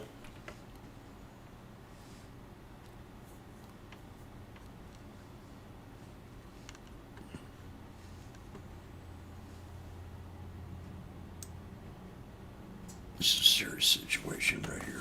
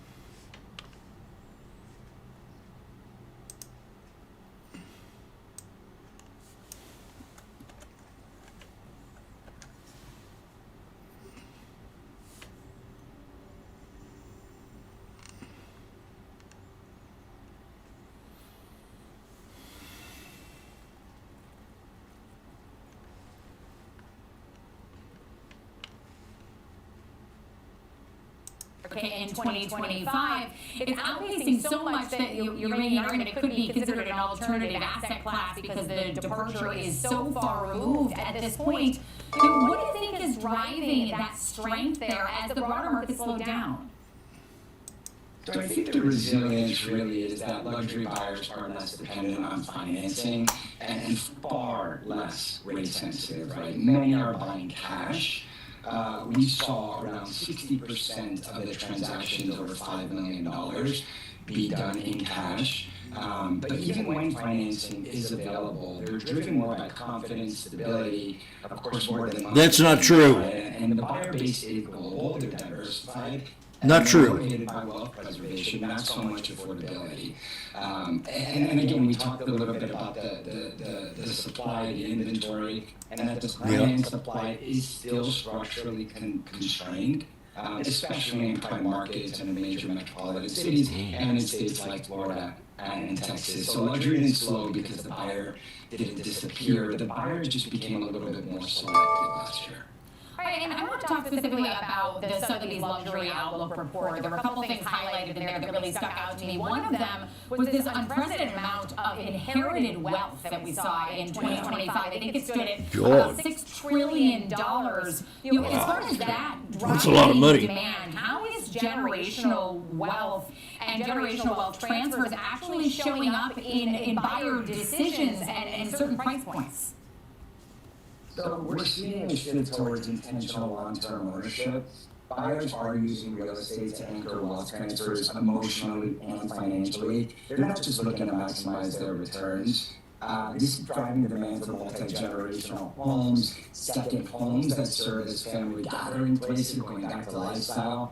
Property are being held in trusts or family entities. And houses, just overall are being viewed as legacy assets, not short-term trades, right? This generation doesn't want to just inherit wealth. They want to inherit meaning, and we're seeing that over and over again. And it is definitely a younger luxury buyer that we're seeing. And as you see these luxury buyers, and you keep highlighting this lifestyle-driven demand here, a lot of that activity is coming from abroad. We saw foreign buyer activity in the U.S. surge 44% according to your report. What do you think is drawing international capital, and to what markets is it specifically going to?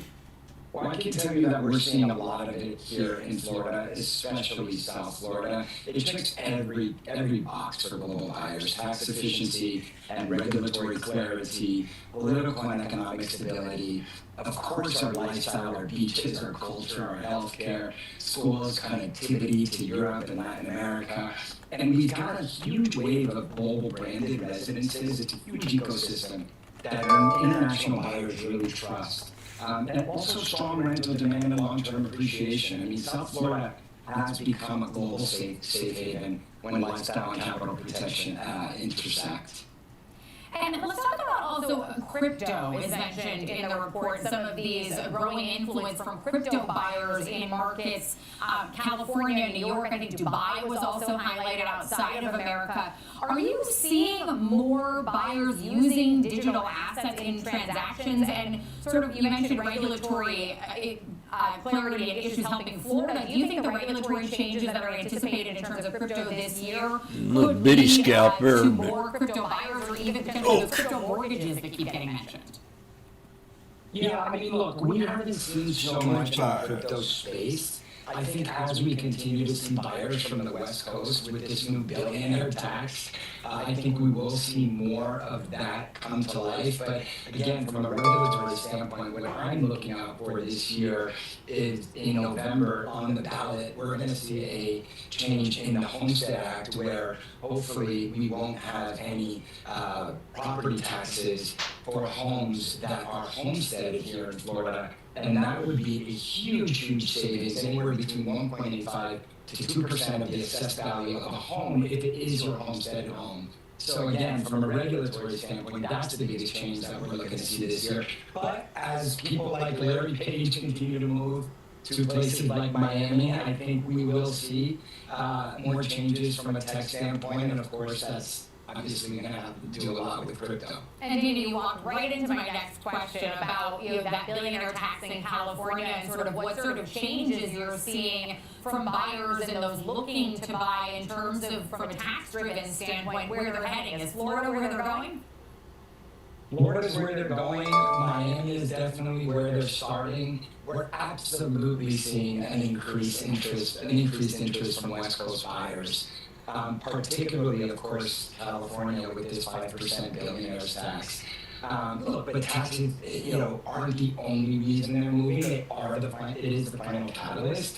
But they are comparing Florida to California. Taxes, exposure, quality of life, governance, business flexibility, and Florida increasingly wins that comparison. So people don't just move to save taxes, but taxes often decides where they land. We saw that with Larry Page, and we at One Sotheby's International Realty have never had more $100 million plus assignments, and I would say 80% of those assignments are coming from California. Well, I was just in Miami a little more than a week ago, and as I put my parka on today in Chicago, it makes the warmth so much, I can't even tell you. But thank you for being with us to highlight some of those luxury trends and where we're seeing some of the luxury real estate wealth move into. That's Dana Della Vega, the president at One Sotheby's International Realty. Coming up next, we've got the Disruptors. We'll be taking a look at Walmart and its new partnership with Alphabet. Stay with us.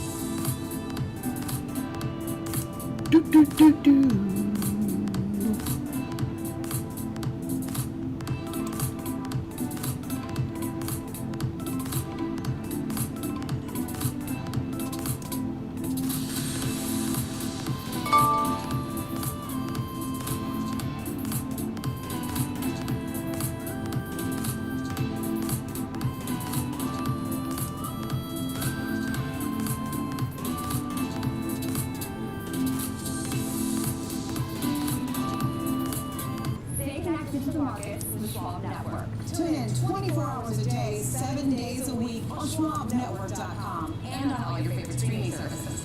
Schwab Network, available anytime, anywhere, on any device for free. Whether you're an experienced investor or just getting started, Charles Schwab offers a webcast that's right for you. Would you like to be in charge when analyzing your stocks? Our technical analysis webcast series breaks down different charting techniques like trend analysis, price patterns, moving averages, oscillators, and much more. Best of all, you can ask questions directly to an education coach. It's interactive learning at its finest. Tune in live or on demand. Head over to schwab.com/coaching and start learning today.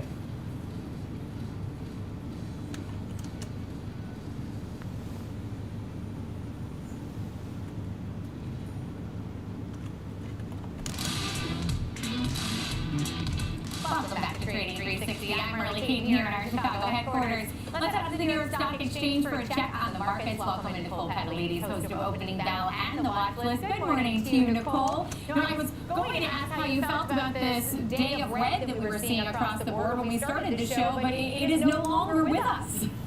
Yeah, I mean, it's interesting to see the S&P 500 giving it a go and turning around for the moment.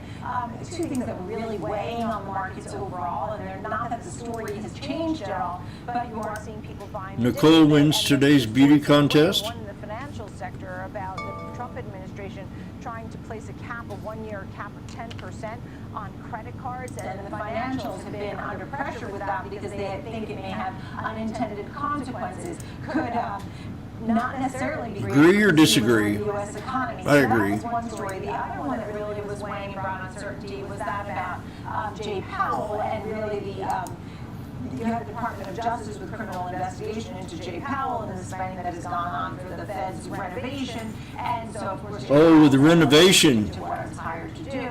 And, yes. Yellen came out and really gave a sense of yes.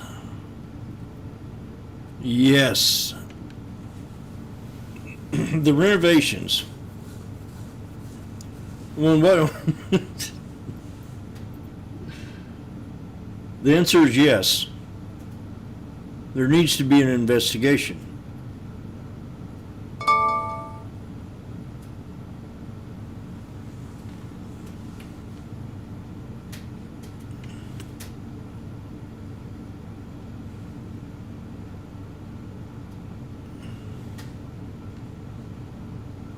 I already know what it's going to conclude. DEI hires and no follow-up.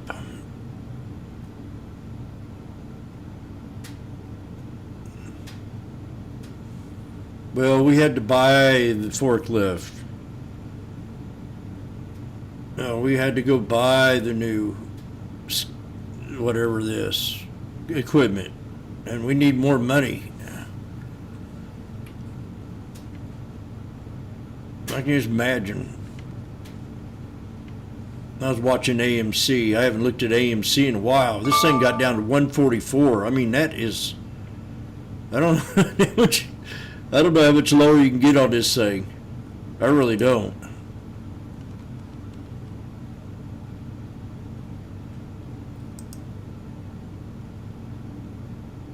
Look at that. I mean, that to me would be a good 20-30% trade going long. AMC.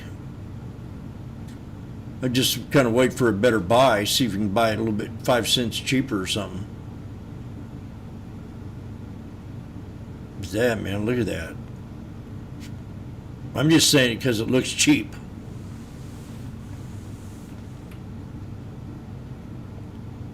And what's his name was pumping this thing up here at $6.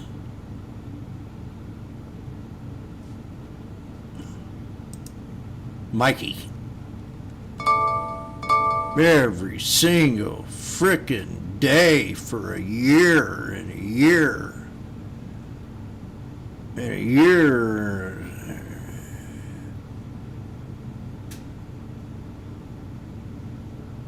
Man, wouldn't that be neat if somebody came out and bought these fuckers out? Because, I mean, look, just think about it. They're talking about Netflix and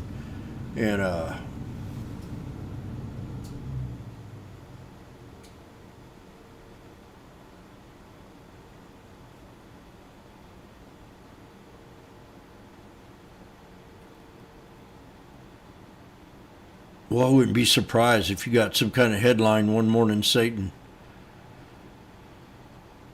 they're going to get bought out.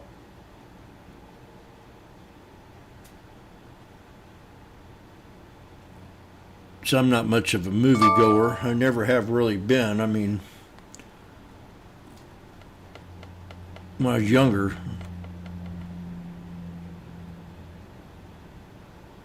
I think I took one, not too many dates.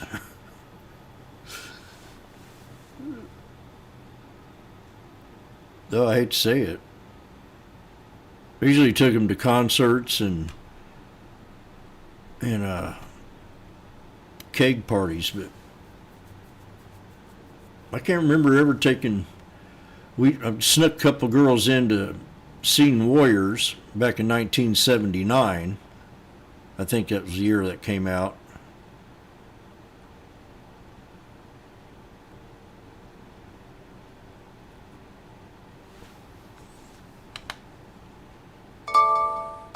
Them across all their brands, like Sam's Club, and of course their e-commerce platform, which is growing quite aggressively compared to Amazon. The other catalyst is the inclusion of Walmart in the NASDAQ 100, as well as the equal weighted index, and also the non-technology index for the NASDAQ as well. And so again, this is very positive for Walmart, which is hitting new 52-week highs, but also if you look at the longer-term chart, all-time highs. All right, so with that being said, George, as we take a look at Walmart trading up more than 3.5% on this news, how would you go about putting together an example trade here? Yeah, so if you look at the chart, like I said, new highs on a 6-month basis, there's a gap in the chart. There seems to be now what was resistance around 117 as support on the price action. So we're going to trade this as a continuation. Of course, buying high to sell higher. And so what I'm going to do is I'm going to go to February, 39 days. There it is. I'm going to structure a bull call. The SPX 69.80s are now at $2.30. So I can't believe it, Jim. How do you do it?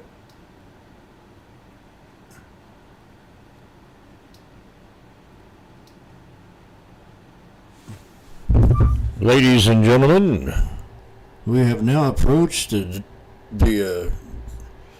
landing platform of a double top on the SPX. You have two choices. Either give 10% and sell at the double top to Washboardjim, or hold on, and if you break out big, you give him 15%. That is your choice. We are now approached a double top resistance on the SPX.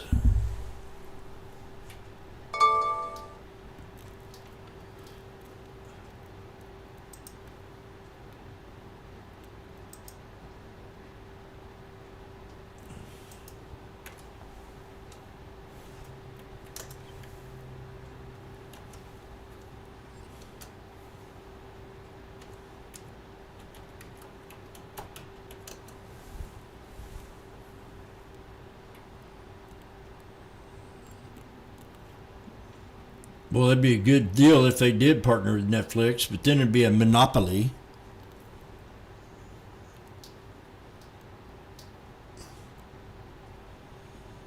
Ladies and gentlemen, that was just a fast pullback right there.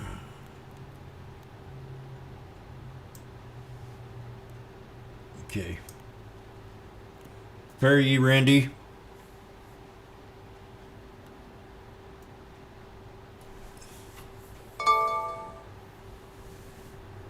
I think it's testing us right now. Oh, Dad, can I ask you a question?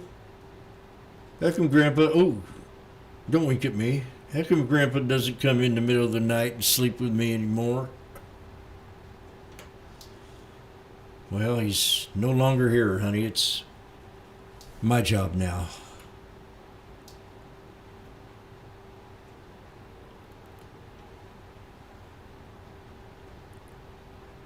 I have to forgive Schwab for putting that commercial out. We're a Christian channel. Am I correct?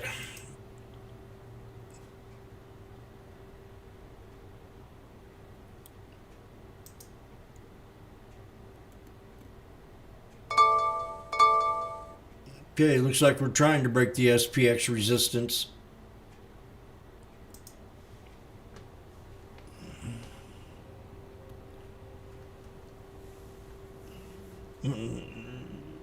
Marley.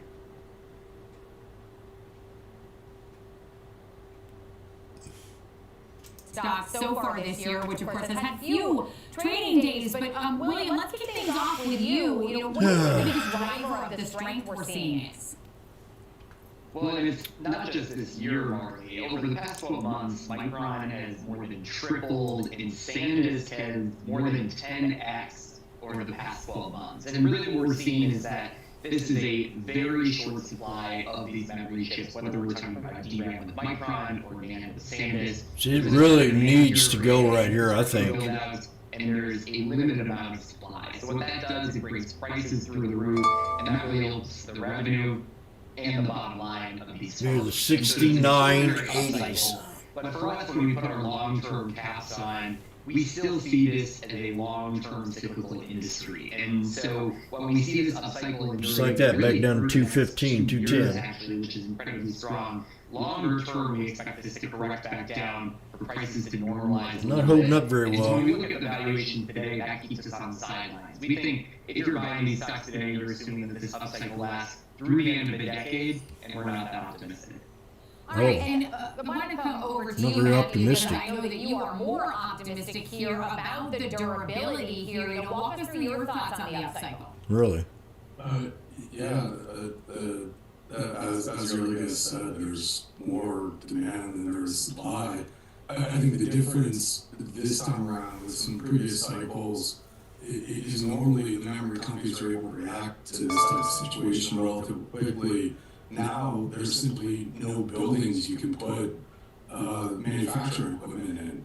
So it looks like we have this prolonged cycle, and not only is it prolonged, but the slope of price increases is unprecedented. So normally in cycles you see pricing increase in most maybe 20% a quarter.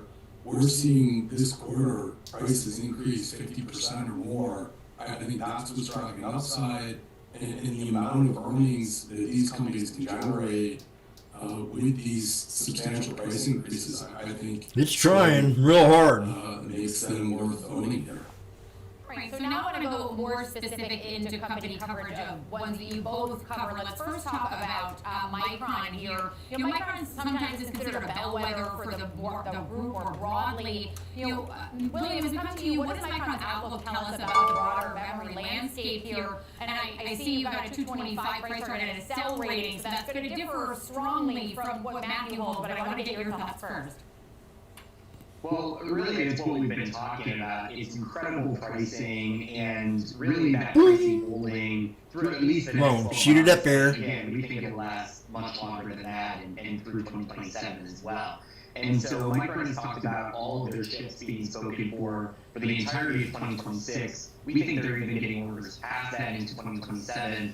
And as Matthew said, the supply cannot come online that quickly. It takes years to build out a new chip fabrication plant. And so we have this demand for AI infrastructure going up and up and up each quarter, but these supply build-outs happen at a much slower pace. And so that's driving these prices up. That's really what Micron has been saying. And Matthew, you have almost $100 difference between where Williams sits at 225 and you're at 320 with an outperform on Micron. You walk us through your thesis for Micron. It's relatively simple. So I think right now I've got 8-something this quarter. I think in the note I just put out, I was talking about if pricing goes up not 30%, which is roughly what's in my model, but 40 or 50%, for each additional 10% price increases, you get roughly another $2 in earnings. So you can be talking about potentially $12 in earnings power for Micron this quarter. So if I'm looking at, close to $50 in earnings this year, and again, I haven't changed my numbers, that's hypothetical, it's at a relatively cheap valuation using that type of earnings power, and even if that's just going into book value, within boom, there she goes. A significant portion of time, Micron's not trading at that much of a multiple versus book when you start adding that additional capital into the model. All right, so let's talk about valuations here and move to SanDisk, because we've seen SanDisk move up about 60% just in 2026 here. William, you're holding a 135 and a sell rating here. You've got another big discrepancy between where both of you stand. With the current valuation, is that assuming a perfect, unbroken cycle through the decade, in your opinion? At our evaluation, it is not. And so the way we value these two companies is pretty similar, actually. And NAND maybe used to be thought of as a sleepy industry a few years ago. It definitely isn't now. When you think about the age of AI and inference models specifically, those are going to be stored on NAND-based solid-state drives or SSDs. And so just like DRAM selling into GPUs is in short supply, this NAND selling into these storage drives is also in short supply. But the way we model it is really over a 5 and 10-year period, and we see this upcycle, this pricing being very strong over the next 2, even potentially the next 3 years. But after that starting to normalize, gross margins coming back down to still what we would consider high levels of the industry, but nowhere near kind of the meteoric highs we're seeing lately. Sure, and Matthew, your number is much higher, but still below these meteoric numbers we're at. You're at 260 and outperform for Sandisk. Right now we're at 381 on Sandisk. Can you walk us through your outlook for Sandisk? Yeah, it's the same story as with Micron. The only difference is that the volatility in earnings is a whole lot more significant, in part because current gross margins are lower. But if you start to assume that Sandisk is seeing 50-60% type price increases this quarter, the earnings number goes substantially higher. And again, in my mind, this stock continues to work as long as pricing continues to go up. And even if we don't see pricing move up as much in, say, Q2, Q3, it looks to us like it continues to move in an upwards trajectory. And again, I think they just had so much in earnings and so much in capital that it justifies the stock being where it's at, particularly if this cycle is elongated for not just maybe 12 months, but for 2 years plus. We appreciate you both being with us to talk about memory, its outlook for 26, and the massive moves that we saw last year and also into this year. Thanks so much to William Kerwin, the equity analyst at Morningstar, and Matthew Bryson, the SVP Equity Research at Wedbush Securities. Also, want to thank all of you for joining us today on Trading 360. I'm Marley Caden. You can download the free Schwab Network app available in the Apple App Store, and you can tune in 24/7 on schwabnetwork.com. I'll be back with the market on close at 3 Eastern, 2 Central with Sam Bottas, but stay with us. Fast Market with Diane King Hall is coming up next.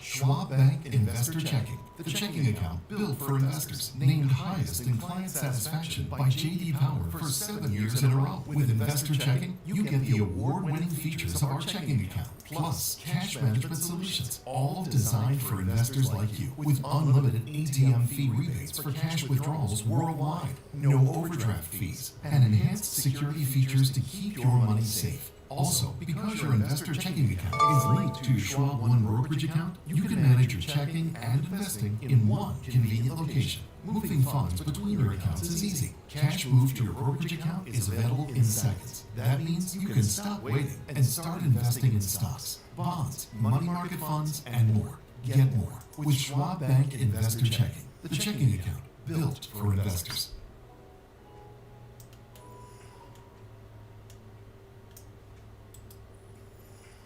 Welcome to Schwab Network, where real-time market coverage meets expert strategy. From the opening bell to the closing bell, we've got you covered. Get inside the minds of pro traders. My point is that they're getting a high rate of change in sales based on the guidance, but not the same rate of change on EPS. Follow the biggest headlines, live analysis, breaking news, and sharp trade ideas minute by minute. With shows built for action, we break it all down in real time with speed, accuracy, and precision. I think one of the most important things is you're making a play in a risk-defined way here going into earnings. So that would be a further downside area to watch. Smart insights, actionable data, veteran traders, and trusted financial journalists. Streaming live and on demand. Schwab Network, streaming 24/7, any screen, anywhere, free. SchwabNetwork.com. Hey, Bob. Hey. Last year, my dad had a stroke. Big shock. Yeah, to see this not your person dad again. Where's Dad? If it ain't my dad, it's my grandpa.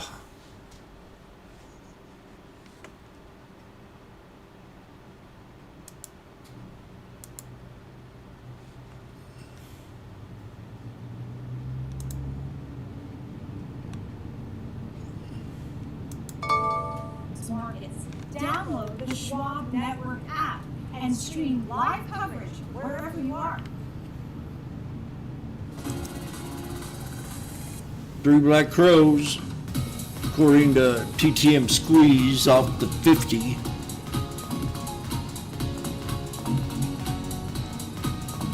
And it's now 11 o'clock. Jeez. Still 4 more hours to go.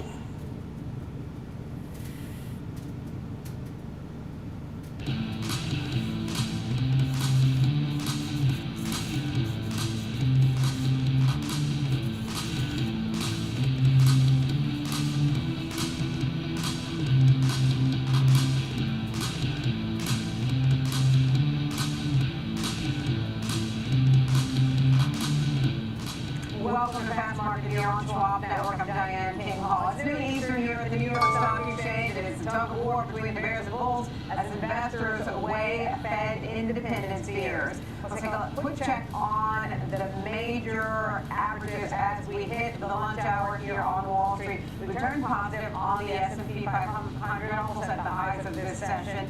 We've got a gain of 4 points on the board. Down still lower. It's off by a little bit more than a tenth of a percent. But again, we've been pushing backwards. Bulls have been pushing back throughout today's session. You're looking at the Dow off by 77 points. The NASDAQ 100 has gained of nearly a tenth of a percent. Russell 2000 has gained of more than a tenth of a percent. Here's the roadmap for today's show. We'll look at example option strategies for JP Morgan Chase, which kicks off earnings season tomorrow. Plus, the team from Lightfolio will be along with new sensitive data on Airbnb. And finally, Delta Airlines is on our radar ahead of its earnings this week. Now that we've got the roadmap for today's trading action, it's time to bring in my co-hosts. You've got Tom White in our Chicago studio and senior market correspondent Kevin Green joining us today. Kevin Hayes has the day off. All right, we had some rattling of the cage this morning. The Fed's in focus after the Federal Reserve Chair Jerome Powell says the central bank was served with grand jury subpoenas from the Justice Department threatening a criminal indictment. Tom, the market seems to be kind of shaking off fears of impact to Fed independence. What's your take? I think it's just kind of reflective of the resiliency of the markets because, we were down, 0.75% nearly at the lows in the pre-market based on maybe some of this news, this headline news that came out, Fed Chair Powell pushing back against maybe the inquiry by the Department of Justice at this point, stating that this is basically just some consternation on the fact that Trump is not getting interest rates lowered to maybe where he wants them at this point. I think you've seen some of the other Fed chair and Fed members, previous members and previous chairs come out and kind of push back and kind of stomp their foot on the independence of the Fed at this point and keeping it that way. And I think if you take a look at it, this is based on, the cost overruns on the Fed building, right? $2.5 billion. I'm not sure if this inquiry is going to come. Here comes the sneezes. At the end, but trying to stop the waste in government is basically what this administration's continue to do at this point. I think the market's shrugging it off because maybe these loud statements and maybe these inquiries into different parts of the administration and in particular the Fed here gets pushed to the side. Once you kind of figure out that, hey, maybe nothing's going to come of this, there might be an inquiry, they might do some more investigations, but I think the market's looking forward to earnings season and ignoring a lot of maybe headline risk that we're seeing just from this event today. We're going to dive more into expectations for earnings season. KG, you called this earlier. You seemed like when we talked this morning that you didn't expect the consternation around this to last long. What's your thought now?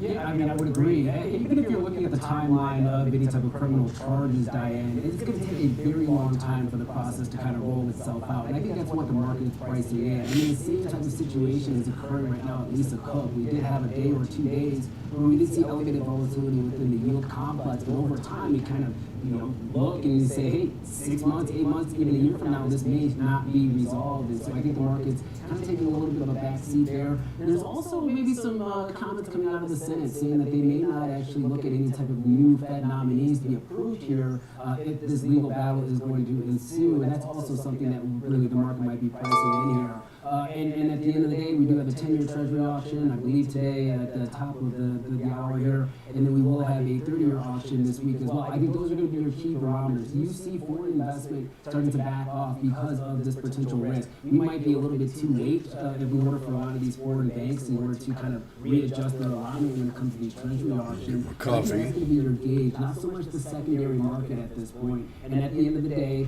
the Fed is going to continue to cut. It seems like Jerome Powell, even though we've seen some ups and downs when it comes to his tenure as chair, does get a lot of respect from a lot of the financial institutions as well as the traders that are out there. So a little bit of a move to the upside when it comes to the yield market. The dollar move was actually very interesting as well. We did see a pretty decent move to the downside. That is now also recovering. You have equities moving up a little bit more as well here. So this is a headline story. If you're asking about what was maybe the bigger reason for the market to move to the downside, Diane, I'm going to say it's more of that credit card news story rather than maybe Jerome Powell and Donald Trump going back head to head here in a battle of words around these new this building that they've been trying to pull out the last couple of years. Okay, we'll get into that in just a moment on the credit card, the post about capping credit card interest rates, and look at the financials. Let's talk tech for a minute. Alphabet Google leaning into one-stop shopping in the AI age, revealing it's got these tools for retailers to help them with AI ages. You got Alphabet Google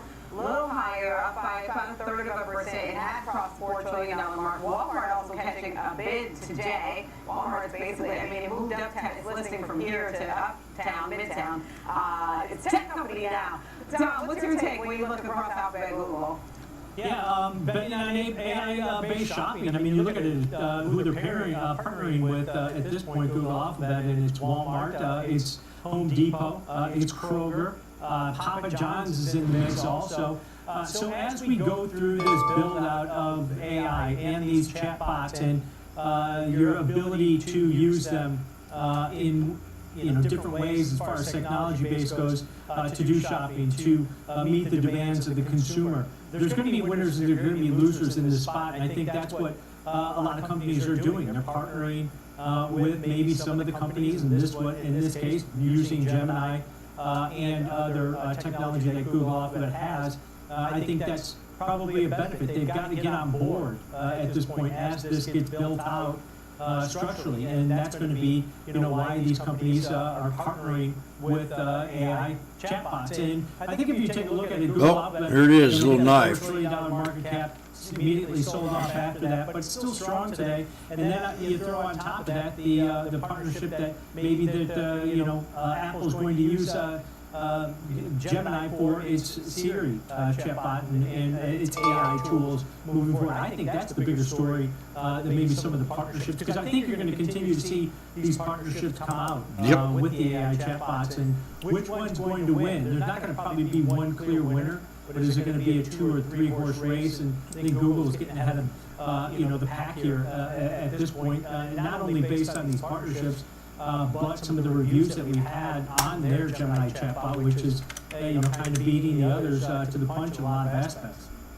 Yeah, not just getting ahead of the pack, but I guess working on continuing to stay ahead of the pack. KG, what's your take when you look across Alphabet and Google? They're just trying to make everything, it's almost too easy now.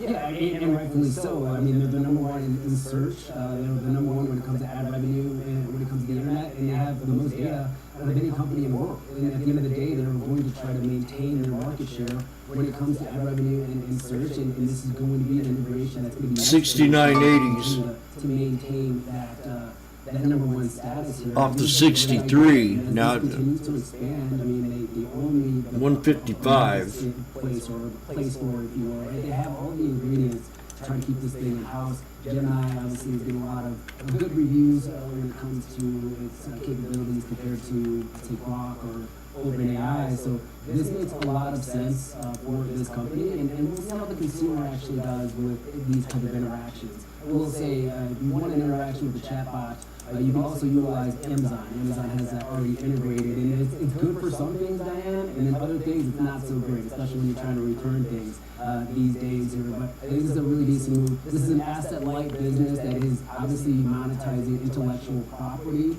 and I think that's going to make the company continue to thrive here. Even if we do see any type of economic slowing, it seems like they have enough of a diversified business, especially kind of getting ahead of this AI front, that a lot of investors and traders believe in this game, and that's why the stock continues to move high. Okay, Katie, let's stay with that story you mentioned earlier, or the pressure that you mentioned earlier on. Some of these financial firms, President Trump catch people up calling for a cap on credit card interest rates. That is sending shares of financial firms like American Express, Visa, MasterCard, JP Morgan Chase, even with some of the turnaround that we're seeing in the markets today. Katie, what's your take on that? Yeah, it's an interesting statement. Let's see what actually happens in 8 days from now when that January 20th date does come around. Do we see any type of compliance? Right now, it's not codified in law. So you might get some pushback from a lot of these financial companies, and there are announcements tomorrow. I'm sure you're going to get analysts asking about their adjustments to credit card rates. And it's not really, Diane, you can't really flip the switch here. Credit card debt, just like any other debt, is securitized at this point in time. So readjusting a lot of things could create a lot of those spreads to kind of move aggressively higher. It actually could create maybe a little bit of a near-term problem within the financial markets, just in general, just because of the piping itself. So you are seeing a lot of these companies pulling to the downside here. Capital One down about 6.4%. Buyers are coming in and trying to buy this dip though. So I think this is a headline story. Maybe it's a midterm type of story for now. I don't know if it has a lot of staying power, at least for now. And if it does, and you start seeing go back and forth, that could be one of these catalysts that does bring the broader equity market back to the downside here. But for now, I think it's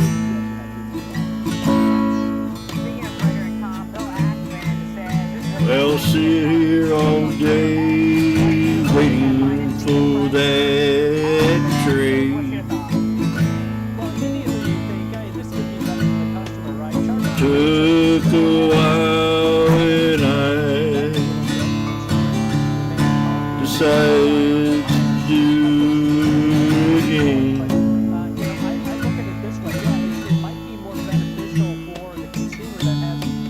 So I took the GX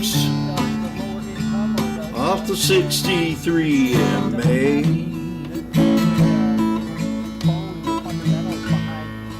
Hey baby, let's go out to dinner. Might have to wait for this all day.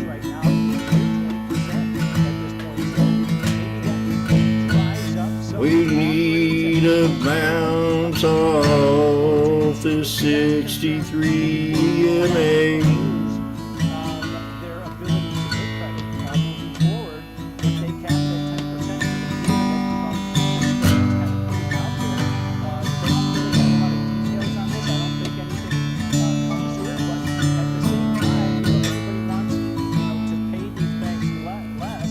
The lotto is a call that's made in the same day. You're wanting the stock to go up. It's called a scalp. It's supposed to happen within 30 minutes. A strike is where you want to take the price of the option.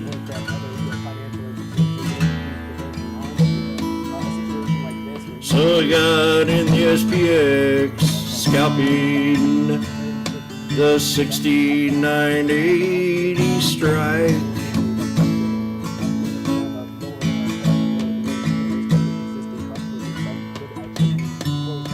$155 won't kill me tonight.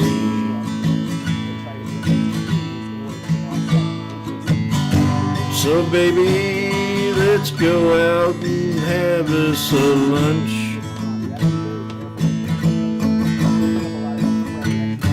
This trade might take us all day.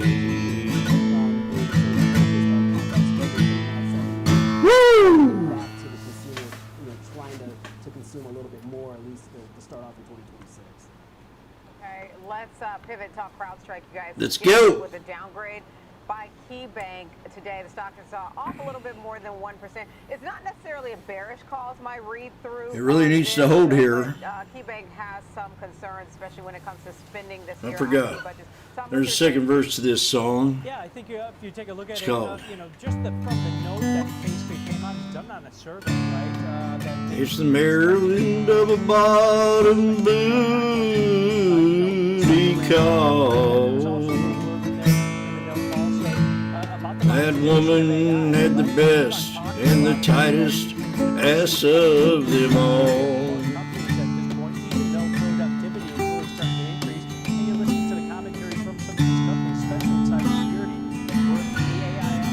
We call her the queen of the night.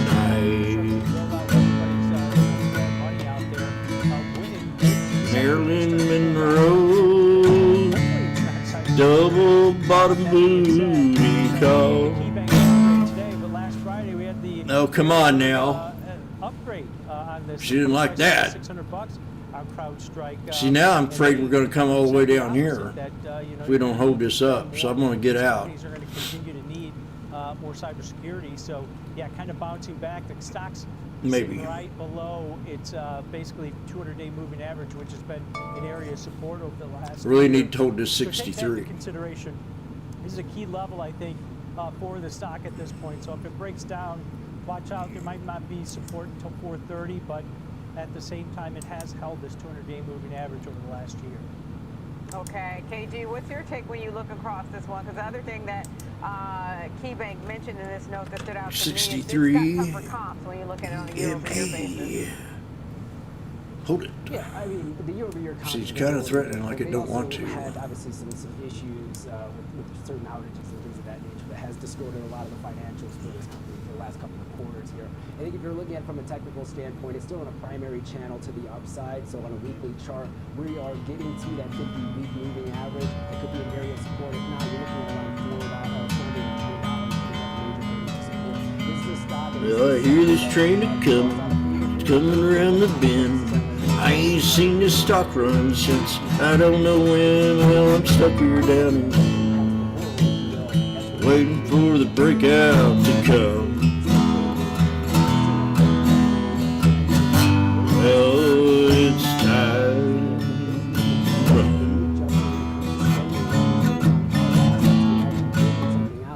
You can actually write that out.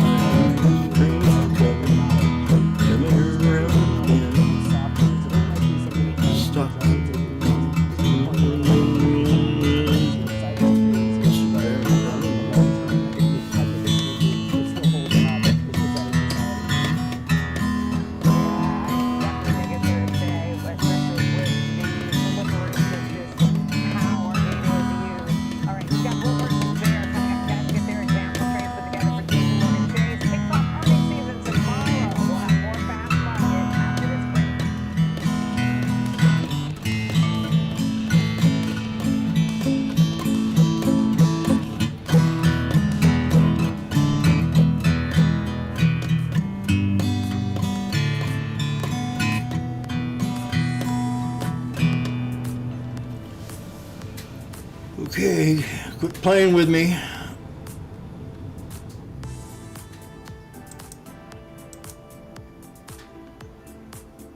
See, that's kind of about right.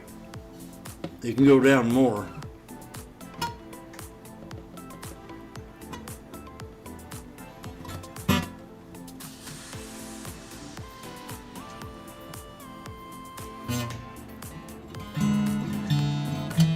Well, I'm down $10 a contract.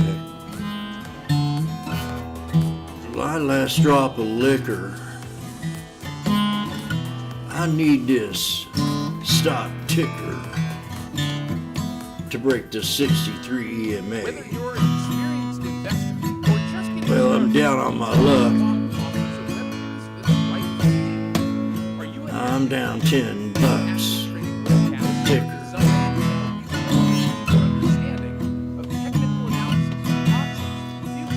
69.80s. Best of all, you can ask questions by chatting Okay. with an education coach.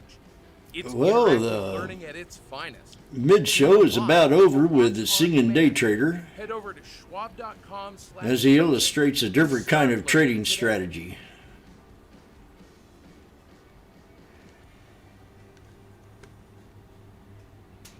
I know you're all impressed. Sometimes, you know, you could have done better. Same goes for where you invest. Level up and invest smarter with Schwab. Welcome back to Fast Market here on Schwab Network. Earnings season kicks off Tuesday with JPMorgan Chase first up. How and dare for you. the financials. Here's where expectations stand. Analysts are projecting the nation's biggest bank will report earnings of just over $5 per share, 501 per share to be precise, on revenue of more than $45.6 billion. It comes as shares fall under pressure today after Need a President breakout. Trump calls for a cap on credit card interest rates. Keep in mind, JP Morgan Chase is There, treated choke as the out. unofficial start to earnings season. OGs may remember Alcoa once held that honor. All right, let's gear up for the tug of war on JP Morgan Chase. For that, we want to welcome back in our co-host Tom White and Kevin Green. It is bull versus bear time. So before we get to your example trades, we've got to talk about your thoughts on JP Morgan Chase. KG, I'll start with you. What's your take? Yeah, I mean, the stock has been in a very strong uptrend here. I didn't add on to these. I should have had. It was 125. I think I could have got them. 130. I know I could have got. And it does have a very diversified business. I think the market's very optimistic when it comes to the investment banking side of their business, as we do see new IPOs, as well as mergers, acquisitions starting to increase here over the last couple of months. And that should be a tailwind for them. I think the big headwind that they may have is their retail banking arm. And it's not so much JP Morgan, but if you're looking at some of these other companies like Citigroup for that matter, there was a lot of weakness within the retail banking business just in general. Net charge-off rates started to increase at a pretty rapid pace. If we start seeing that being reflected within JP Morgan, I think that may... Well, shoot, come on. That once again is I think the waiting's about done with. Might have to just get out of these and wait. We are above the resistance, though. Channels of the 9 and the 63. Try to go back and look at the earnings reactions 1 week after the earnings are There's them announced. back to even. JP Morgan is actually lower than higher post that report. That's a good point. That does tend to be the trend. Where's my ukulele? Tom, what's your thought when you look It's across JP Morgan Chase? right by my bed. Yeah, I think if you take a look at it, it's getting expensive, as KG mentioned, but maybe it should be expensive because it's the biggest. Well, the lady on YouTube, that's where my ukulele is. As we've seen those yield curves. I use it for a headboard on my bed. 63 basis points at this point, so that's as wide as we've seen in over 3 I'm up years. $20 a contract. Last week's high is above 70 basis points, and then the 3-year or the 3-month 10-year is up. Yes, I was. 56 bips, basically. So those wide. We're now at 170? Has actually been a positive for Yeah, 170. Financial SP 500. So this is called the Marilyn Monroe double bottom booty call. Along with JP Morgan stock, so maybe they should be. You look at some of the inputs for how they're making money, right? Not only in net interest income, but then trading activity has been pretty robust last quarter, right? That's picked up. The consumers remain resilient as far as spending. We've seen the retail sales data at this point. If you're nervous and you're in this trade, please do me a favor and make a business decision. Activities picked up, IPO activities picked up, the trading and volatility that helped in Q4 might be a bonus to the upside. But as KG mentioned, it's getting expensive on a valuation basis at this point. But we're almost in a sweet spot, and then if deregulation continues to come to the forefront with the administration. There's back to 155 just like 6 to that. 8 months, that's going to open up more opportunities for them also. But yeah, stocks moved up pretty elevated. We've seen a little bit of a pullback of about 4.5% from that all-time highs we saw just about a week ago. But yeah, bar's high in here, but maybe it should be. Oh, but maybe it should be. All right, let's go into the example trades. KG, let's start with yours. What's your approach today? Yeah, I'm actually going to look at the bearish side for this example trade here. Everything that Tom said is correct, right? Everybody's really bullish on this name, but once again, you could get caught off guard, and this type of trade structure is trying to capitalize on a potential move to the downside here. So this is actually looking at the February 6th $300 put, buying this for $2.25. So the max loss on this trade is going to be $225. Max gain potentially could be up to $29,775. That's if the stock goes to zero. And if that does happen, then we got a bigger problem with the break-even point of $297.75. Give yourself a little bit of time. Obviously, this is going to be after the earnings announcement. We talked about usually that week after the earnings announcement, the stock is generally lower. You are buying a little bit of implied volatility, but it is far enough out of the money. If you're looking at that premium, risk reward premium, it could justify just doing an outright purchase of the put rather than doing a spread for this one. In the event that you do get a massive move or an aggressive move to the downside, then you can take your profits, or you can take the losses if the stock does reverse against you here. So, look, I'm going to kick it over to Tom, because I know looking at a long call or a long put strategy going into earnings is probably not one of the best best setups for Tom's liking. So Oh, shoot. Thoughts on this trade setup? Yeah, let's take a look at this one. Now, I think the key is that when you look at example trades like this at KG Raw, it's a bearish trade, right? Now, it's risk defined. You know exactly what your risk on this. Your risk is the debit that you pay for this out of the money put. But that's the key, I think. It's out of the money, but Kevin's given himself 25 days to expiration, so he's given us some duration. So while earnings are here, you've got time for this to kind of come into balance if you think the stock is going to go down over the next 3.5 weeks on this one. Buying a straight put like this, it's out of the money. You've got to take into consideration that you need a move to the downside. Kevin mentioned 5 volatility levels. The option market pricing in about an $11.30 move either way. And that's just a one-day move for the stock out to that February 6th weekly options that he's looking at here. That's 25 days to expiration, and the anticipated move is nearly $20 either way, plus or minus in that series. If you pay that $225 debit for this put, takes your break even down to $297.75. Now that break even, when you start to profit on that, that's about 7.5–8% below the current share price. So like I said, you're going to need some weakness in the stock to start to get to those profitability levels. But as KG mentioned, implied volatility in the near-term options really elevated going into this report, but not on a historical basis. The current IV percentile rank only 16%. So implied volatility levels relatively low, even though we have the event risk, because the stock has continued to move to the upside and on the positive data that they've given. But this is definitely a bearish look. $225 in risk per put that you buy. I think the key is low volatility environment and the fact that KG has given himself 25 days to expiration on this example trade. Now that's the longer term look on the bearish side from KG. I looked at something a little bit different here. And this is the call side. And this is on the January 16th monthly options that expire in 4 days. I'm looking at buying an at-the-money call, the 322.5 strike call, basically at the money where the stock is.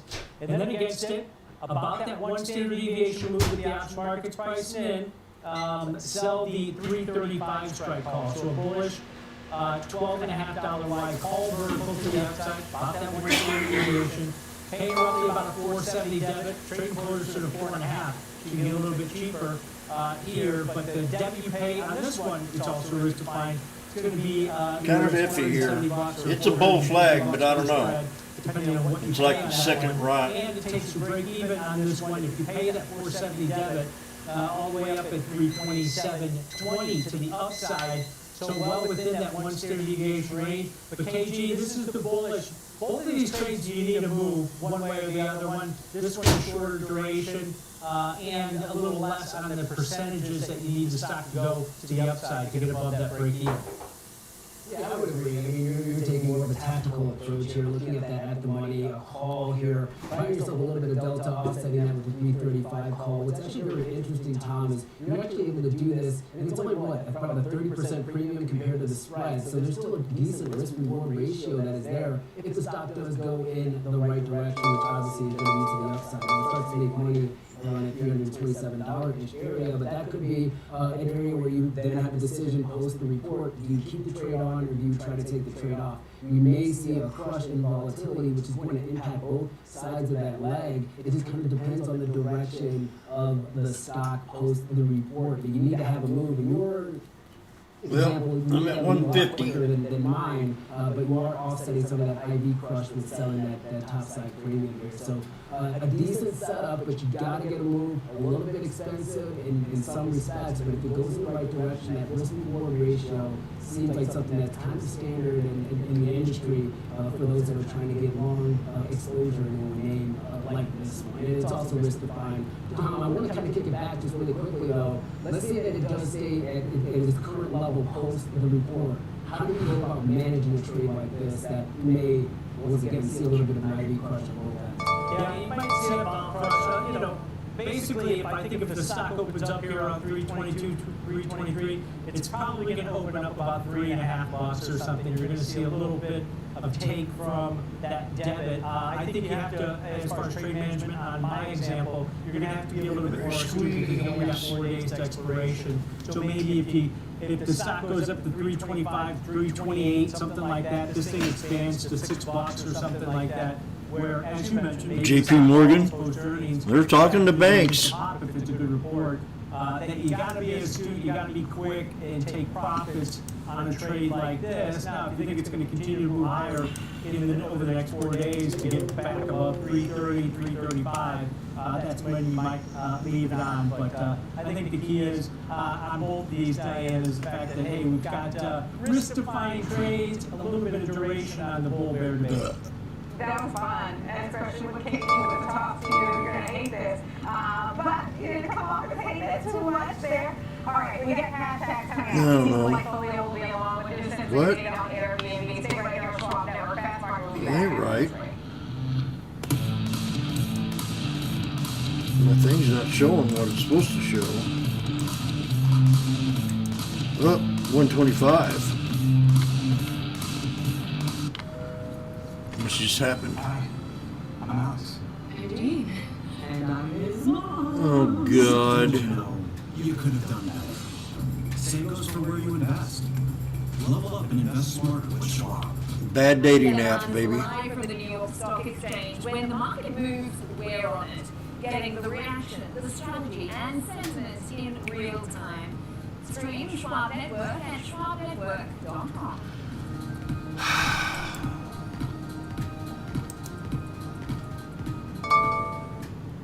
Trading at Schwab is powered by Ameritrade, giving you even more specialized trading support.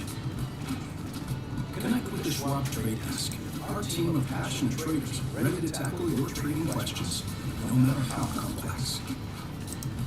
Plus, get 24/7 live help and access support by phone, email, and in-platform chat.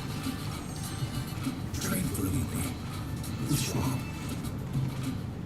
Whether you're an experienced investor or just getting started, Charles Schwab offers a webcast that's right for you. Are you an active trader? Our active trading webcasts are designed to help you develop a deeper understanding of technical analysis, options, futures, and more.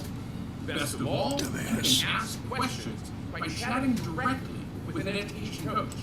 It's interactive learning at its finest. Tune in live or watch on demand. Head over to schwab.com/coaching and start learning today. Much better. No politics, no spin. Just the market from open to close and beyond. Streaming 24/7, any screen, anywhere at schwabnetwork.com. Yeah. Welcome back to Fast Market here on Schwab Network. I'm Diane King, alongside Tom White in our Chicago studio. Time now for our hashtag segment. But let's bring in our next guest, and that is Andy Swan, co-founder of Lightfolio. Today, we are taking a look at Airbnb, especially as it compares across sectors. So last year, Booking had a better year than Airbnb when you look at the stock. You look obviously beyond the stock. So, Andy, what would you say sentiment overall looks like for Airbnb? It's finally out of the red. I think when we look at web visits, just a quarter ago, web visits were down 8% year over year. And now we're plus 1% year over year. So it's not like they're absolutely crushing it, but it's good to see that switch from pretty negative to at least flat or positive. I think that type of momentum shift is something that every investor in Airbnb has been hoping for and waiting for. One of the key drivers of this, I think, is Airbnb's gotten open to the idea of, if we can't show people a house that they want to stay in a specific area, then let's start surfacing some hotels. Let's start partnering with some of these hotel chains. Instead of losing that traffic to Booking or to Expedia and others, let's take advantage of it and at least get paid for the fact that a lot of people start their search at Airbnb. And so I think the company's still stuck in the middle. The luxury travel segment. I'll start mine with Google. Necessarily lean purely on Airbnb. There's a lot of value travelers. I disagree, old man. Airbnb, so they're kind of stuck in the middle of that K-shaped economy, and they're going to have to figure out which side of it they want to be on, at least from a brand perspective. But unlike last year, we're finally to the point where we can say the bleeding has probably stopped for Airbnb, and now it's a matter of, can we count on the economy and can we count on the team to execute on a new direction? A new direction. Yes. I think the answer to the latter is yes. And on the economy and travel, you just kind of have to have your own perspective and then fill in the blanks from there. But the bleeding has stopped for Airbnb, and that's a good thing for Airbnb investors going forward, we believe. When you guys, and I remember this the last couple times we've covered Airbnb with you guys have been pretty dour on it, just due to the fact that they're losing market share. Now you've got the whole sector basically doing well, whether it's Expedia, hitting record levels, booking. Then you look at the hotels that have done really well, travel stocks, the airlines, the cruise lines are all doing well, so it's all getting lifted up a little bit. You mentioned on that one chart where you finally start to see the stock price kind of follow the path that you guys maybe have laid out over the last 3 months or so, where we've seen an upturn. Is that sustainable? It's an asset-light model. We understand that, and they rely on margins, but it seemed like they were falling out of favor and falling behind. Is this the start maybe of a new uptrend just due to the fact that, hey, the travel industry as a whole is doing pretty well? Yeah, a rising tide can lift all boats, even Airbnb, I think, is kind of the story here.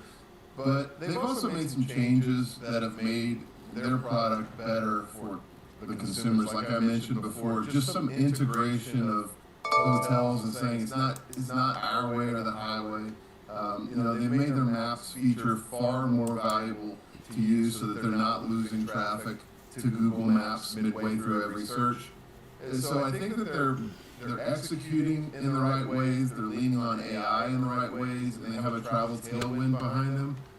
Now it's just, it kind of comes down to, does this company execute as well as the others? Because, Booking is extremely strong at execution. AMD new high. So they've got very tough competition.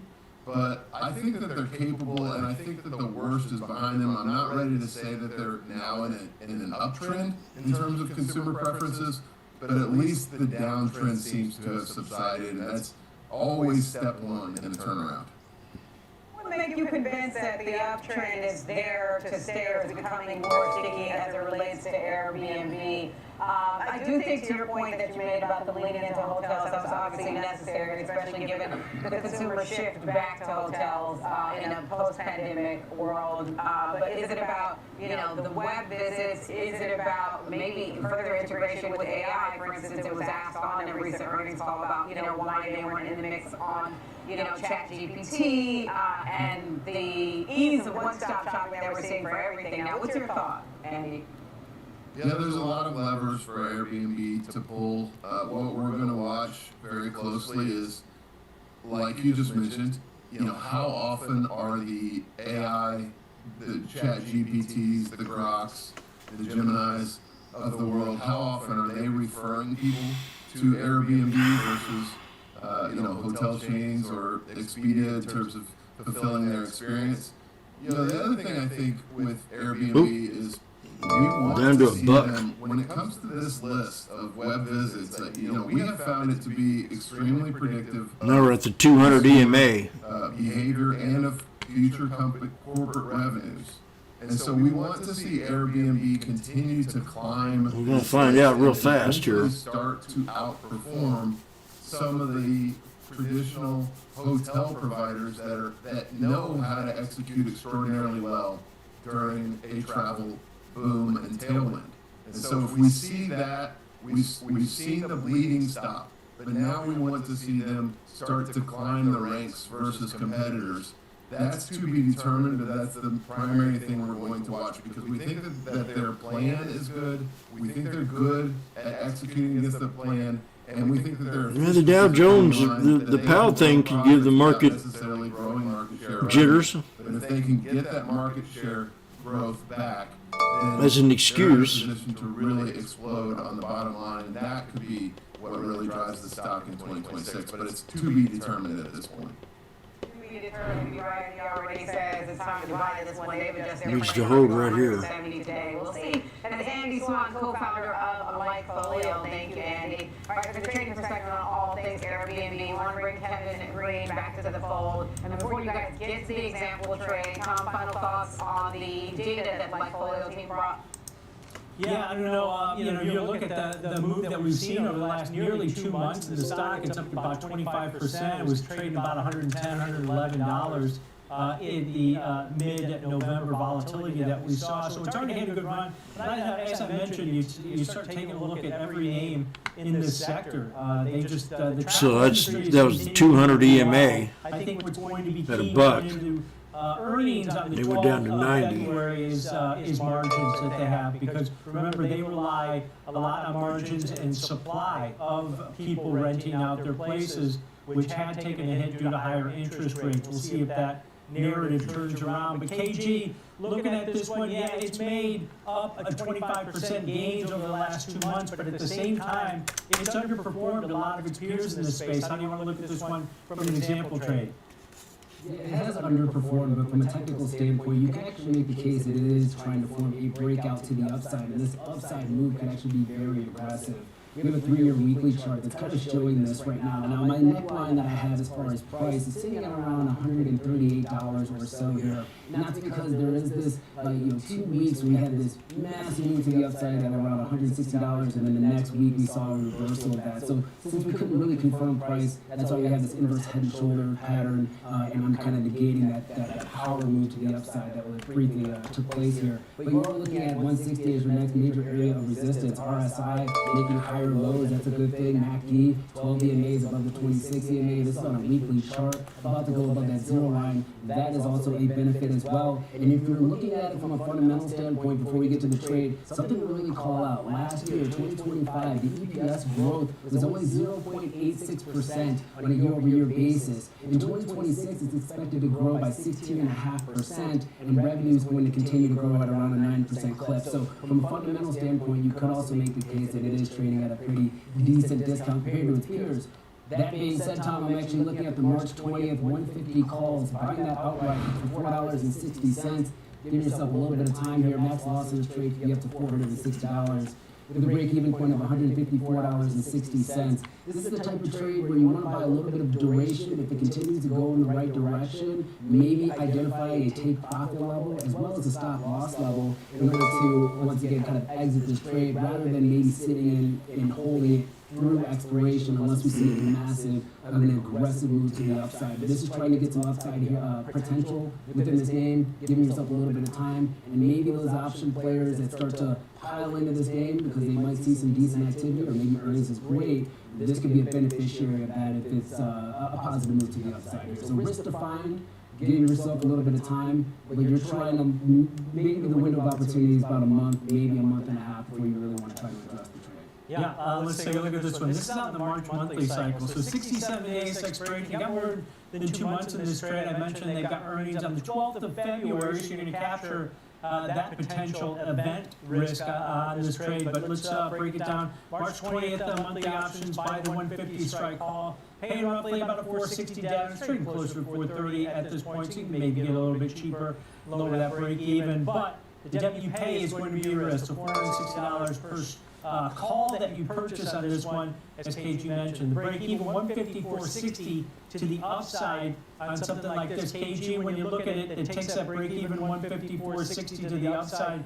On a percentage basis, I mean, you're going to need a move of about $16, $17 to get above that break even. So you definitely need maybe this duration. Now see, we're riding up at a resistance, and because you need some time in this for the stock to continue to recover, right? There's 13. You do.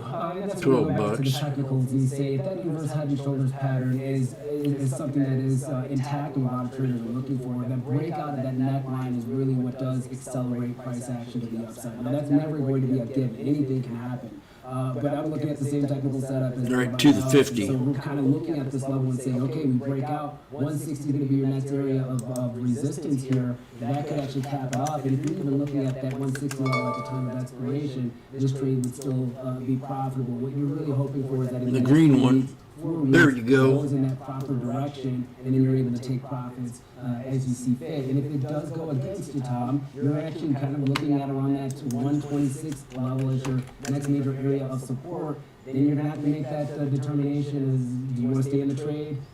Do you want to get out of the trade? It just kind of depends on the trade.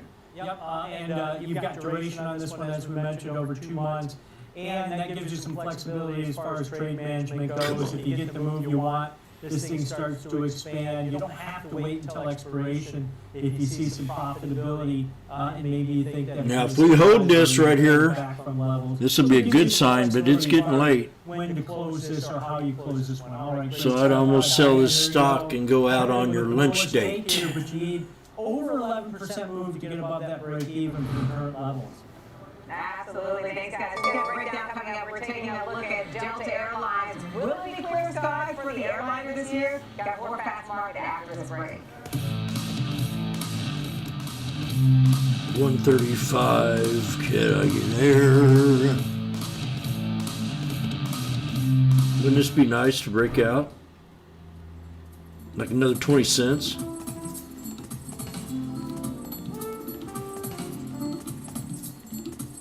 You can do it. Break out.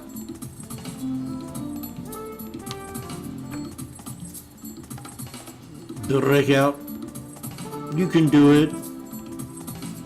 Come to 69.72. You can do it.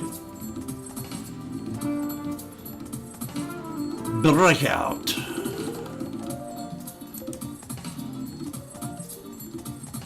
Come on. Stay connected to the markets in the Schwab Network. Tune in 24 hours a day, 7 days a week on SchwabNetwork.com and on all your favorite streaming services. Schwab Network, available anytime, anywhere, on any device for free.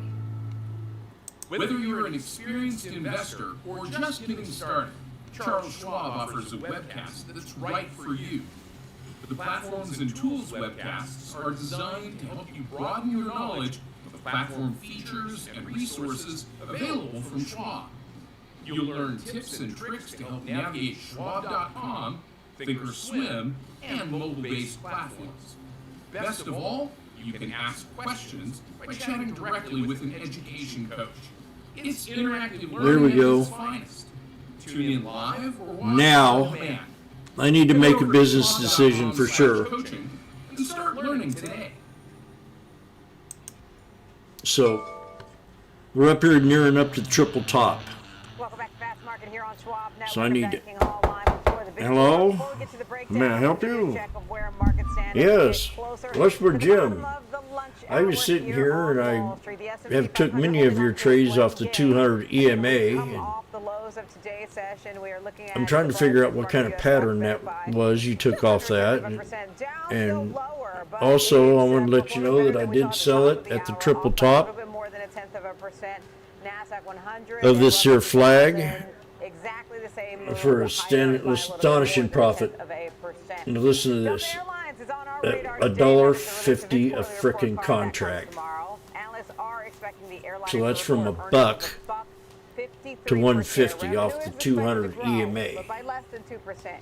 Keep in mind that stock underperformed the S&P 500 last year, but many analysts are more bullish This on is Delta in called 2026, citing premium travelers and strength in international. Time now kind of for like a breakdown. wedge, For that, let's welcome in George Silla, senior falling market wedge, but correspondent, taking a closer I was look looking at it more like a bull flag. So yeah, listen, I said going into this, it did underperform the S&P 500 last year, but you got analyst after analyst saying, okay. And I don't know if I was looking up here at it that much as I was looking at it right down in here. Yeah, I think it's quite possible. I mean, I was just looking at a long-term chart, and the stock is effectively at new all-time highs, new 52-week highs. It's cleared the post-pandemic, And I could have probably read it wrong too. We saw through 2020 through about 2024. I definitely didn't read the entry the wrong. Stock is doubled since the lows of April of last year. Again, underperformed the S&P, but nonetheless, the transports industrial space in which this So company that's kind of like a operates bull is flag right exceptionally there. well. That's what I was You look looking at at. EPS numbers, they're estimated for the quarter, they're expected to be down about 16% for the same quarter last year, where they denoted $1.85 So you in got, terms of look adjusted at this earnings. entry Now right they're here. This is expecting really about cool. I 50%. want As you you to. mentioned, the top line sales are expected to So we've got the basically, 200 be EMA. flat to slightly higher for the name. But what I've noticed We've got the is 200 as time has EMA, gone by, we're which is seeing this many dotted yellow catalysts line. helping airline And we have stocks, what's this? especially in the larger three. And I'm gonna Anybody tell me include what that Southwest is? in this space as well, including United and American. Lower fuel prices have really helped these names. Jet fuel prices, capacity utilization or load factors are essentially quite high. Premium Anybody know what that is? has really been intact in the airline space. So they're You getting can describe it more as operating different leverage things. out of their existing fleet. And when it comes to Delta, you know, It could be a hammer, they've actually could be a dragonfly, it could be a long-legged doji. amount of debt they had. So they're about $22 billion in debt now. But one thing it does show is that it did show support off the 200 EMA. All three of these candles did, but this is bullish candle right here. That's a little bit So that built your confidence to take the trade. more in terms of debt, and the performance of Delta, I think, speaks to a strong balance sheet. But nonetheless, what analysts are going to be looking for essentially is premium pricing, because there seems to be a trend in the So now that I look at it a little bit more, I thought I saw something over here. offerings, I'm going to extend this out to the partnerships, left. card member services, and so forth for airline partnerships with credit card Yeah. companies. I was And right there. Look at that. The premium price per seat increase. You got one, you got the breakout, It's expensive to travel. and it comes back. So you got one, two bits, and a freebie. And now, oh gosh, look at there. We're still in that Ladies and gentlemen, where airlines are we just had a breakout of the falling bull flag. here moving into the first 30 days of the year, which we're in right now. And I'm is sitting here a time discussing when the airlines stock. perform exceptionally well. That has been the case for this name alongside United, American, even Southwest. But guidance going forward is certainly So going to be key. you got 1, 2, 3. One confirmation. 2 is the 200 EMA. 2 confirmation. 3 is the flag, the candlestick. Because they're actually seeing a better margin profile for the business going forward in 2026.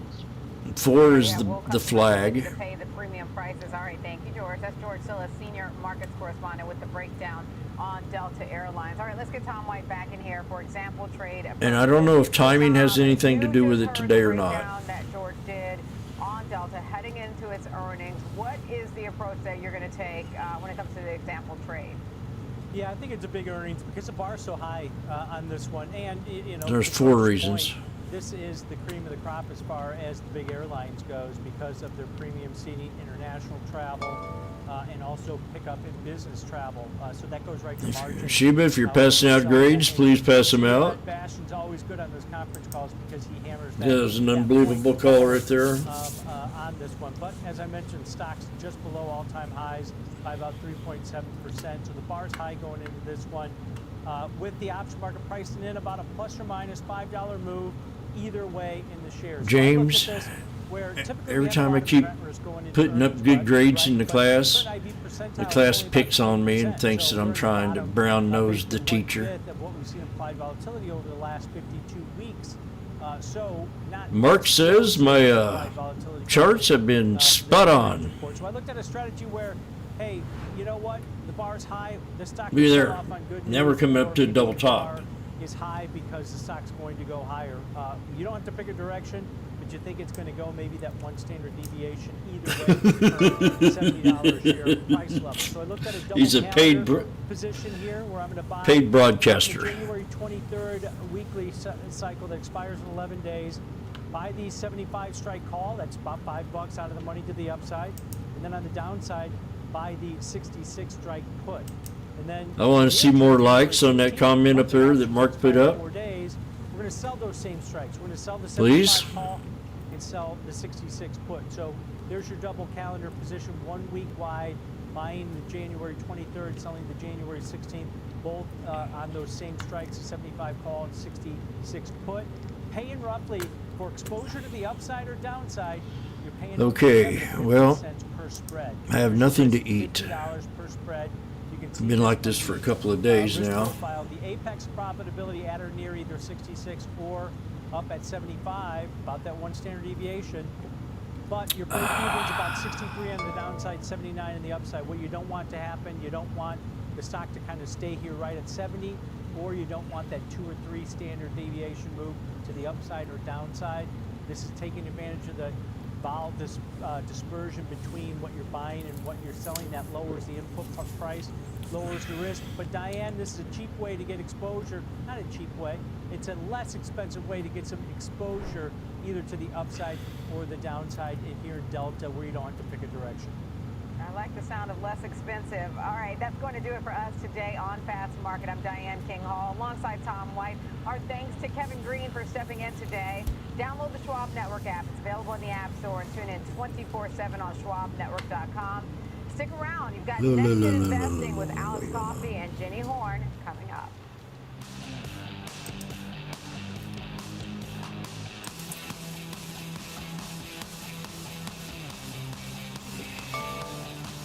Schwab Bank Investor Checking, the checking account built for investors. Named highest in client satisfaction by J.D. Power for 7 years in a row. With Investor Checking, you get the award-winning features of our checking account, plus cash management solutions, all designed for investors like you, with unlimited ATM fee rebates for cash withdrawals worldwide, no overdraft fees, and enhanced security features to keep your money safe. Also, because your investor checking account is linked to your Schwab One brokerage account, you can manage your checking and investing in one convenient location. Moving funds between your accounts is easy. Cash moved to your brokerage account is available in seconds. That means you can stop waiting and start investing in stocks, bonds, money market funds, and more.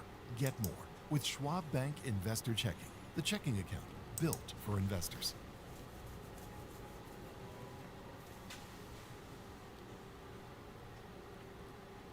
Welcome to Schwab Network, where real-time market coverage meets expert strategy. From the opening bell to the closing bell, we've got you covered.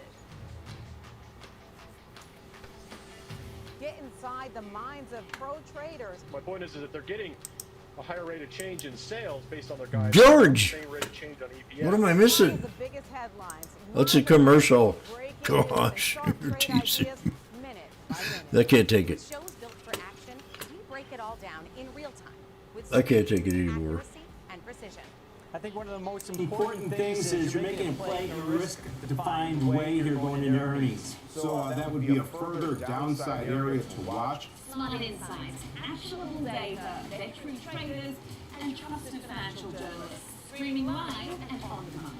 Schwab Network, streaming 24/7, any screen, anywhere, free. schwabnetwork.com. Hey, Bob. Last year, my dad had a stroke. Big shock to see this person that I've always seen as a force in our family be vulnerable. Wait, had a stroke? Yes. Now we're in the car together almost daily. He also got a cracked windshield. I pick up from my dad. He's been with Schwab for a long time. Jim, my financial consultant. I programmed 20 years ago. Jim's really been there to answer any questions. No, I you haven't. have. It makes a huge difference when you have someone that actually cares. I'm never there. I'm always late. Live insights, actionable data, and market-moving analysis. Schwab Network connects the headlines to the why in real time. Watch free 24/7 at schwabnetwork.com.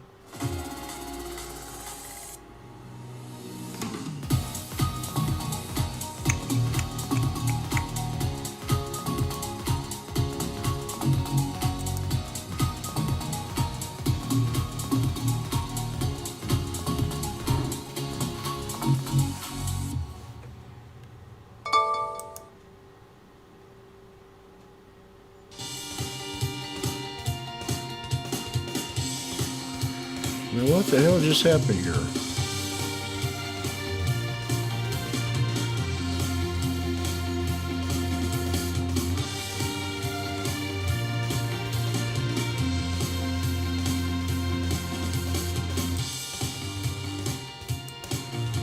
Welcome to Next Gen Investing, and of course, happy Monday. I'm Jenny Horn alongside Alex Coffey, and we are seeing a pretty green session modestly, but that's at least holding currently in two of our four major averages. We're pretty much unchanged, actually, if you check in on right now. The Russell slightly higher, the Dow is slightly lower, but Still, all that to be said, a day that we're seeing just consistent, more so a modest session, I'd say, Alex, but all that to be said, we get earnings kicking off fully tomorrow. That's when we're in the swing of all the earnings volatility, so it does feel very much like a Monday session of trading, just a bit more quiet until we get some of the dice, of course, really going. Yeah, I also think that this is a very symbolic trading day in the kind of market that we find ourselves in. We're trading at all-time highs. But when you're at all-time highs, sometimes it doesn't take a lot to disappoint the market. So you got some headlines over the weekend. First, this headlines surrounding Jerome Powell and the Fed. That's one thing. Then you have I don't think I've ever looked at it like that, but it makes sense. Around the credit card interest rates. That's another. Now, of those two, I think it's easier to look for a dollar and cents impact from the second. So if you were to somehow see a cap on interest rates, that really changes the financing and economics for many of these banks, and you see the movement happening as a result. So JP Morgan lower, American Express lower, Capital One lower, and some of those things. Now, no one knows what exactly will happen along those paths, but the fact that those are in the conversation means that there could be something on both fronts. Now, what did the market do? Market went lower, asked questions after. But as the questions start to be asked, what happened? A slow, steady, but assuredly, market recovery. And this, to me, is the all-time highs trade. This is like going back to 2015. This is, many of the trades throughout the summer of last year. In these lower implied volatility, kind of near all-time high moments, what happens is headlines hit, market goes down, cooler heads prevail, and the market recovers until it doesn't. And then you're always asking the question, is this one finally the time that the market has some sort of a pullback and correction? Well, maybe, but it doesn't look like it, at least today.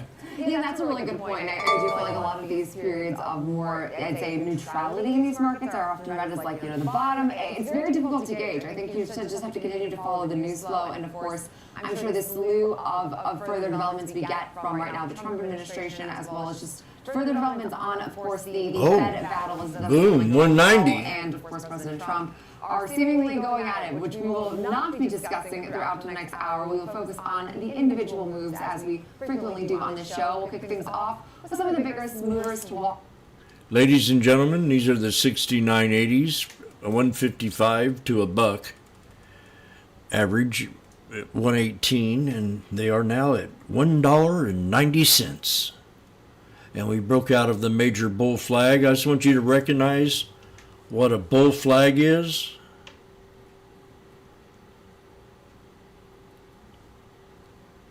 See, this is kind of like a fallen wedge, that one we called there.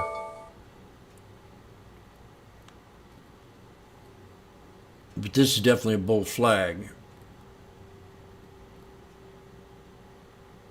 Now, we're at an all-time high up here, or a double top.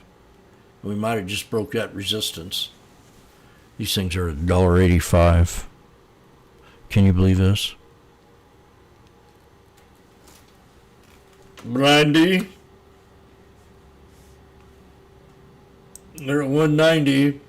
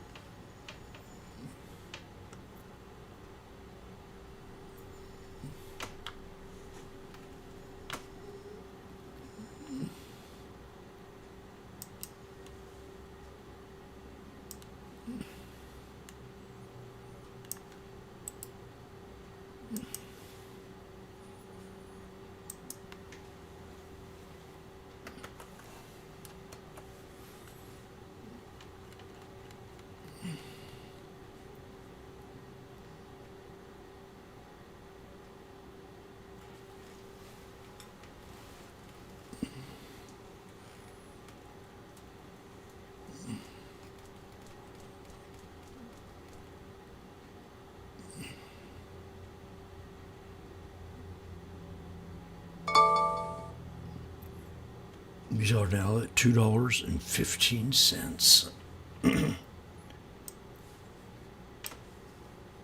The crowd doesn't know what to do right yet.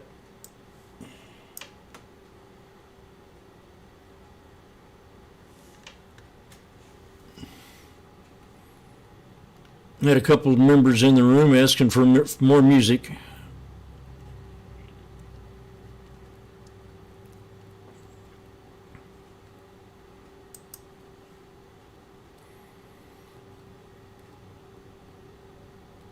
AMD, Jimmy mentioned yesterday. Randy, what did Jimmy say yesterday on AMD? You remember? Yeah, go ahead and search it.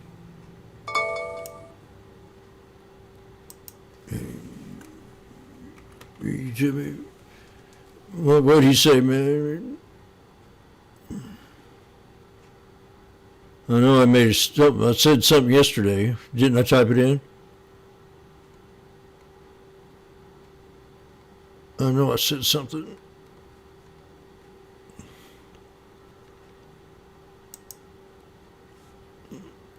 I thought gap support.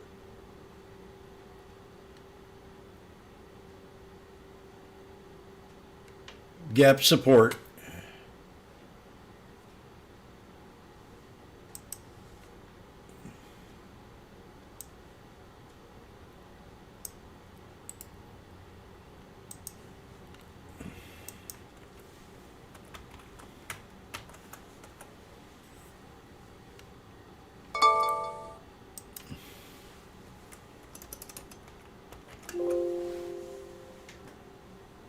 Oh, what happened?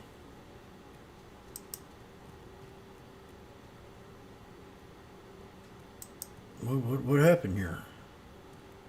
We went down a little bit more, didn't we? We went down into the gap.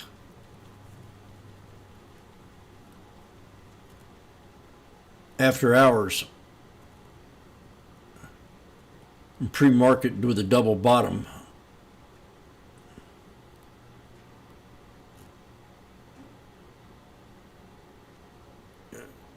This is what I would do. I wouldn't be in too much of a big hurry.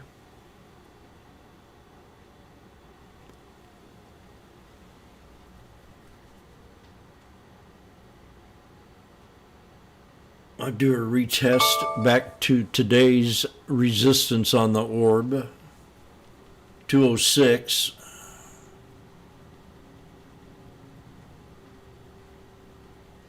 Unless it broke 210.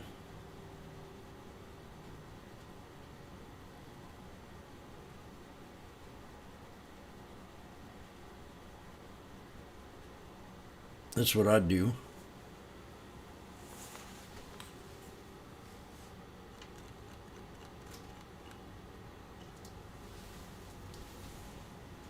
Randy's just agreeing to agree, because if he disagrees, he knows what will happen to him. And it won't be pleasant. And that goes to everybody else in here.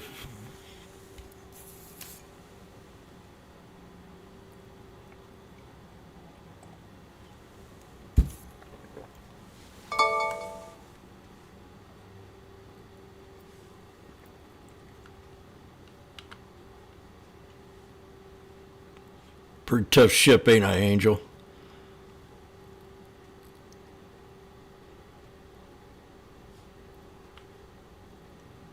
So, to me, this is a market expect. Jim, as a woman, every time I get in here and turn the mic on and listen to you talk, all of a sudden I get these goosebumps and I want to go cook a man a big breakfast. That we're about to get the earnings on, they said, hey, we think it's going to grow between 4 and 6%. And it landed at 5. Like, sounds like they were pretty in tune all along and being really transparent and bringing the market expectations right where they should have been.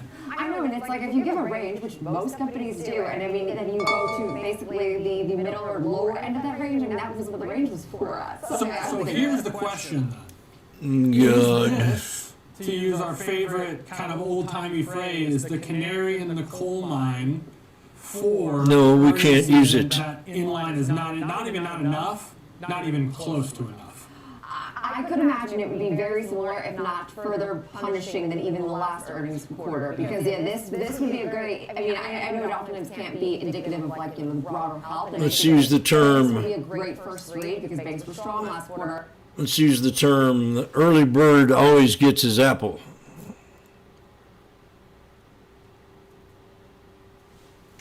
Mr. Coffee. Their guidance, but that wasn't the, I mean, again, it wasn't a miss by any means. So I think that we were in full agreement that I read these numbers and was like, well, wait a second, 16, almost 17%. Well, some of the headlines even say like Abercrombie and Fitch outlook above consensus. Yeah. And then it's like, then it's adjusted after it's like disappointing sales and stuff. So it's like the numbers themselves, to me, this is, okay, well, what was the market expecting? And if that's the case, what does that mean? Ain't that a beautiful flag? It looks like we're going to have to hit home runs here. I know, maybe it's because we've become so accustomed. Look at this. I mean, frankly, Abercrombie I got to point something else out. was one not 2 years ago that we were discussing at length. Like this is basically right a massive Jim? on the ability to rebrand so successfully. Hello? Jim, I'm next door neighbor. I just moved in, and Julie, the girl that lives across the street from me over there across that other apartment, she gave me your number. And I decided to come over here and talk to you. I was watching you on YouTube, and you talk about retest. And well, I missed that. I was in there taking a big old shit in the bathroom next to the kitchen. And I missed that trade you were talking about with that bull flag. But I do remember you the other day talking about a triple top breakout with a pullback to retest. Well, I'm sitting here chewing some tobacco, and I see it start to pull back, and I put my little phalange up there on that mouse, and I pushed that trigger, and all of a sudden, I bought 10 contracts at $1 on this pullback. And I just want to congratulate you on a magnificent lesson the other day when you called the pullback from the triple top breakout on the bull flag. And then I had a confirmation of the 21 EMA, which kind of sold the goods for me, brother. So I'm going to give you 20% of that trade, which is $3.30. Thank you very much. Their price target, then you consider that it's, you know, I mean, $300+ away from where we're currently trading, speaks to the tone. Also, you see what I'm talking about? We got the triple top break, and then it comes back and retest. So if you were in there, let's say you're in there cooking up some pudding, and you're chopping up some bananas, and Nancy's in here sitting at the desk, and she says, Jim, we just broke the triple top. And she had no clue what she was talking about. So I come running in here and I said, wait, honey, now watch this. I bet we've come back and pulled back and hit this support level right here. And that's when I'm going to take that trade. The confirmation of the 21 right there. Typically considered a clickbait-like website by any stretch, a very respected. So I talk about sneaky snake trading strategy. Talks about chart patterns, moving averages, and being in the now. I was thinking about this. It's like it seems like every year we're saying this about Tesla. The stakes are raised, and the performance continues to outperform in many years. This is not a new place for Elon and team. They're constantly making these massive promises in delivering on some, maybe falling short on others, but doubt this company and this leadership team at your own risk. I mean, no kidding. And for so long, that has been, I mean, every year we refresh the same narrative of like, it's a big year for Tesla, a lot of delivery. I mean, I know that everyone was concerned that their deliveries contracted on an annual basis for the second year in a row, but it seems like more of the bullish thesis right now is tied to their reach into full-scale autonomy. So that will be an exciting space to watch because I do think there's a lot of skeptics, rightfully so, but then there's also a ton of believers still. Our last name today is also a name that's seeing some favorability today from the sell side, Susquehanna, with an upgrade of Applied Materials to positive from neutral. Price target raised by more than double to $400 a share from $180. They said recent channel checks suggest the semiconductor capital equipment industry is preparing for roughly a $120 billion wafer fab equipment spend. They said that with the local semi revenues now trending over $1 trillion, that the wafer fab equipment supply chain must prepare for spending well above $150 billion, saying they believe that WFE fundamental trends do remain strong. Always clean as Jim. As a result of this, both Applied Materials and Advanced Energy both to positive. So they see favorability in this space. Again, another ancillary part of the world of AI that is at least seeing some favorability today. And I know that it's going to be so critical to find those pockets of such consistent, sustainable success, like everything we saw in memory. Not to say that that's going to be necessarily duplicated this year, but I do think these pockets of AI will become more and more interesting as the broad-reaching AI is just not enough anymore. That's like one of those refresh, like double-check the source. Like 180 to 400 is a very, very significant adjustment in the price target. But they join, at least four other analysts in just the last several sessions. There's your knife right here. Of changing in a more positive way on this company. So now we're pulling back. So that's a pretty good engulfing candle. That's when I get a little bit sketchy.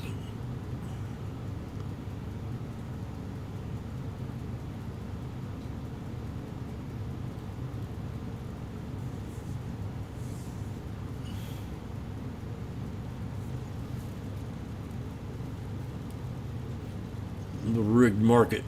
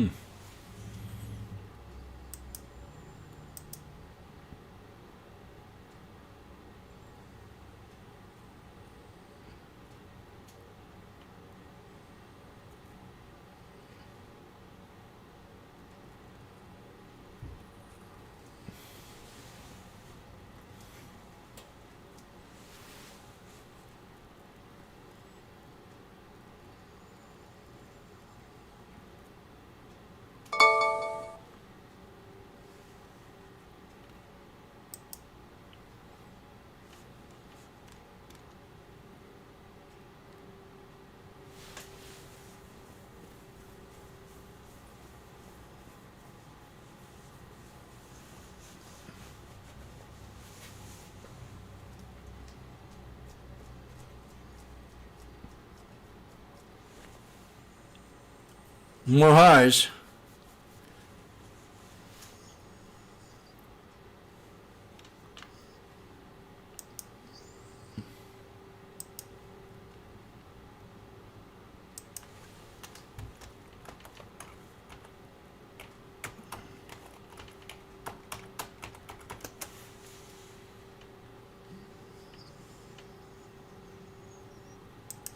Buying pressure has stepped in. You see a longer shadow on the bottom of that candle today, and some solid price move to the fact Boom, that, baby. Today the stock is up almost, actually a little bit more than 0.5% on that bounce up off of that support level. So there's some strength there that also corresponds with the 200 period moving average. That's that longer term trend line. So despite the fact that it's squeezing down into this descending triangle, it's getting awfully close to the end of that triangle. And the deeper something moves into the apex of a descending triangle like this, the more likely it is, technically, to break back to the upside. Now, how strongly bullishly it moves, that remains to be seen, because there is some downward pressure. But, I think it's getting a little bit of a bounce here, Jenny, off that support. Okay, and so when assessing, I mean, like the broader trend, and obviously looking at, the big picture here, which I know oftentimes we look at whatever time frame is favorable to, of course, our own conviction.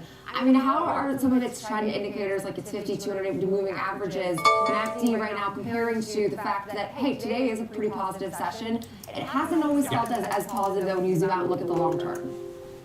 Looking at this one-year time frame, I mean, realistically, in terms of tech names, with as rapidly as tech is changing, these 1 year and less time frames are probably the more realistic for technical analysis.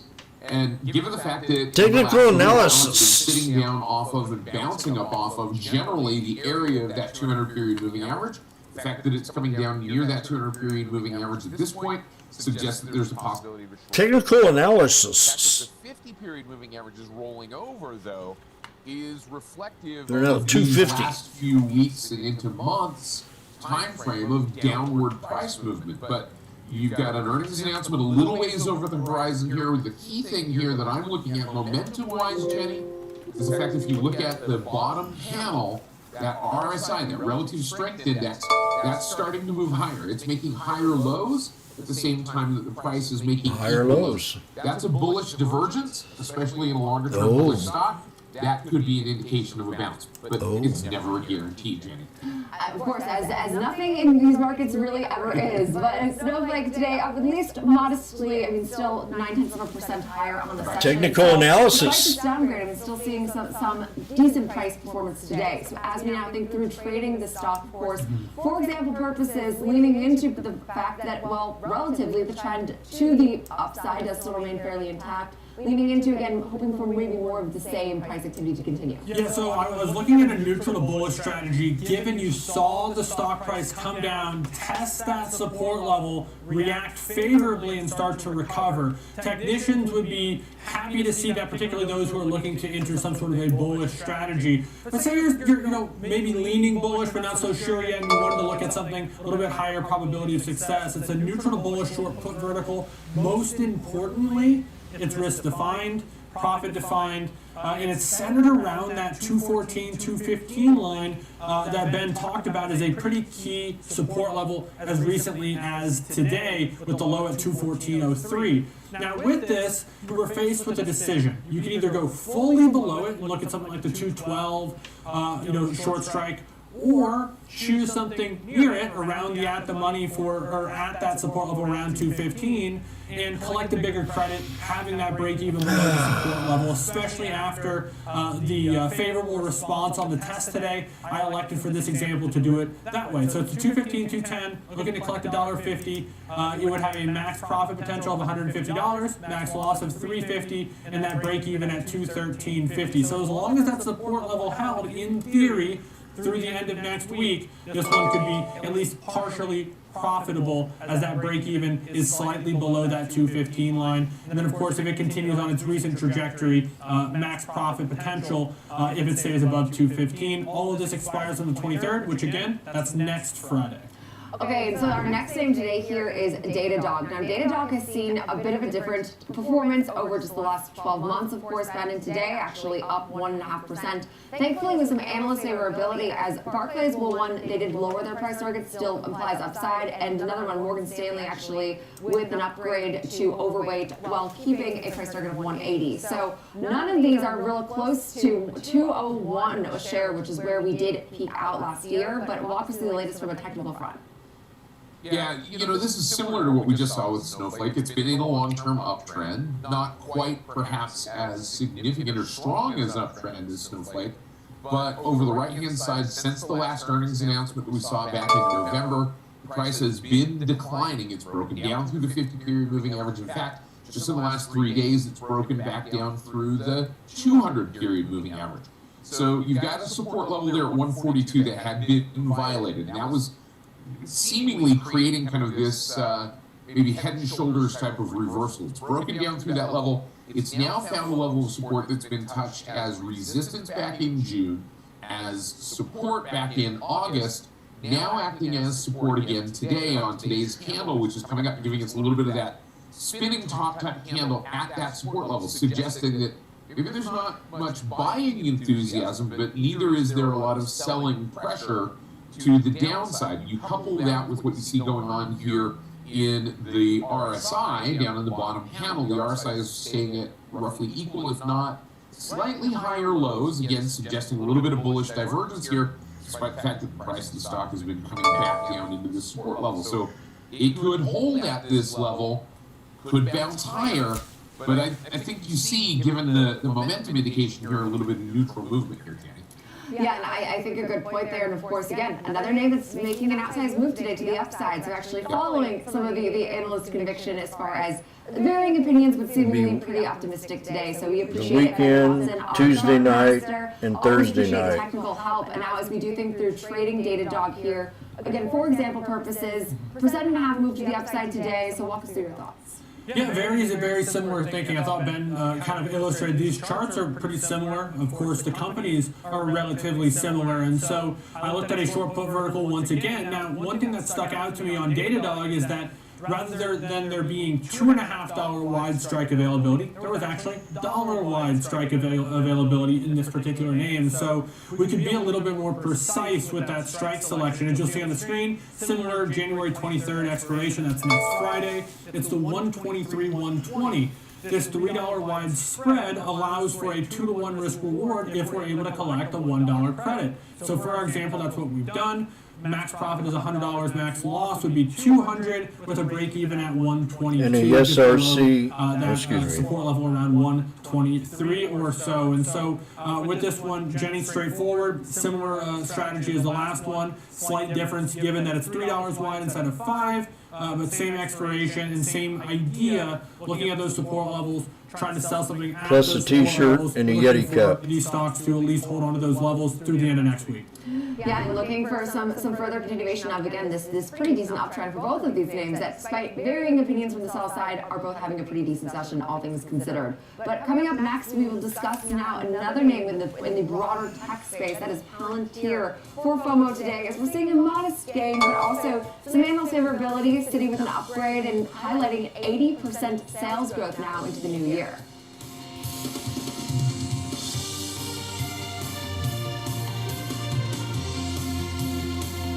For instant reactions, earnings breakdowns, and hot takes that teach you about stocks and markets, follow me on X at npetalides and connect with me, Nicole Petalides, on LinkedIn, Facebook, and Instagram. Trading at Schwab is powered by Ameritrade, unlocking the power of Thinkorswim, the award-winning trading platforms.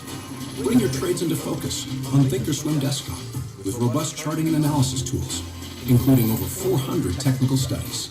Tailor the platforms to your unique needs with nearly endless customization, and track market trends with up-to-the-minute news and insights.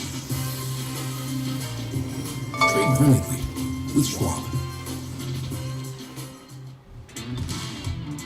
Live from Chicago, Chicago, this is Trading 360. I'm Marley Caden. We track macro forces, market trends, and company news that shape investor decisions, all with expert analysis and actionable context. From inflation data to sector rotations, earnings to policy, it's a comprehensive view of the market every trading day. Trading 360, in-depth market coverage straight from Chicago. Weekdays at 11 a.m. Eastern on Schwab Network. Stay connected to what moves markets. Download the Schwab Network app and get live coverage wherever you are. Hey, Dad. I have a question for you. Sure. No, I don't want to hear When it. did Dad first start investing? Oh, gosh. Well, sorry, we're having technical difficulties. This is not the psychological part of Schwab. It's not true. Grandpa never did have sex with his granddaughter. It's false information.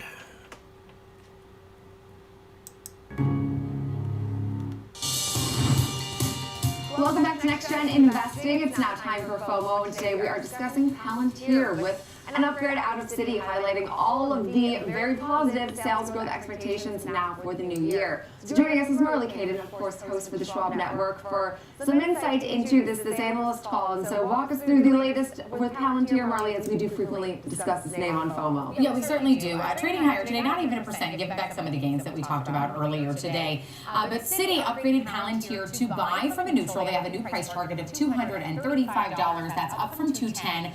Right now, shares trading about $178.90. So some significant upside. The firm saying that they see 2026 as bringing in significantly higher consensus estimates for Palantir.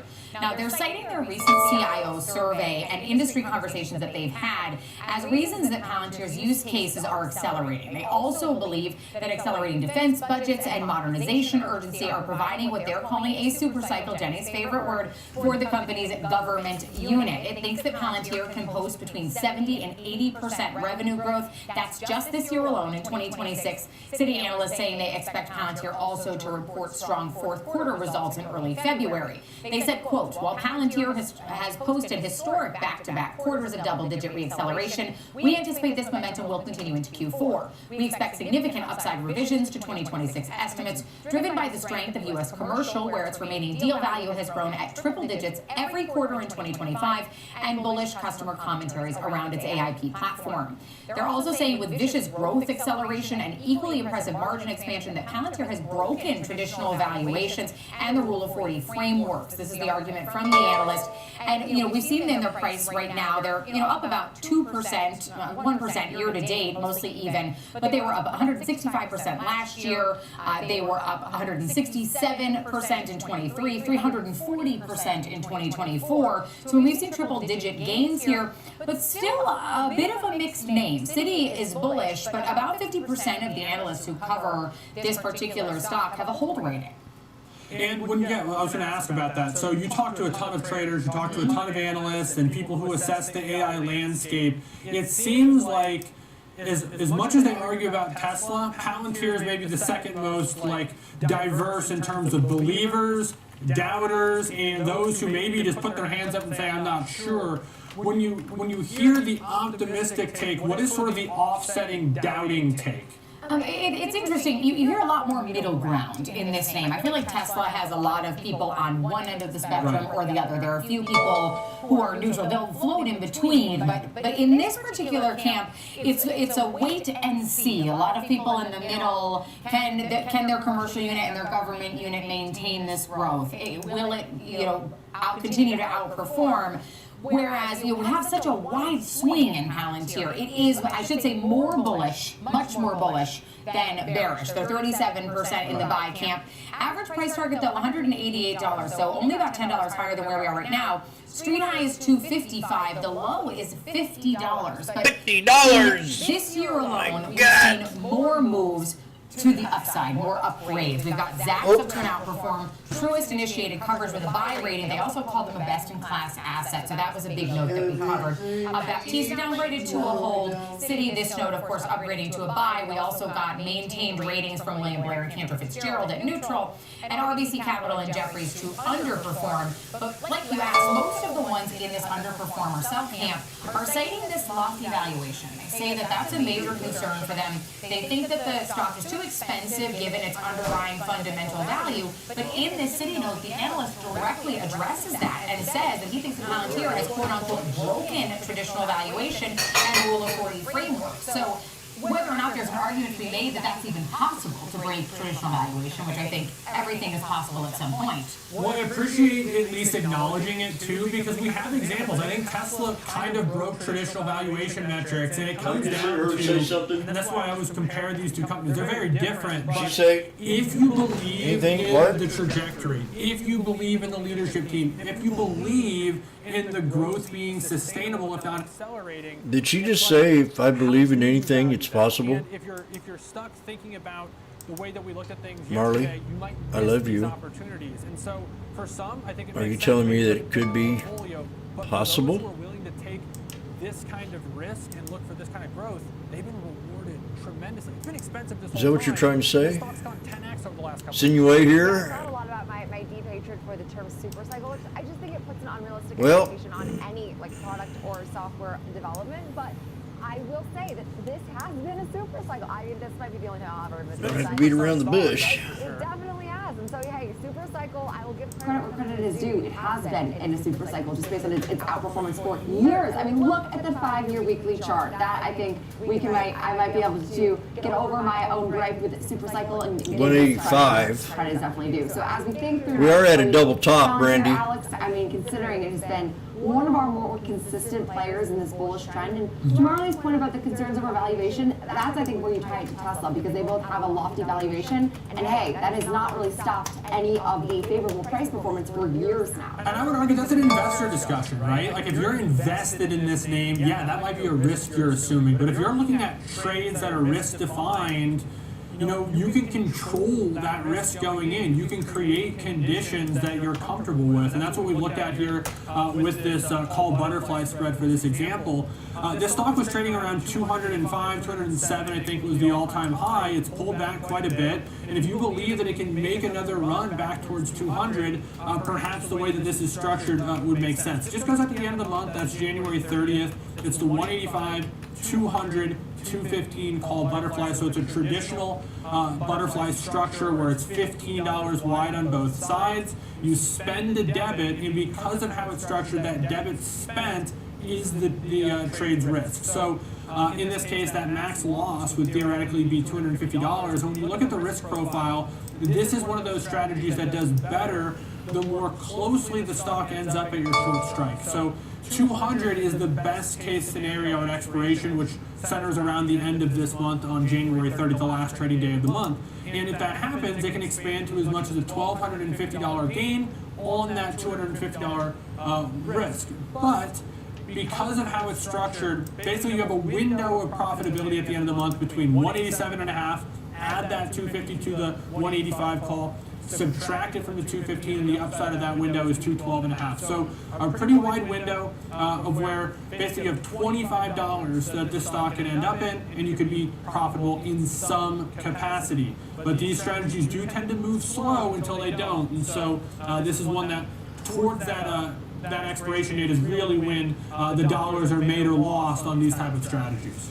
Yeah, and a name, I know it's not making a huge move today, but I mean, has been in pretty much one of our more consistent uptrends or consistent bullish themes that we've seen for years now. So always one worth checking in on, and Citi today definitely providing at least a modest upside lift to the start of this week. We'll leave it there for FOMO, though. Appreciate it to Marley Caden, host for the Schwab Network. Coming up next, we'll discuss the latest trends we are seeing in travel as, of course, a new year resets all of the tourism expectations. We'll dive into them coming up next.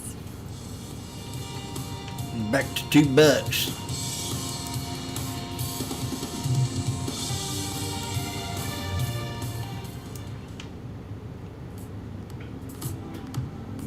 Kind of a slow little choppy day. Not very bad though. showing a lot of respect. Not been, I mean, this here 200 was a major pivot point. So if it comes back down, it'll hit this area right in here and be a buy maybe. 69.70. I mean, that's a real good possibility. You got a teeter-totter yin-yang right here with a triple top breakout. Pull back, boom. Off the 200 EMA. Yeah. Believe me, when it comes to investing, you'll love Carl's Way. Take a left here, please. Carl's Way sucks. Carl's Way is the best way. Is it? At Schwab, how I choose to invest is up to me. Exactly. I can invest and trade on my own. Yes, and I let them manage some investments for me too. Let's move on, shall we? No can do. I'll get out here. Where are you going? Schwab. Schwab, a modern approach to wealth management. Stay connected to what moves markets. Download the Schwab Network app and stream live coverage wherever you are. Be right back. Morning Movers brings traders the biggest headlines to start the day, from volatile overnight swings to the earliest analyst calls. Get your watch list ready. 8 a.m. Eastern, Morning Movers, only on Schwab Network.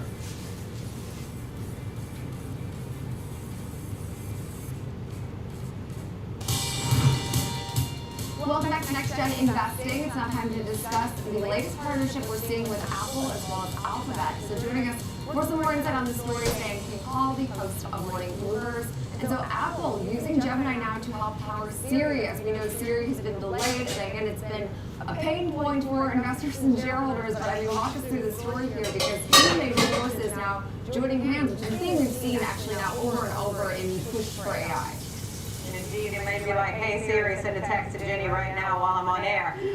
So the deal right now is that Apple is partnering with Alphabet, Google, and this is to deepen its space within AI. There have been all these calls to where is Apple when it comes to AI. Apple is known for building in-house, but this time it looks like they're taking the collaboration with Google to power its next-gen AI-enhanced Siri. They say they're teaming up with Google's Gemini models to do this. That'll roll out later this year, according to a statement. It's a multi-year deal. It's a big shift in Apple's AI strategy. It shows, again, its willingness to partner versus build in-house.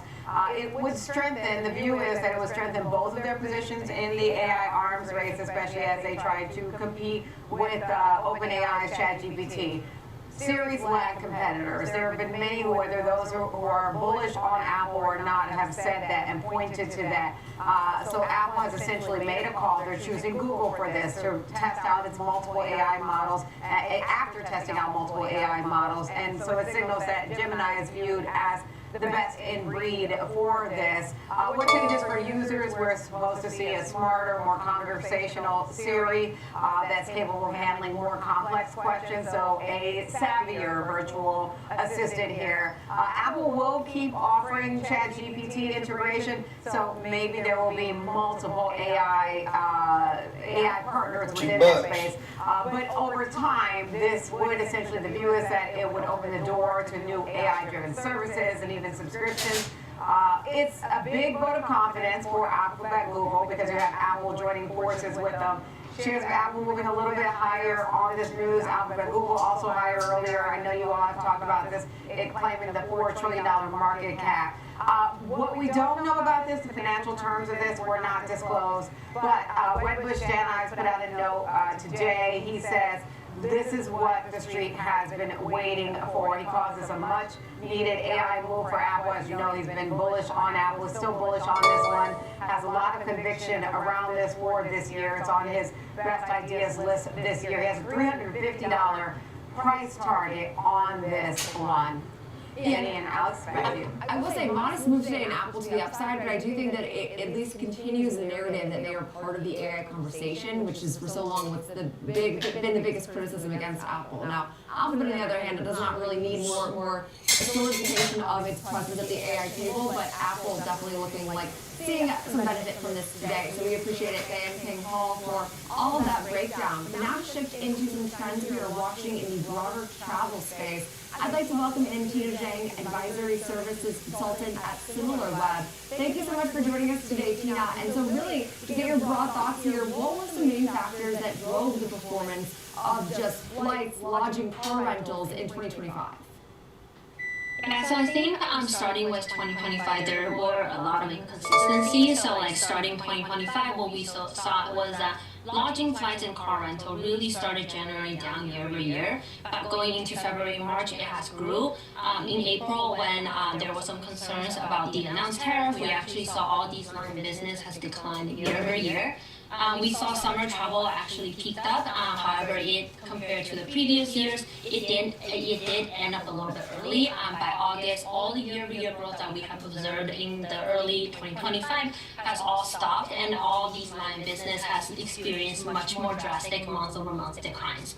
And that can be a lot of the reasons. The last time we saw such abrupt early summer peak was because in 2021 when Delta variant broke through. But this year it could be many macroeconomic factors like new tariff went into effect for Canada and Mexico in August. Consumer confidence indices has declined, and also the new job totals also fell below the expectations. What's very interesting is that in December of this year, what we saw is that during the holiday season, we saw car rentals and lodging really grew significantly in December, got close to around 10% year-over-year growth. This can be, some of the pent-up holiday travel demands that was prolonged due to the government shutdown. So for 2026, it's definitely going to be continue exploring through this uncertain era for the travel industry, and all these brands should plan to be very agile. Okay, so Tina, I hear uncertainty, and I think maybe there's a little bit more price sensitivity at the moment then. How is what we learned from 2025 on that front shaping up for 2026? Yeah, definitely price sensitive on this. We're seeing that all across our data. For us, amongst some of these major travel sites, we saw that only Expedia has grew traffic year over year for the later half of 2025, followed by Booking.com and Vrbo, which were close to flat in terms of year-over-year growth. All the other travel sites, in terms of the major brand, we all saw declines. So seeing the trends among the country's largest OTAs, as everyone else has really declined, this really indicates that not only the consumers are not willing or not able to travel in 2025 in the later half of the year, and also for those who are deciding to travel, they are focusing a lot on price and value because they're going to Booking.com, Expedia. So a lot of these can also be, other than like the travel, we also saw that this was reflected on the cruise. So like this can be an indicator, when we see all the traffic site are declining for 4%, well, cruise traffic has really grew 6%. This trend really indicate that not only consumers are really reacting to some of these new ships are launched into the industry, but also they appreciate the all-in pricing that only cruise kind of like the industry is offering. For example, like one of the biggest grower in the cruise industry is Virgin Voyages. It grew 40% year over year, while followed by MSC. And these brands really provide a lot of value in different ways to consumers. For example, Virgin Voyages with their fairly straightforward pricing, with minimal nickel diming, and with MSC really has focused lean towards that offering lower price and a better deal than most brands. We're seeing consumers are more aligned and tuned into these offerings than what we are seeing in some of the major brands level. So I think, definitely a lot of these price sensitiveness, people are picking out which one is the best value if they decide to travel. So for 2026. Now see, here's one that, this is what I got to learn, man. I mean, I sold most of all of them. I had 15 of these things at $1.18. And they were $2.65.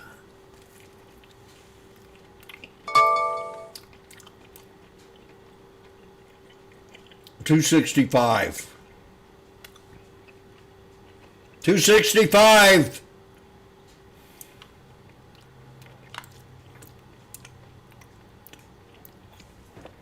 Calm down, Jim. Traffic and tourism site. From our data, we saw 6.65 million visits during the last 3 months of 2025, and that's around like 200% year-over-year increase, which is very significant. 270. Space compared to other categories, travel accounts around like 2% of the outgoing traffic from ChatGPT, while e-commerce side count around 10%.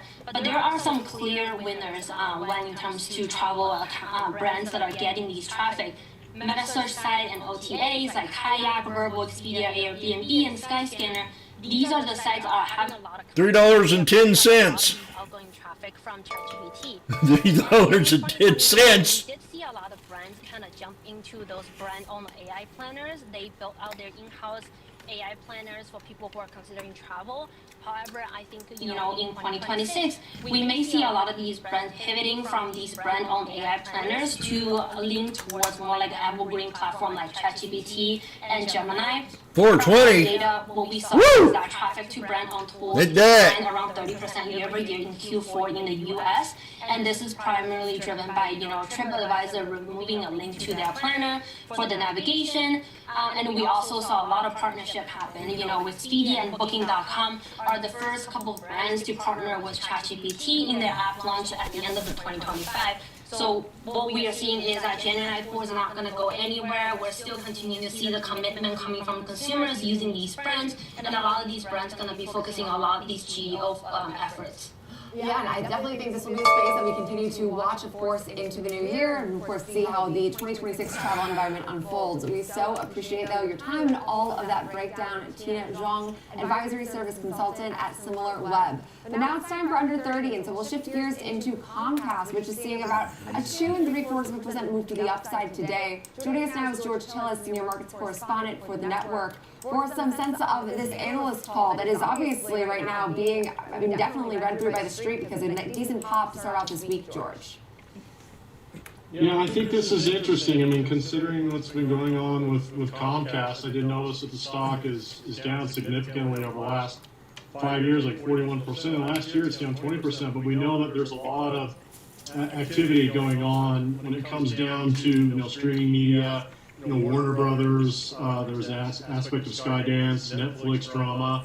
I think when you think about Comcast, they've got multiple business divisions, and some would say that there's a lot of unlocking potential value here for the business connectivity and consumer connectivity or households, internet, broadband, cable television, also video on demand. At the same time, media, NBC Universal, Peacock, and Universal Studios. These are 3 primary segments overall for Comcast.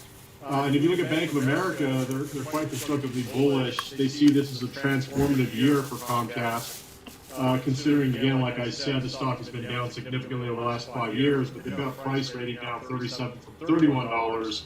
And they see that there's consolidation going on in the media space. We talked about I've had lunch. Elements between Warner Brothers and Netflix and Skydance. I think that's possibly going to continue going forward, and I think this is essentially what Bank of America is alluding to here. At the same time, NBC Universal and the theme parks division in their network division could be spun off into a separate company altogether, and that certainly would potentially unlock value here for Comcast shareholders, which have really been patiently waiting. No, it hasn't. Sort of a transformative turnaround in the That's business. a lie. Potential spin-off, and again, in light of the narrative that we saw last year with Warner Brothers and such, this may be a pivotal year, and I think this is what Bank of America is alluding to. George, they did just spin off that Versant Media Group, but was that more like a snake shedding its dead skin and getting some of these drags off the balance sheets? Huh. It is. That's essentially, I like that you put that out there. What? It is essentially Alex? sort of hiding off. What do you call those snakes? Bottom feeders? Cleaned up? Well, yeah, we clean house.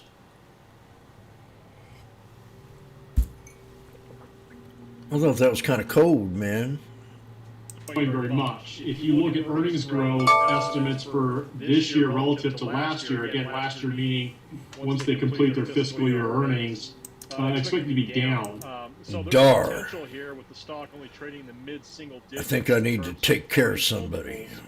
That a slight element to Yeah. the earnings through either a spin-off could certainly boost Let's shareholder say he's value. full of Shares caffeine, have actually declined in terms and he of the talks a little numbers, bit too much. on a diluted weighted average basis since 2021 by a significant degree. So they've been buying back shares, Paying a dividend. Dar.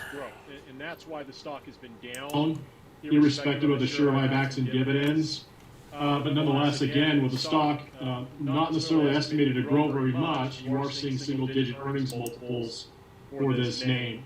The debt levels, just to keep in mind, is that's essentially a drag on equity. With market cap at around 123 billion, they have around $99 billion in debt. But you got to keep in mind too, that a lot of that debt is securitized by property, Universal Studios. So that's not necessarily a bad thing per se, but any way they can unlock value for shareholders will improve that earnings multiple and potentially even earnings going forward. So I think this is one that's interesting considering the context of the media space that's been consolidated. Yeah, and I think that's a great point. We have seen so much developments from the media space particularly that it's been a space to watch so far, and of course the brief period has been 2026. But appreciate it, George Tellis, for all of that insight here on Comcast Day, which is up about 2.8%. That will also do it for Alex and myself for Next Gen Investing for this Monday. We have the watch list coming up next.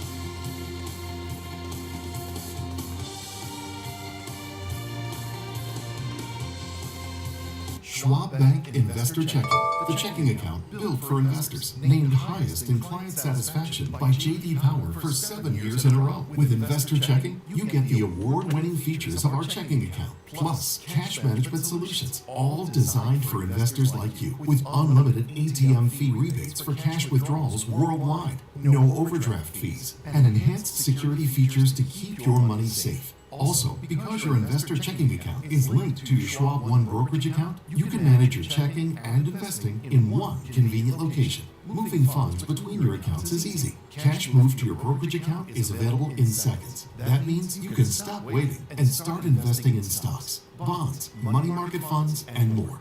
Get more with Schwab Bank Investor Checking, the checking account built for investors.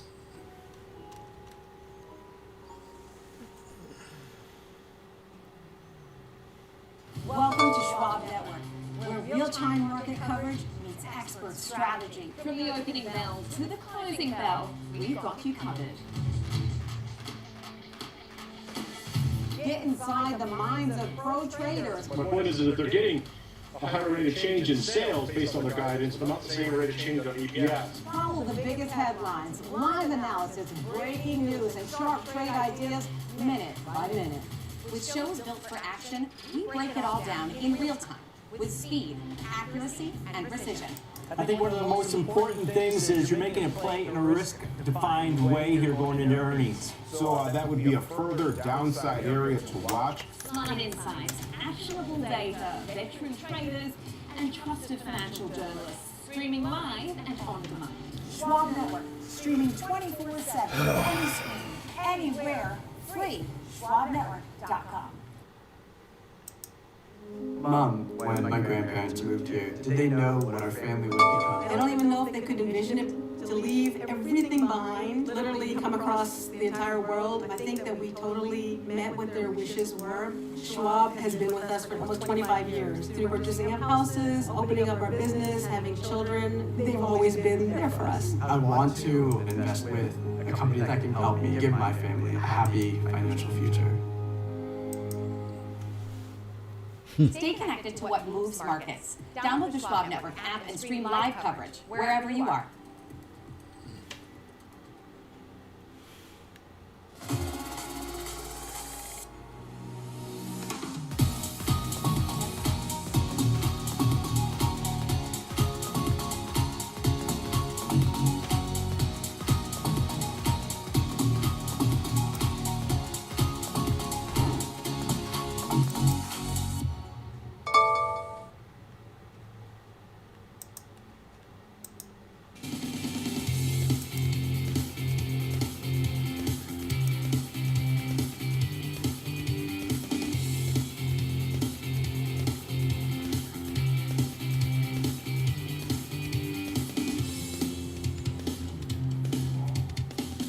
grab me some water.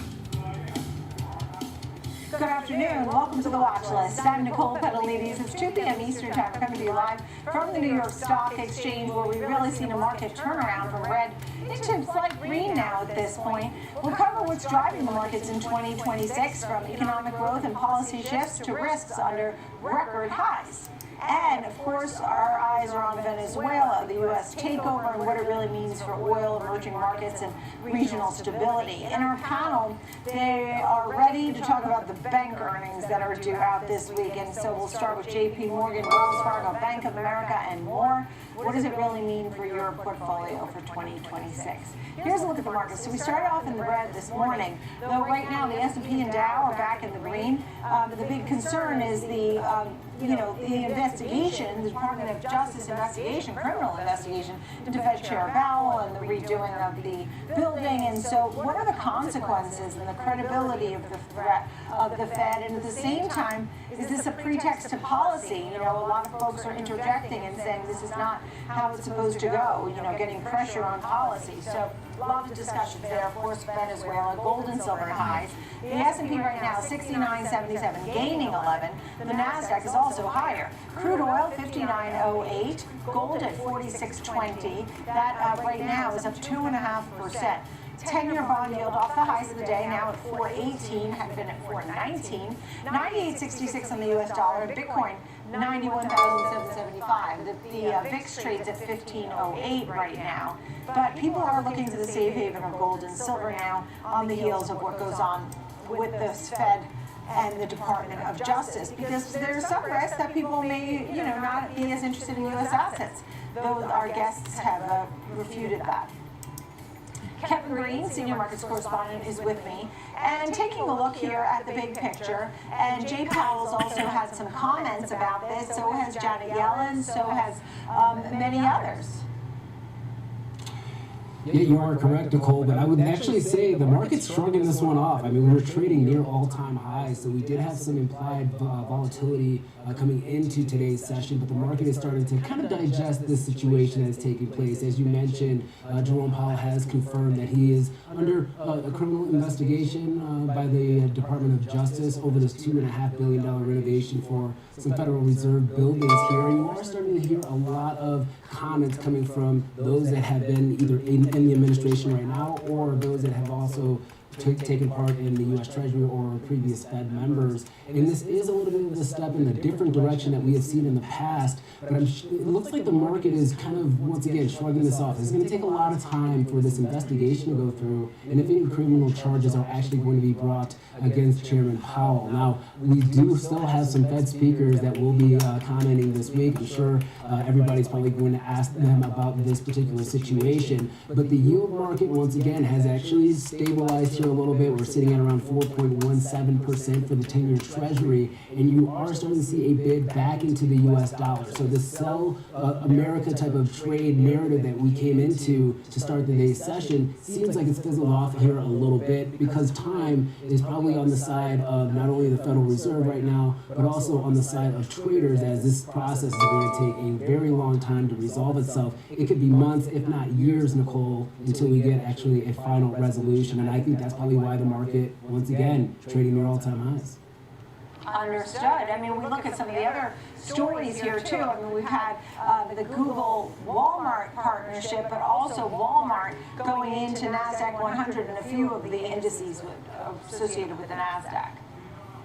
Yep, you are seeing a nice bid when it comes to Walmart, and that's actually been breaking out to the upside over the last 3 weeks, Nicole. It's something to just keep your eye out on. Now, you are correct. We are seeing the NASDAQ 100, including Walmart at this point in time, replacing AstraZeneca. Now, this is going to be effective on January 20th. But you are seeing this kind of rebalancing taking into effect, and this will be a net positive for Walmart if you're looking at passive flows going into not only just the NASDAQ 100 index, but those institutions and ETFs that actually have to track that index as well. They may need to increase their exposure to Walmart. So that's providing them a little bit of a tailwind for today's session as we lead up to the January 20th effective date. We also talked about this partnership with Alphabet Google, where Walmart's going to allow shoppers to really purchase a lot of products through the Gemini app. Now, this is not unique. We have seen OpenAI also roll this out with other businesses like Target, but Walmart obviously is going to be a major catch for Alphabet Google, and this could actually be one of the bigger synergies that we are seeing as far as monetization of artificial intelligence. So a lot of good news when it comes to Walmart. We also have the tariffs that could be decided on by the Supreme Court on Wednesday as well. That could be a tailwind for a lot of these consumer staple stocks. So keep your eye out on that. We are seeing a lot of consolidation and potential breakouts here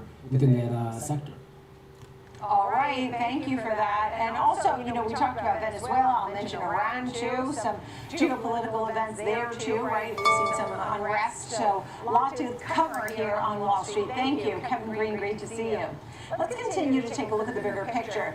Chrissy Kulian is with me, head of iShares Investment Strategy, Americas at BlackRock. Thank you so much for being with us. So AI is still hot. I know there's a big AI event right here in New York City at the Javits Center, and still so many folks coming out and picking AI revolution type stocks, right? Is that still the trend here? Yeah, absolutely, and thanks for having me. It's great to be back.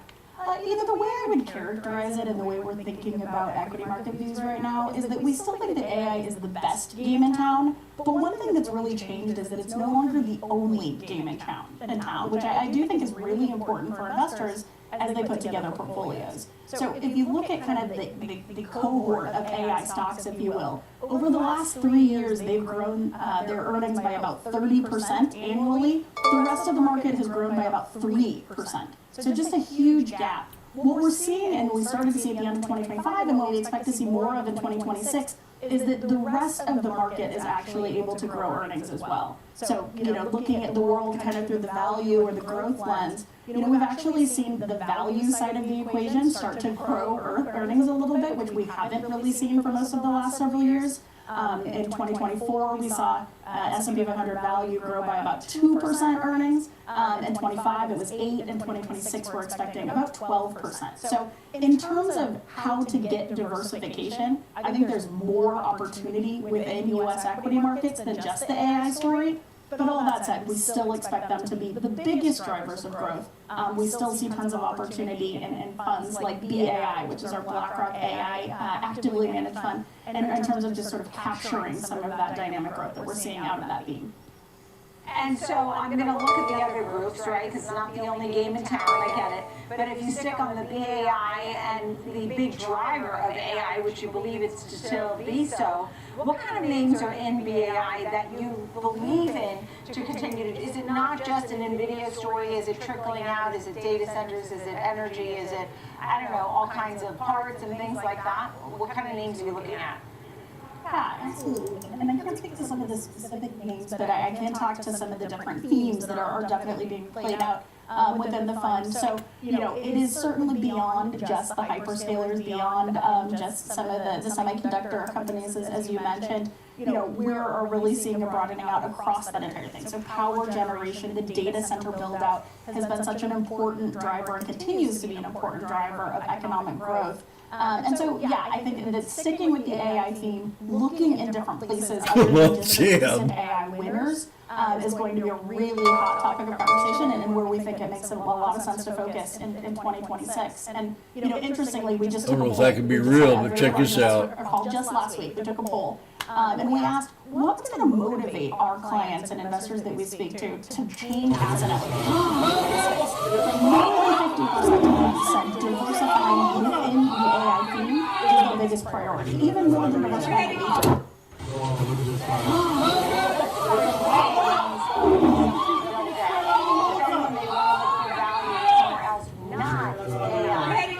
What are you recommending?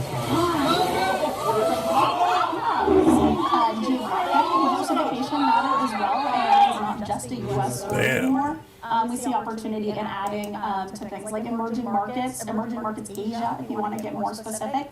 I think the added benefit there is that we see many investors that we speak to from some of the portfolio level access and data that we have, is that many investors are under allocated to international markets and emerging markets in particular, but it can be a really nice complement to your U.S. AI tech exposure as, again, that kind of way to diversify within the trade. Right, so AI, but maybe emerging markets Asia AI. so that you're not just here at home. And then when you look at trying to balance some of the risk, is there some sort of barbell approach or a pair trade or something that you think is more of a safe haven where you do park some money? Yeah, I mean, we think it's important to continue to be diversified. We still see lots of opportunity in fixed income. We really like focusing on the income side of that. A fund like Bank, which is our BlackRock Income ETF, can be a nice way to add a little bit more income than you would get in a core bond fund, as an example. So being balanced between the fixed income and the equity side of your portfolio, and then thinking outside of that as well.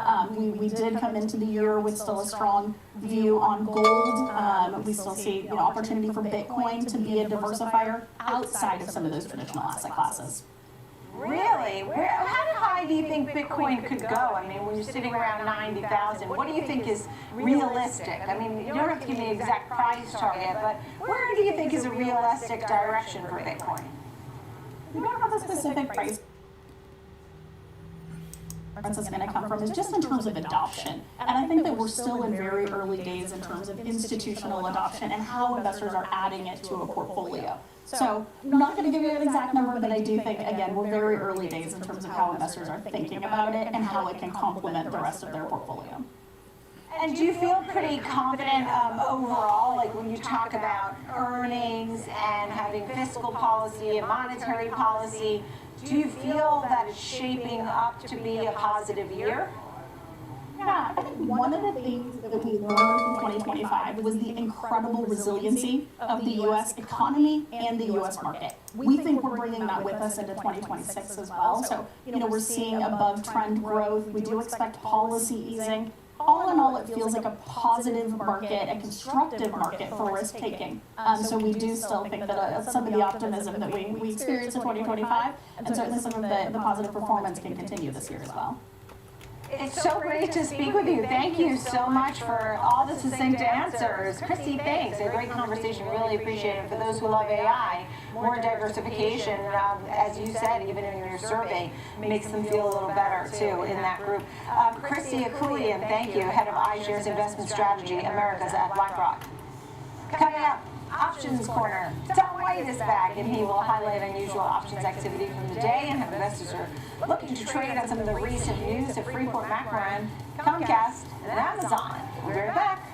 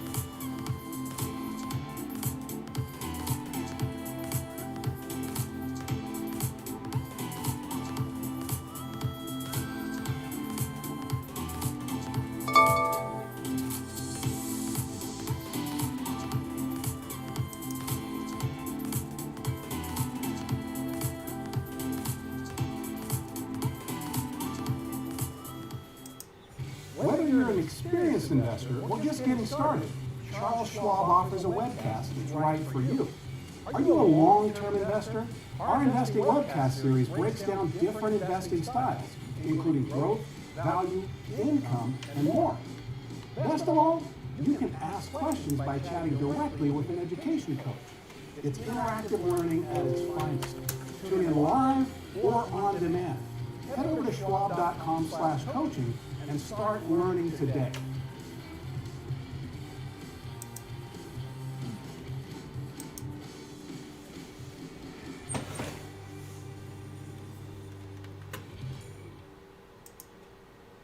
Real-time access, data-driven analysis, from U.S. equities to global macro matters. Schwab Network connects the dots. Watch live, subscribe free at schwabnetwork.com.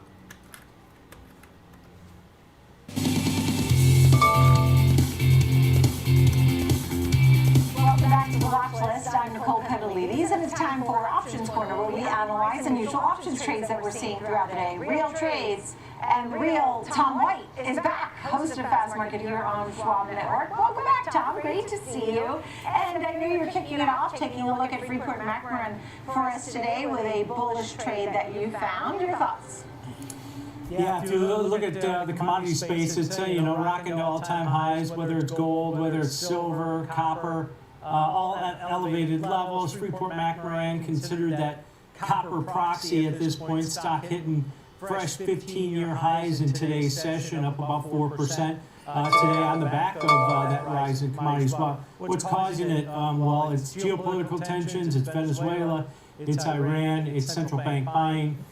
It's hoarding maybe a little bit on the copper and maybe the silver side a little bit. So there's a lot of nuances going on here in the commodity space, but it seems like the demand continues to grow. Earlier today, Citigroup came out, price target hike up to $67 from 48, keeping a buy rating on Freeport McMoRan, bullish view on copper, and as I mentioned, this is a big copper proxy. They're favoring copper over maybe aluminum and some of the others for that industrial aspect side of that commodity at this point. So we've seen a lot of flows into the mining stocks over the last several months here as gold, copper, silver hitting all-time highs. We saw some bullish activity here. Really short-term positioning from this trader. This was out in the January 16th monthly options that expire in just 4 days at the end of the week. Trader bought over 5,000 of the 60 strike calls, only paid an average debit of about 35 cents on these calls, not a lot of option premium in them, which with so little time until expiration. So the break even for this trader really starts to profits above $60.35 over the next 4 days. That's only about 3% above the current share price in there. So another day like today, and this trader is going to start to be profitable on these. They did reposition themselves. They sold out of the 55 strike calls that had a big open interest position. So just taking some profits, reinstituting that position in the near-term options here, looking for some more upside in Freeport McMoRan. Just to stay on the metals for a quick moment, because we started to, when we talked about gold was moving higher because it had central bank buying. Lower rate environment, this was a hedge to go there. Also, geopolitics, as you mentioned. And now the story with the Fed and Jay Powell may also be pushing some of the metals too, right? Is that part of it today, do you think? Yeah, I think, it's headline risk, it's geopolitical uncertainties out there, it's demand grab right now. With the equity market at or near all-time highs here, that also frees up funds, maybe people repositioning some and expanding maybe what they have in a lot of these in the commodity space because it's the hot trade right now. Right? I think it's a tradable thing, but it's also about supply and demand. You mentioned central bank buying, but then also the dollar's been weaker recently also. So that lends a little bit of support to the commodity space in this type of environment. So it seems like everything's in alignment right now. I don't know if it's going to last because I think the tail end of a lot of rallies like this, especially in the silver market, and maybe now copper, they can continue to push higher, but then you start getting stretched a little bit on a technical, maybe a fundamental basis at this point. So you got to be careful with a lot of these commodities at these levels.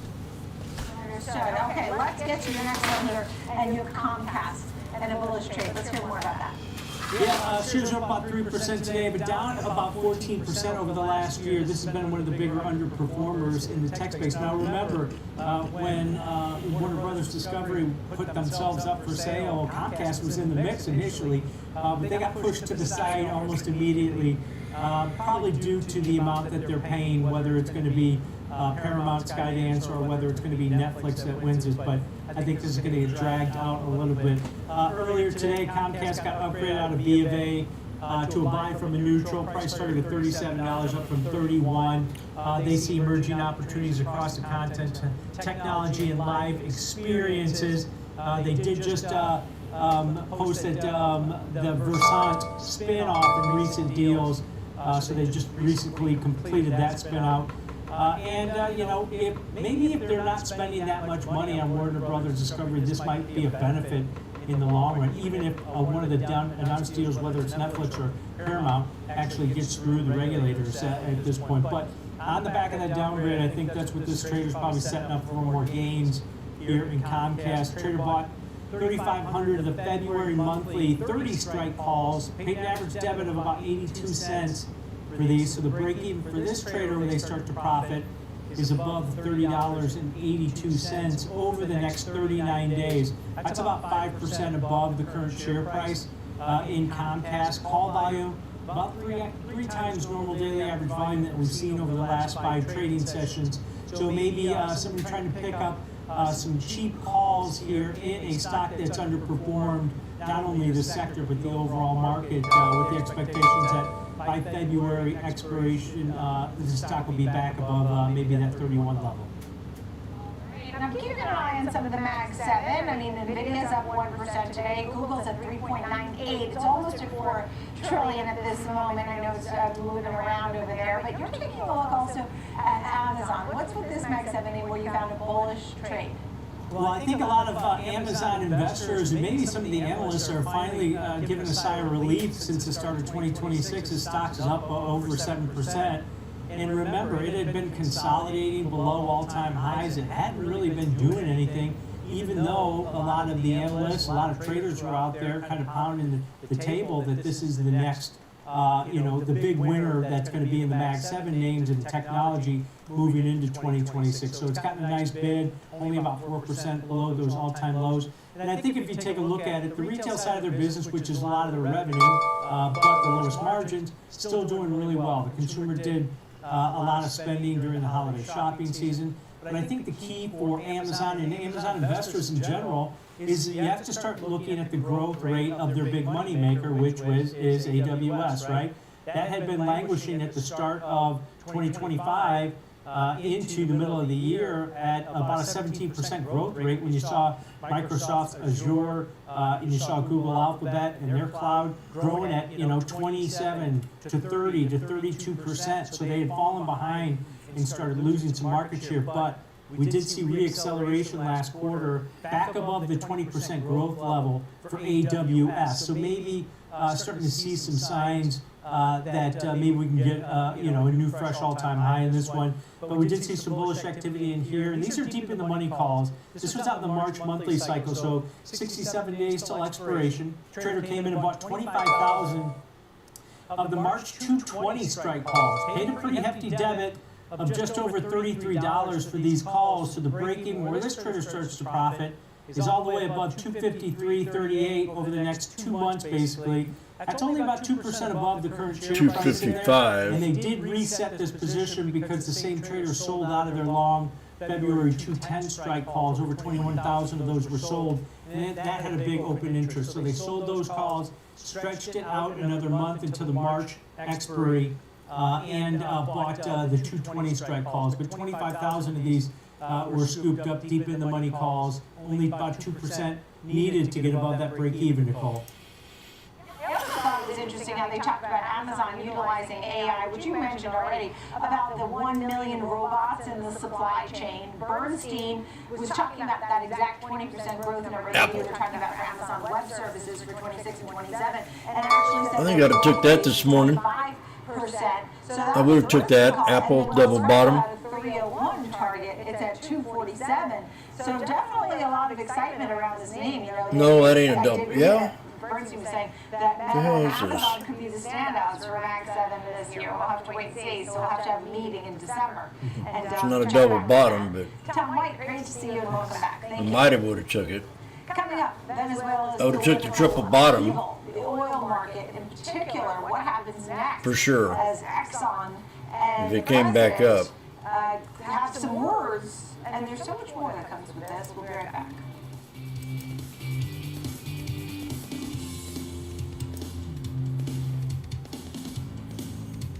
Kick off the morning with the data and the decisions moving markets. Morning Trade Live breaks down the macro moves driving the price action, from Fed policy to global growth to inflation prints and geopolitical risks. Smart, fast, and always live from Wall Street to your screen. Morning Trade Live, where the markets meet the macro, weekdays at 10 a.m. Eastern on Schwab Network. Whether you're an experienced investor or just getting started, Charles Schwab offers a webcast that's right for you. Do you like using charts when analyzing your stocks?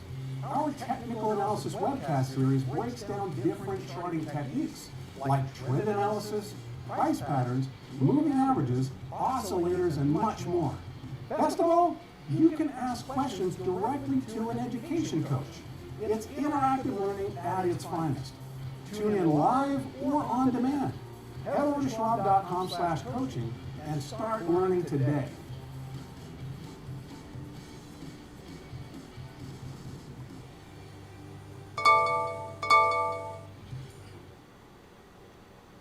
I'm Kevin Green, and I track options flow daily, identifying who's buying, who's selling, and how it's going to impact the markets.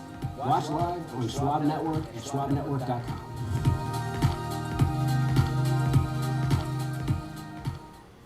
Trading at Schwab is powered by Ameritrade, giving traders even more ways to sharpen their skills with tailored education. Get an expanding library filled with new online videos, webcasts, articles, courses, and more. All crafted just for traders. And with guided learning paths, stacked with content curated to fit your unique goals, you can spend less time searching and more time learning. Trade brilliantly with Schwab.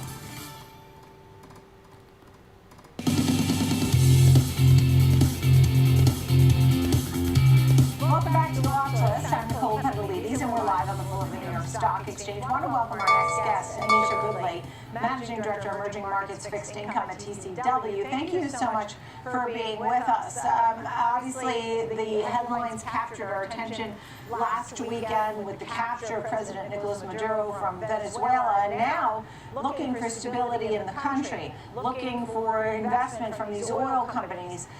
Where do we stand with all of this right now? What are some of the top parts of this agenda right now? Absolutely. Nicole, thank you so much for having me here today with you all. You know, it's been a very fluid situation, an evolving situation, and if we look at the administration currently, what's been front and center, of course, has been revamping the oil sector in Venezuela. Now, a lot needs to happen in order for that to occur. You know, oil companies need to get comfortable in terms of security, in terms of a long-term investment. But when we think back at just what Venezuela looks like, Venezuela has around 20% of the world's reserves in oil, but only exports about 1%. And so there is significant potential for upside, but a lot certainly needs to happen in advance of that. It's a multi-year process. And also, some of the companies obviously feel that their properties were taken, or there was a lot of, obviously back and forth on what really belonged to these companies. And some of them, for example, Exxon says they don't want to do business in Venezuela until some of the rules are actually changed. What's that about? I mean, because the president said, well, guess what? You're not going to be able to do business in Venezuela. I mean, there's a lot of back and forth. Well, what's really the issue?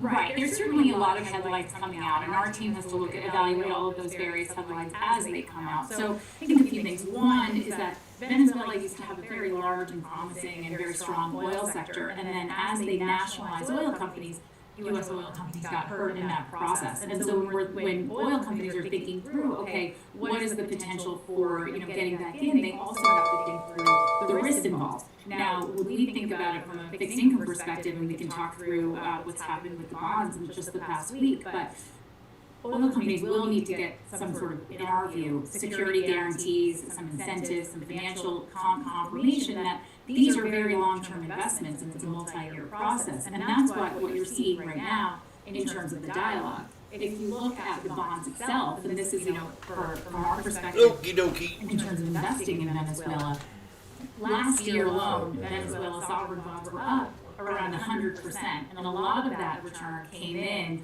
as the U.S. started to become more involved in Venezuela with intervention.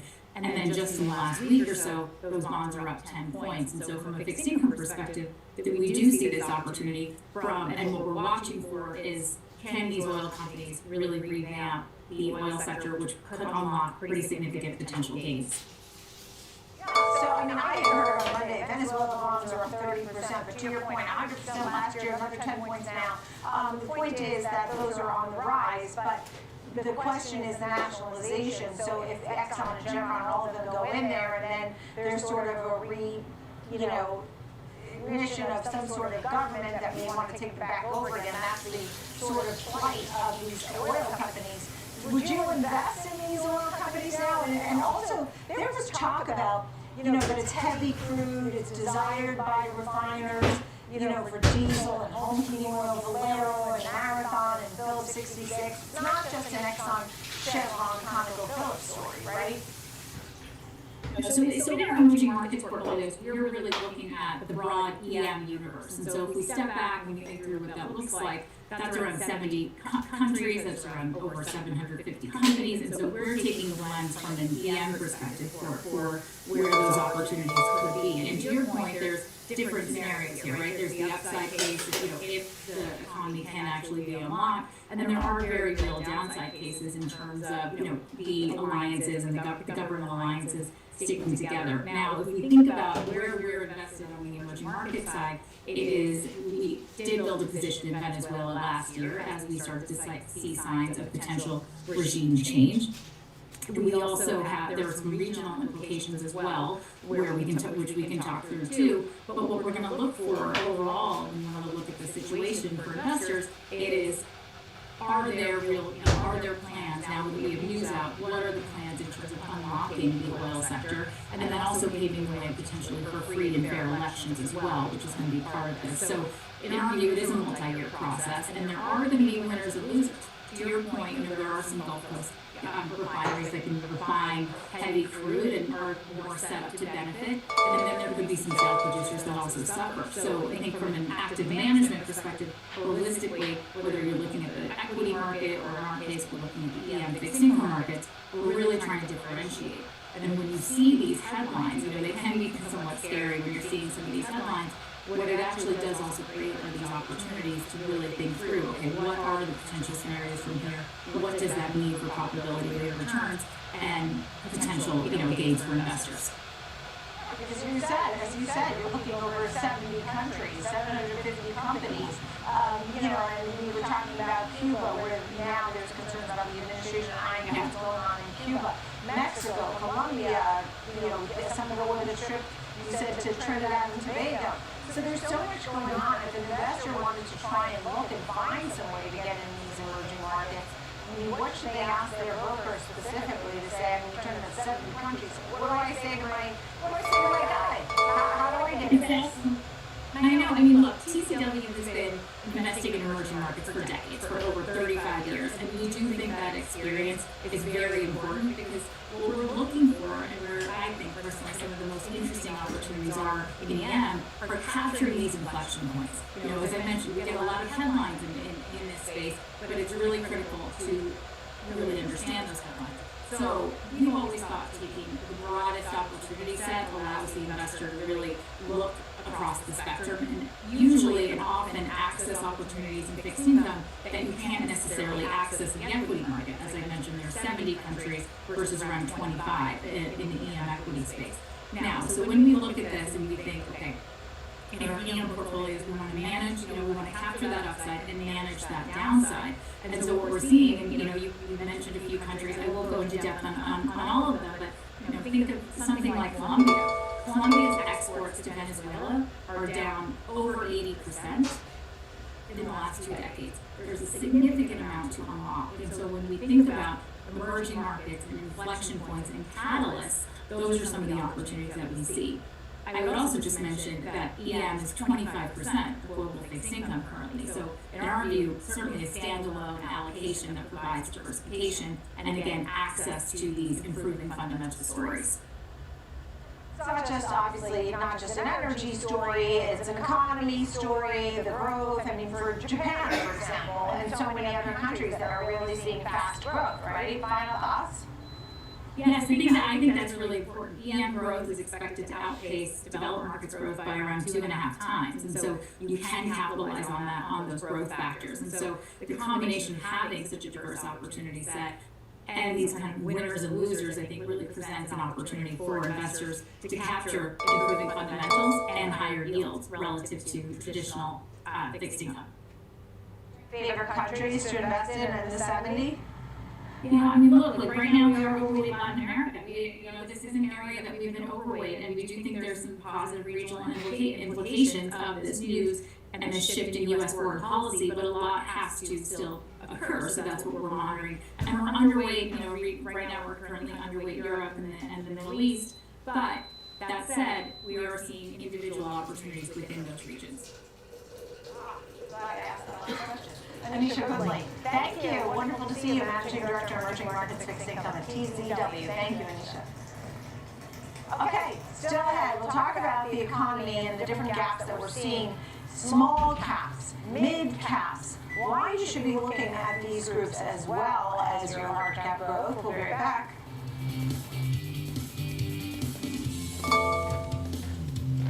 Don't leave. Please. Oh my God. 370? Randy!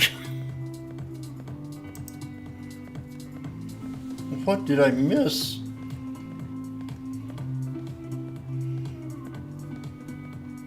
I need a buzzer.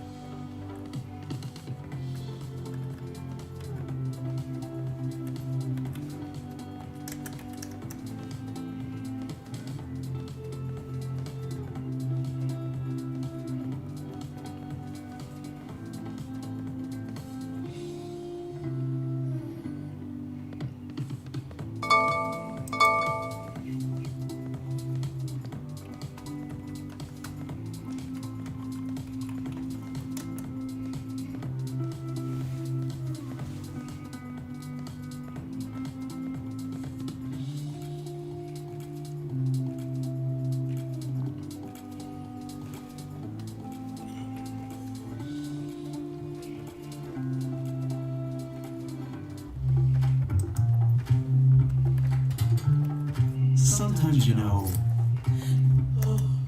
you could have done better. Same goes for where you invest. Level up and invest smarter with Schwab. Real-time market moves, earnings breakdowns, and trade-ready insights. Follow me on X at Sam_Vilas and connect with me on LinkedIn or Instagram for more. Trading at Schwab is powered by Ameritrade, unlocking the power of Thinkorswim, the award-winning trading platforms.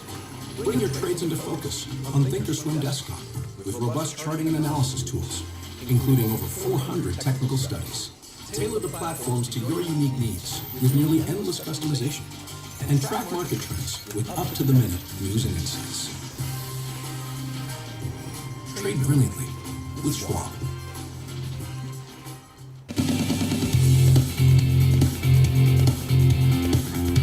Welcome back to the Watch List. I'm Nicole Petalidi. So glad you're with us. We're live on the floor of the New York Stock Exchange. Things turned around at least into the green. Even at 3:30, I'm happy. Now it's up 9. And the S&P is up 14. So let's see what happens between now and the closing bell. In the meantime, welcome in Connor Brown, CEO, Portfolio Manager, Citi Different Investments. Thank you for being with us. There was a lot of excitement about 3 straight years of do the math. growth, a lot of that led by large cap growth.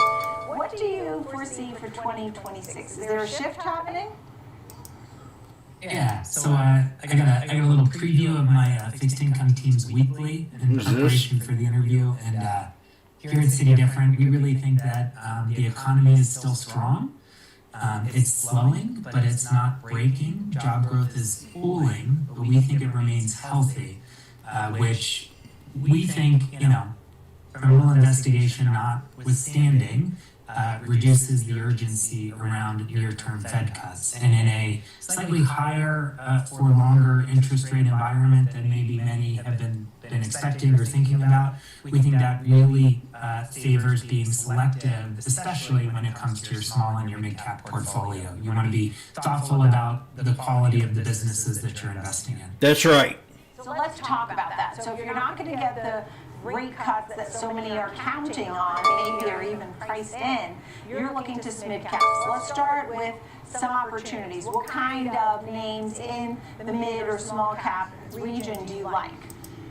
Yeah, just big picture before we get into particular names, I think two things to think about in terms of the backdrop. First of all, your viewers probably know that the S&P 600 small cap index has a profitability requirement in the businesses that make it up. The Russell 2000 small cap index does not. Many more businesses, but lots of unprofitable businesses. We saw a big divergence in returns on those two indices last year. The Russell 2000 was up 12%. The S&P 600 was up about half that, about 600 basis points. I think we just come back to support here. Both are up. Both are leading the way.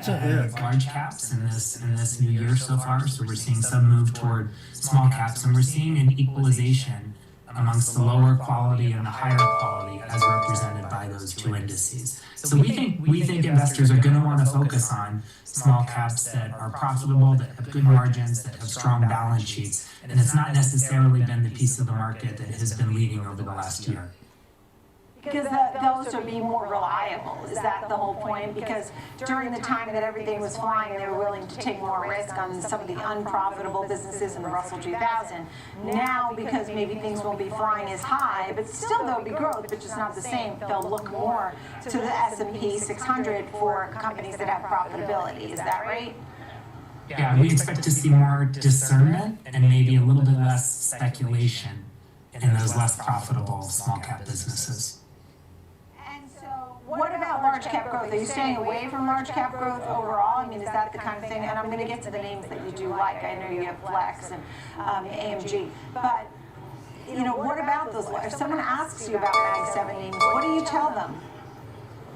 I tell them it's even if this is a bubble in AI, it is really hard to call it. Time you keep on, bubble will be over with. I think the percentage of market cap in the top 10 holdings of the S&P 500 could be sort of a bubble indicator within AI investments. If you look back to the internet bubble, that reached a peak at 27%. 27% of the market cap of the S&P 500 was in the top 10 names as of the peak of the internet bubble. Today we're over 40%. But if you would use 27% in the indicator for top of the bubble, you would have exited the market, exited the Mag 7 in something like 2020. And since then, of course, the overall market is up about 1.5 times, 150% or about 15% annualized. So I love this Peter Lynch quote, which is that far more money has been lost by investors trying to anticipate corrections than in the actual corrections. So we're not going to make a call on that I've never heard by any means, but we do think that there's a real opportunity in small and mid caps in terms of valuation. I forgot that percentage rate. Disparity. We're seeing small and mid caps at about their long-term average on a PE basis, while large caps and especially large cap growths are 1.3, 1.4 times their long-term PE average. Yeah, I mean, the large cap growth now, I understand what you're saying as far as how much does it make up of the, majority, like the S&P 500 and some of those big indices, and a bigger portion than during the tech bubble. However, many of those tech bubble names really were not profitable at all. Versus we're seeing a lot of revenue growth and some of the Mag 7 names that are more legitimate, I guess we could say. Though not all AI names are going to survive, they tell me. Let's talk about Flex, an affiliated managers group. What kind of companies are these? Yeah, so by the way, just on your former comment, we run a multi-cap portfolio too. We like Google as an investment, and it's got those characteristics where you mentioned cash flow is funding CapEx. That's not the case across the large AI, all of the large AI names. I remember from my initial work back in 2000, first digging into what were called electronic manufacturing services businesses, where Flex, the old Flextronics fits. And these were crappy businesses back in the day. They were building computers, networking equipment for very large customers. They had very high customer concentration, very low margins. These are the 390.80s. We are now in the money at 370, 390.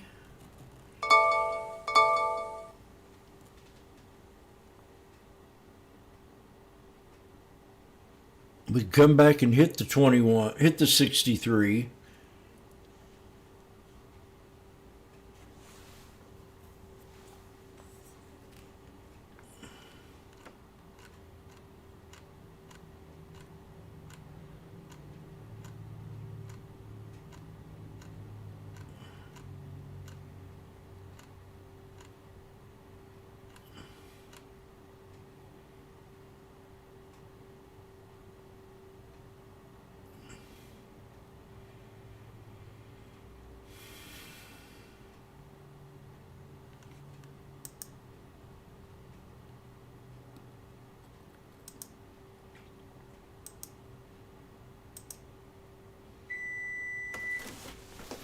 Nope.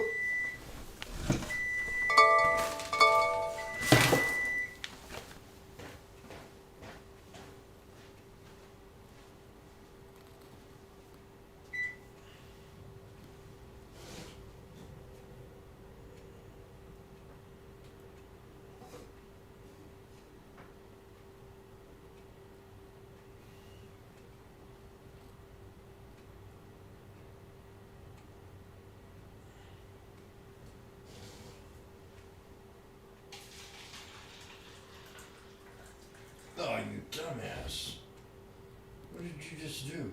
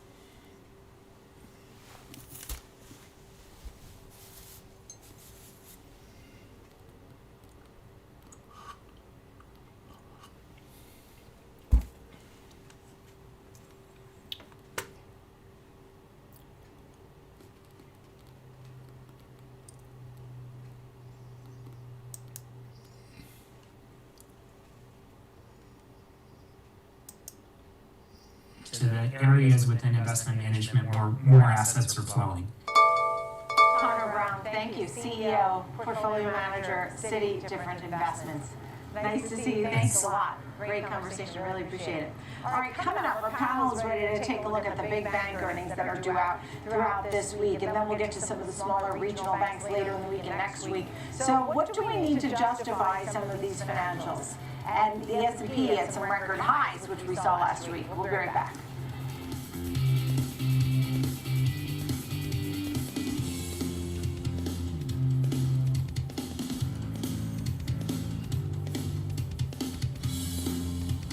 Double top. The final 90 minutes of the trading. God, it's already one. Woo! We got 12 more minutes of Power Hour. From earnings shocks to sector rotations, we're tracking the catalysts that move markets right into the close. Here on the floor, I bring you real-time sentiment. You sure do. Video. The action. And in Chicago, we break down the data, technicals, and trades you need to see before the bell rings. Live coverage of the close every single day. This is Market on Close, live weekdays 3 p.m. Eastern, only on Schwab Network. Oh. Maybe one's from New York and the other one's from Chicago. Opportunities don't stop when the market day ends. So neither do we. Schwab gives you round-the-clock access to over 1,100 of the most popular Bet you that was stocks Marley's and idea. ETFs, plus a wide variety of futures markets. All with 24-hour support from trading specialists who understand the ins and outs of 24-hour trading. No matter the hour, you can trade brilliantly with Schwab. Hey, investors, you know the market moves. Schwab is here to help you move with it. So, whether you're buying, selling, holding, or planning, whether you're ETFing or 401k'ing, saving, spending, or even retiring, you can count on Schwab for market insights, live support, powerful trading platforms, and 400 branches. All at your service, all so you can invest your way. Sounds nice, right? I'm Sam Vardas, live from the New York Stock Exchange. When the market moves, we're on it. Getting the reaction, the strategy, and sentiment in real time.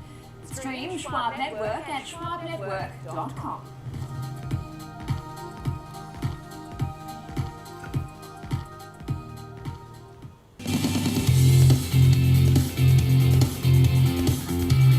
Welcome back. Breaking news, the S&P 500 has just hit a record intraday high again. Its highest point here now of 2026, the high being 69.83 and change. It's right around where we are right now, led by consumer staples, technology, materials, industrials, and we're going to get to the financials now too. Oh, we are. It's been doing particularly well, but what's next? Because we do hear these earnings coming out this week. So we bring in our panel, Nick Rake, CEO. They did a little bit too much, baby. Short, head of research at TMX Data Links. Thank you both for being with us. Come on. We're going to be getting JP Morgan tomorrow, Wells Fargo, Citibank of America on Wednesday, BlackRock, Goldman Sachs, Morgan Stanley on Thursday, and so on.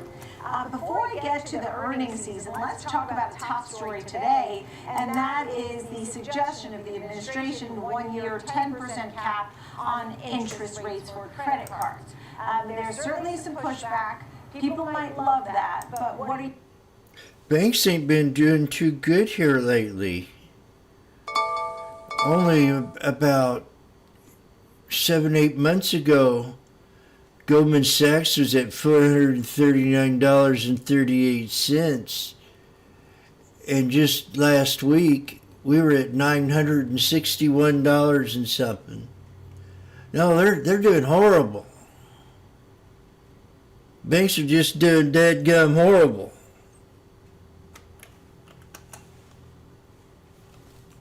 It's disgusting how bad it's got.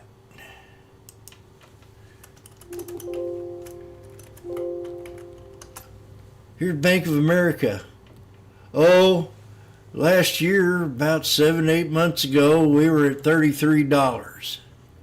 And now, just last week, we were at $57.50. They're doing horrible. Banks are just doing horrible.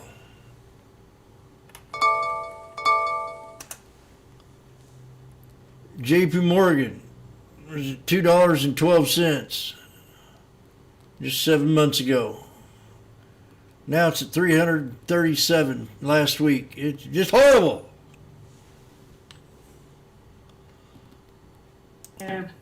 Products out there, a lot of the buy now, pay later stocks moved up a little bit on this news, and some of those came back down, but they'd be looking for alternatives. And so in a way, it's a double-edged sword. On the one hand, lower fees, but on the other... Did I get my point across? Someone say yes.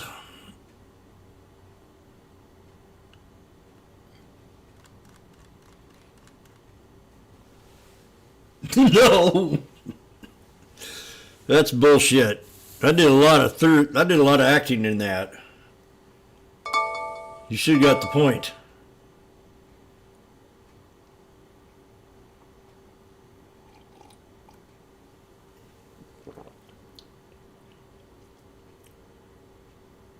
How dare you?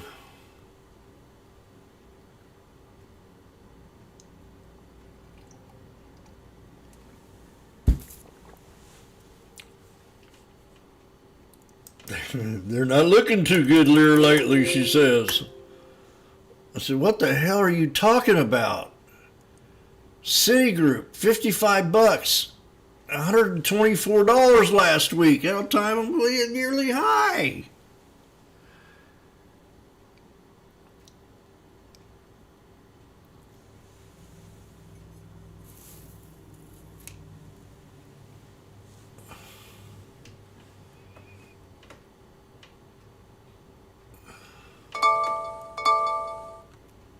Nicole. Making market last year with M&A and IPO announcements that we tracked for the highest going back to 2021. I think that we're in an environment where that can continue going into the new year, so we'll want to hear from the investment banks on that. Tell me what names you're focusing on, and you know, do you like them? I'm just trying to get a feel if anybody likes the banks. Christine's saying lay of the land, we'll get some insight. You know, do you like them? Do you love them? Nick?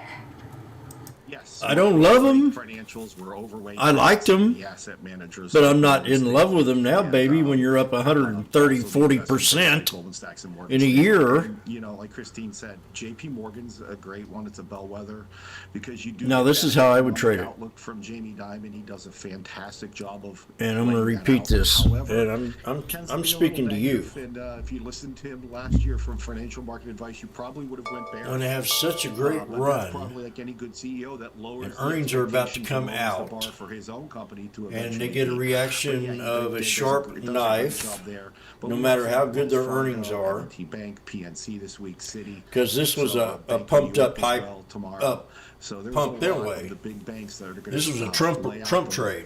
Trends of what's going on. It'll be interesting to say with the credit cards, but going into these earnings releases, earnings expectations have been improving for about. The knife comes, you buy the dip, so and you add on. You don't buy here. You don't buy into earnings.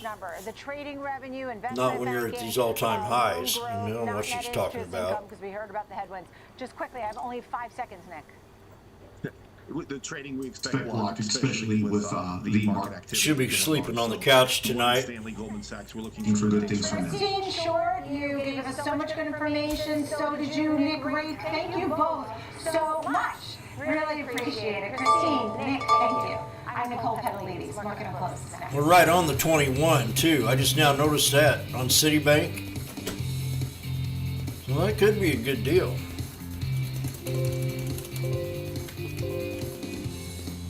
That's on the daily. Schwab Bank Investor Checking, the checking account built for investors, named highest in client satisfaction by J.D. Power for 7 years in a row. With Investor Checking, you get the award-winning features of our checking account. Well, this is the script. Solutions, all designed for investors like you, with unlimited ATM fee rebates for cash withdrawals worldwide, no overdraft fees, and enhanced security features to keep your money safe. Also, because your investor checking account is linked Has to your anybody looked Schwab lately? account, you can manage your checking and investing in one convenient location, moving funds between your accounts. Jim, I wanted to come. I'm your next door neighbor, Michelle. I know I sound kind of manly today, but I've had my steroids. I just want to ask you a question. Now, here the last couple months you've been talking about selling your spread and holding on to a couple of acres of it and building your little homestead.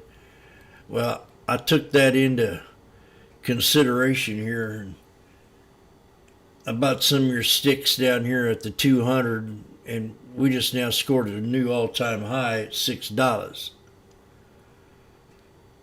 So I sold most of mine down there where you sold yours at, and you made a measly $50 a contract.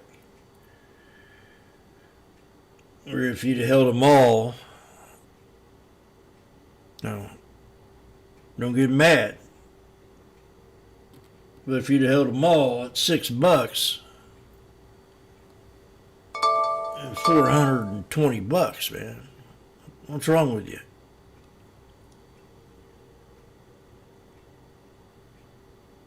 Over $4,000.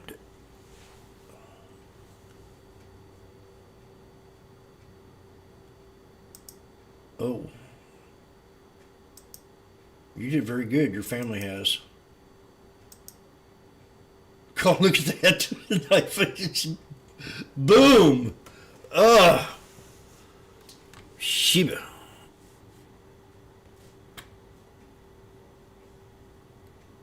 That's such a weird feeling when you're down here and you call this trade out, and all of a sudden, and you're way up here, and you're going, jeez. How can I get over that Euphoria? I mean, up $50 contract.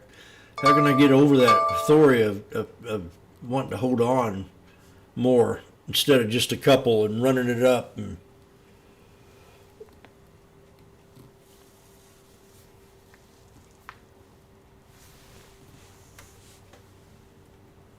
yuck.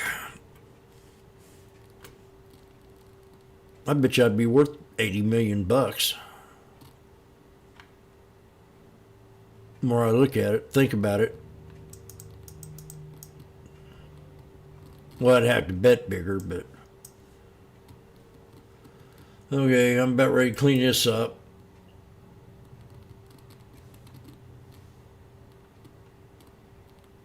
$69.80s.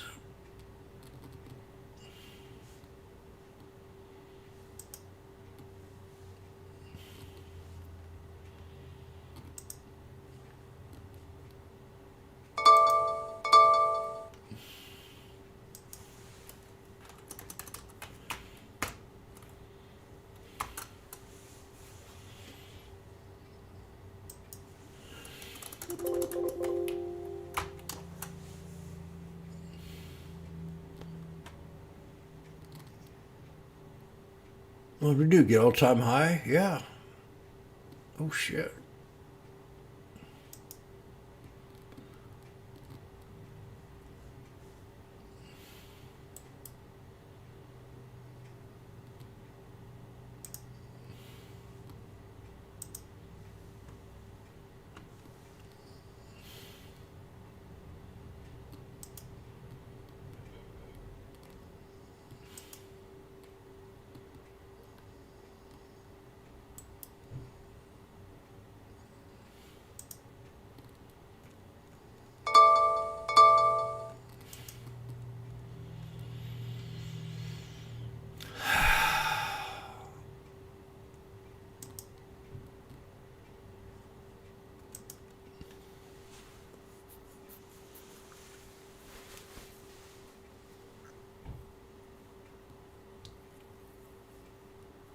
A 20-day, I'd say the 200 EMA or the SMA here is going to be your support level, somewhere in this box.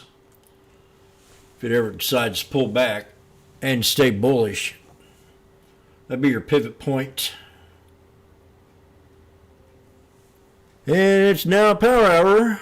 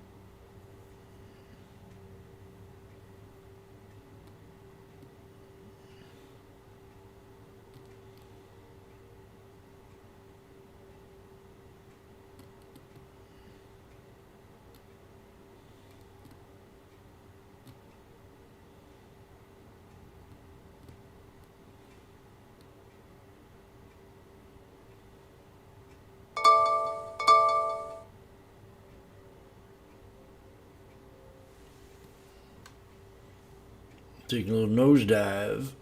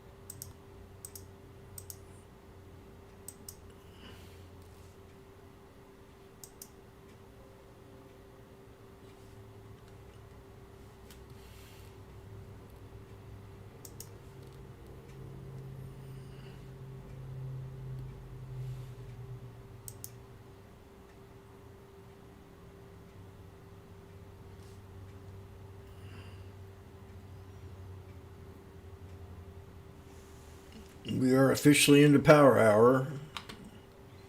We're watching. We're going to get a big knife, Marley.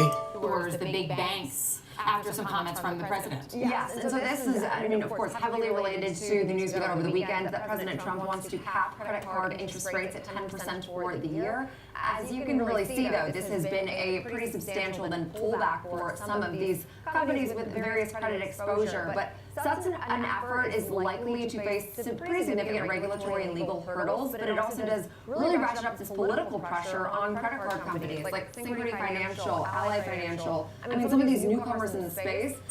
Synchrony, for example, Discover's the worst about it. Bit volatile over the last several sessions, but I mean, I was reading an overall just analyst conviction on really what this means for these companies, and it does seem like right now, again, while the current federal government only limits the rate change on active duty service members, that's at 36%. I mean, right now, credit cards are regulated at a state level. National banks, though, of course, limited by their rates in their home state. So Synchrony, for example, is one that, say, is given the right now legal framework of Delaware, but this would obviously make it more widespread across, doesn't matter where you reside, where your company is headquarters, it would be wide-reaching. I think it's really interesting, again, because if you consider that right now, 10% starting on January 20th, I would be very curious to see if this, first of all, goes into effect, and like I'm sure, immediate impact that could be felt by these companies, which is probably why we're seeing such a substantial reaction today. But per many analyst notes I've read, there could be some regulatory hurdles. Yeah, certainly some potential regulatory hurdles, but the analysts, always getting a step ahead in case this does come to fruition. Mizuho put out a very interesting note saying that there could be some beneficiaries here in the fintech and some of the alternative players in this space, in the buy now, pay later space, talking about SoFi, Affirm, Upstart, things like PayPal as alternatives, as this is more than likely going to affect lower credit borrowers more than it would be with those with higher credit numbers. Yeah, and coinciding with this news, which I have to imagine was maybe a coincidence, maybe not, but like JP Morgan gave a really strong note on a lot of these companies that they actually said, well, there's this near-term heightened volatility. They do believe, like, for example, American Express, if implemented, this would fundamentally reshape the credit card industry, reducing profitability, but also that right now, it does then create some of the pockets of strength, like for the more affluent consumers like we see in American Express. So they actually gave a pretty bullish note, raising their price targets on Capital One, American Express, as well as Ally Financial. So there are still some pocketed winners within the space. All right, so let's go. We went positive, we've gone to a negative move. We're going to go back to another positive move here. Another one similar to the move that we saw with Walmart, up about 3 3/4% for Akamai Technologies. They got a double upgrade today. They did. So Morgan Stanley upgrading shares, double upgrading shares, as you said, to overweight from underweight, giving a price target now of $115 a share from 83. Highlighting that after years of mid-single-digit growth, that they're believing belief is that this growth will pick up due to the moderating declines that we're seeing in delivery, as well as stable security growth and accelerating growth in compute. So they went on to say they think the potential for improving growth is being underpriced in Akamai shares at these current levels, and that their evolution from a content delivery provider to a cloud infrastructure and, of course, security platform is approaching now this inflection point. I always think it's important to find where this company fits in the broader AI world, because as we've seen, like from the memory makers, anything with memory exposure, frankly, last year, that was a pocket of strength within AI. And so Akamai, while it is in essence, still an AI company, it's more so on like the focus on the delivery of AI. So not just a centralized cloud, it does have embedded inferences, data, and security that is handled then directly when delivering various AI offerings. So to me, I always read them as more of a cybersecurity company in the broader world of tech, and that has been a fairly insulated area for just the AI trade. So I think 3.6% move today. Clearly, the street is resonating with this note, though. Yeah, certainly, and the price target that they've given is about a 30% upside from where Akamai is trading right now. So we're seeing some significant potential upside there. But we are going to close it out with a down move. We went positive, negative, and we're talking about Abercrombie and Fitch. They pre-announced some of their holiday results in their guidance for the fourth quarter, and it wasn't as rosy a picture as perhaps they had hoped for. It was not, and I think that the move is a little bit more painful than the actual announcement was. So to run through the numbers, they did provide an update for their holiday season, noting that quarter-to-date net sales through at least fiscal right now December aligned with their expectations. So that's not anything to be concerned about. But then they went on to say that for their outlook now for the fiscal year, they're setting net sales growth targets between. Remember, they previously set them between 6 and 7%. They're now seeing net sales about 6%. They did also narrow their expectations for operating margin by half a percentage point, likely now to come in around 13%.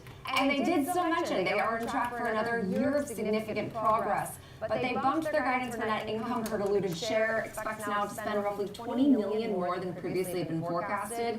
And this outlook does include an estimated impact from tariffs using the current policies. But they did warn that these predictions, of course, are subject to change, of course, given any potential future trade policies from either our country, other countries, the back and forth they are considering. They did say they're setting aside $90 million to mitigate the impact of tariffs. That equates to roughly 1.7% of their sales. So it's a small figure. It sounds worse when you consider 90 million, but it's all relative. 19% move, though, is so. When I first read this story, I was like, this makes no sense. When we're seeing such selling, and it's only progressed throughout the session. And I think it's a really great example of you can read through the news, you can understand the news, and still the move might not make sense with perhaps the conviction. I will say, I know that they narrowed their targets, but they didn't miss by any major means. And a 19% move, price is king. It speaks to the fact that this was obviously not expected by the street today, and it's a blistering move to the downside for a name that, frankly, was already in a bit of a lackluster downtrend. And you pointed out a great point there.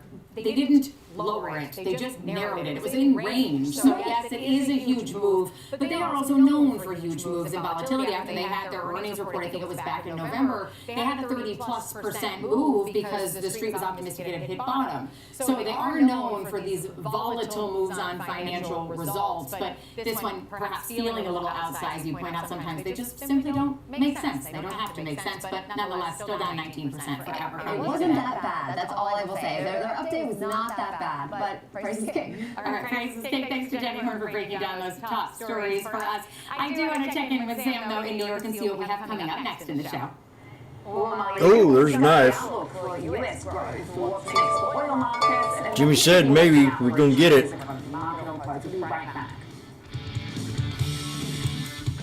She gets real nasty.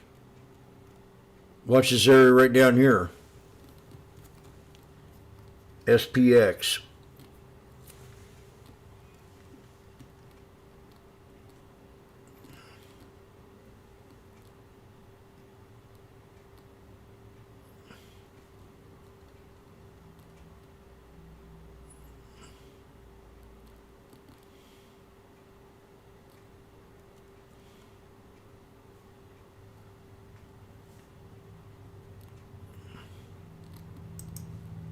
Ladies live at the New York Stock Exchange, and this is the Watch List. Your midday view into the trends driving the markets with a sharp focus on technology, innovation, and companies leading the next wave of growth.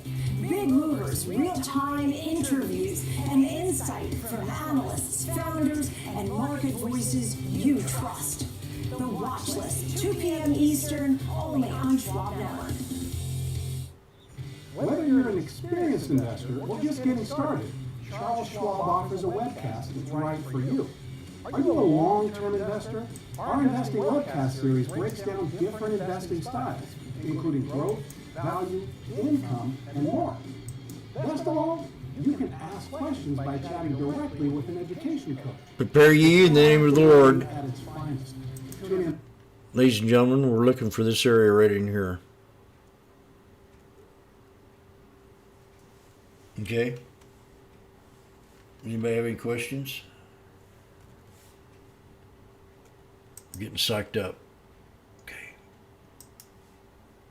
Get ready. SPX.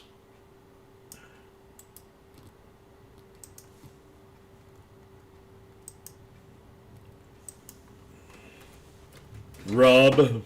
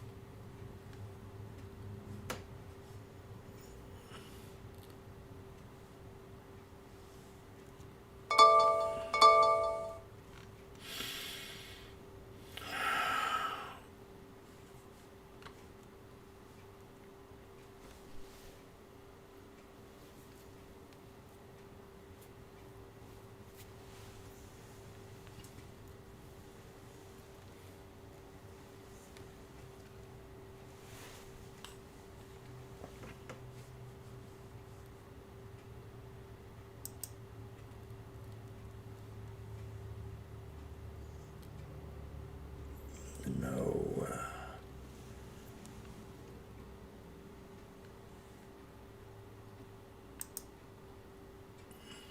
So that's been something we've been watching.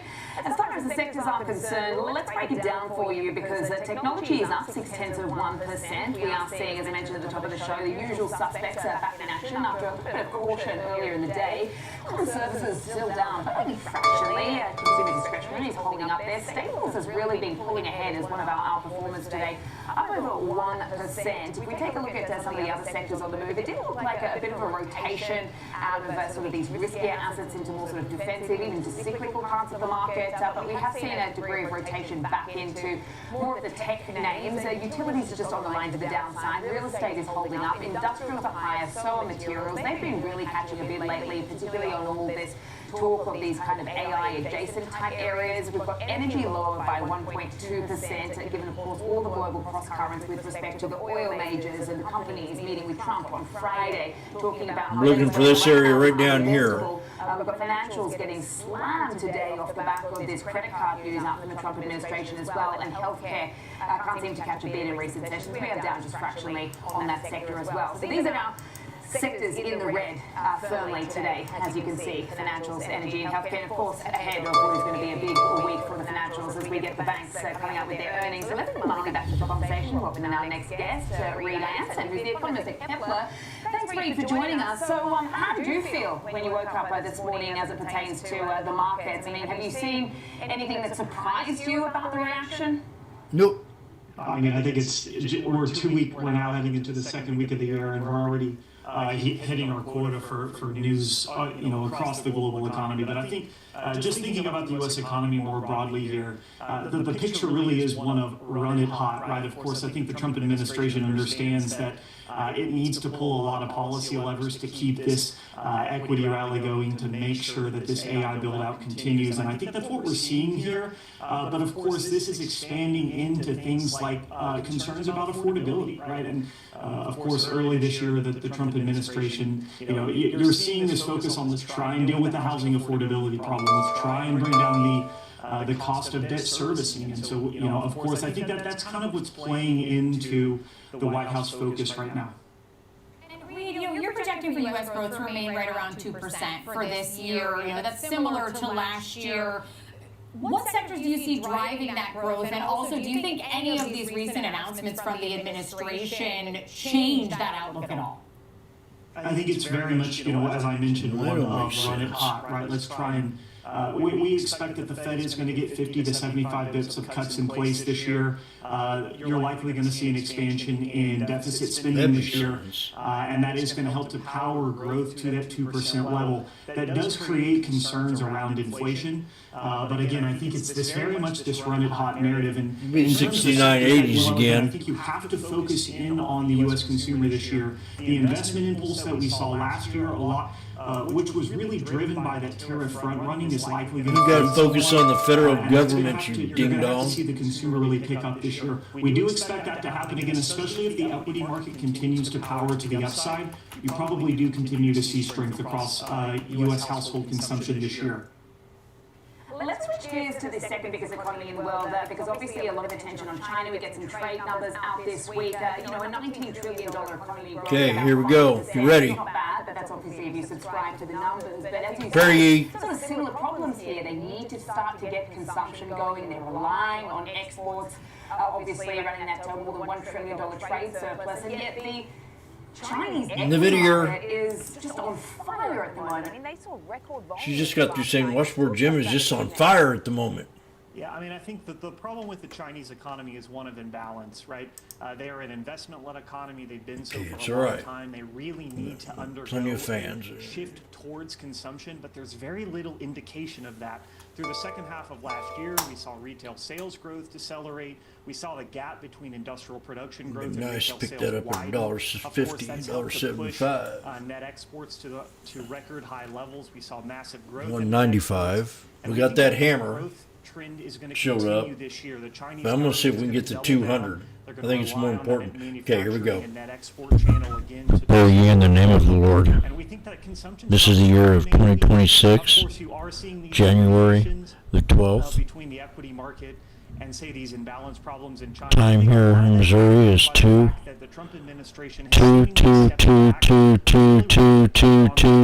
p.m. Again, that is 2.22 minutes, 2 p.m. for Chinese equities. And of course, keep in mind that China is going to continue pushing a lot of stimulus into the system. That also helps to drive equity prices higher. 165. So if it's good for China, Okay, but what risk does it pose more broadly to global trade? And also, does this, further exacerbate some of the overcapacity issues that we're already seeing, and how might that impact the commodity markets? Yeah, it's a huge problem because ultimately when China's pushing a lot of exports into the market, they need demand from abroad to absorb all that surplus.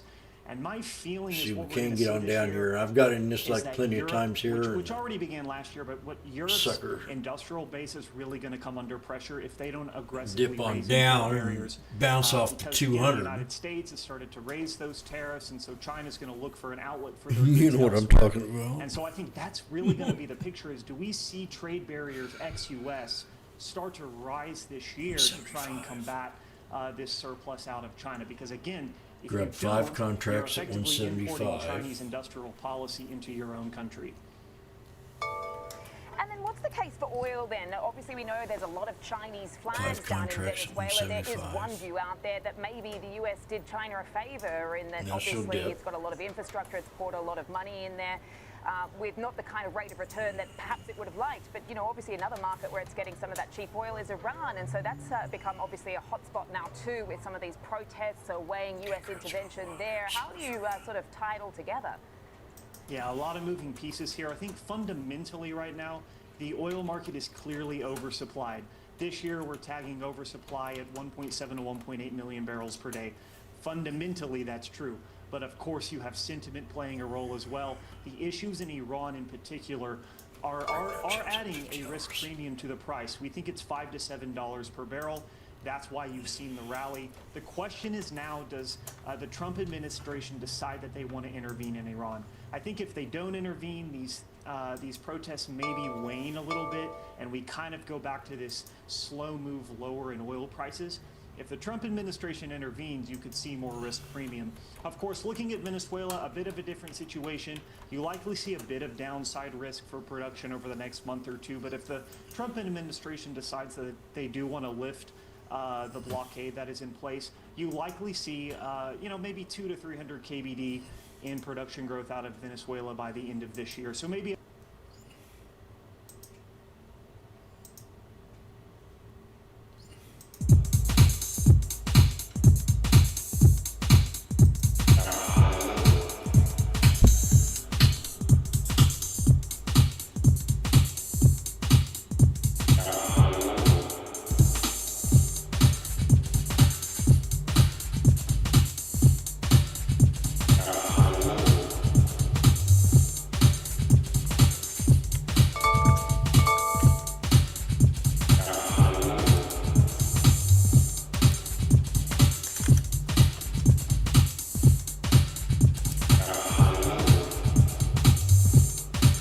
Break it. To what?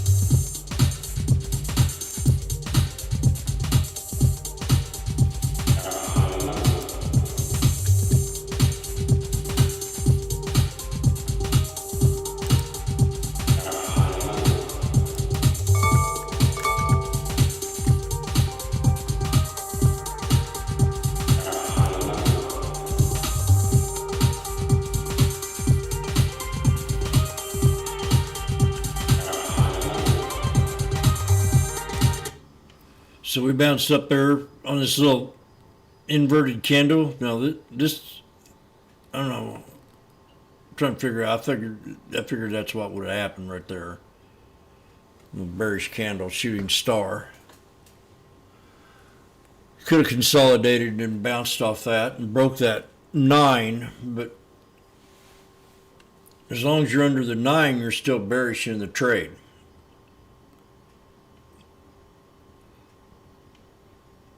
So when that thing bounced above the 9, you could have maybe tried to sell and get out of them and have you a fast couple minute scalp. Or you do what I do, wait and see if we can gain respect above the 9 EMA,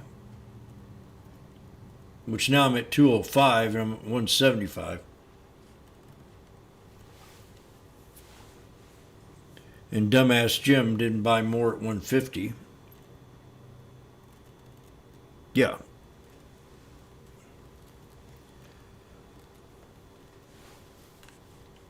Oh. Maybe you could probably hear that out there. I wonder if you could hear that out there. Let's find out. Nope, I can't hear it out there.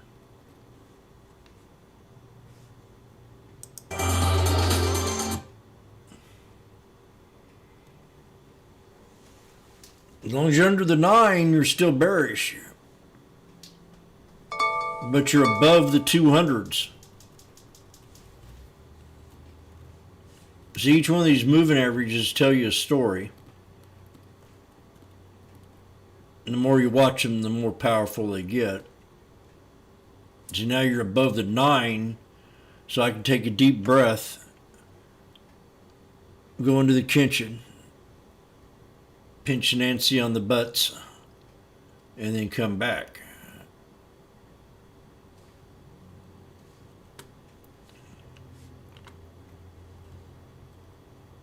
But when I have one body above the 9, I get a lot more at ease.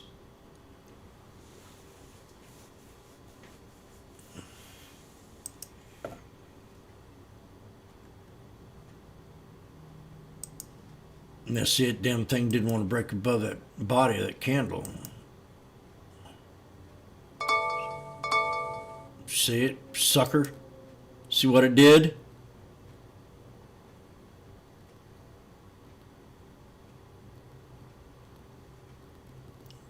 Before you know it, you're stuck in this trade now to double bottom.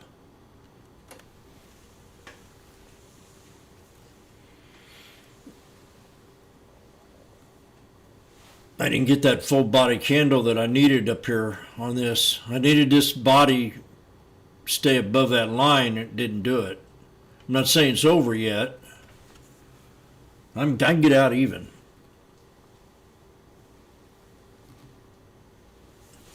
But I'm Washboardjim. I don't appreciate it. I am above the law.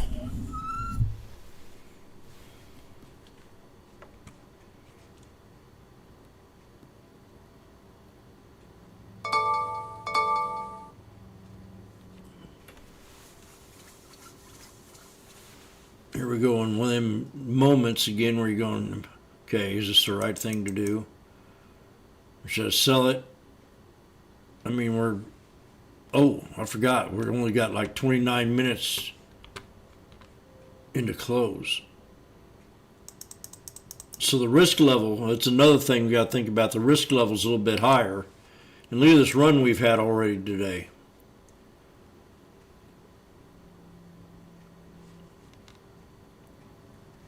I mean, pivot point's right about in here.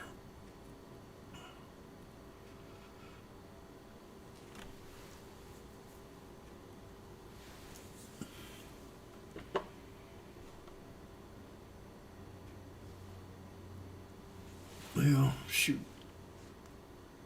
That's what you get. You should have sold it. Let's see if we can break the 9. We're still bearish. We ain't broke that 9 yet. If we break that 9,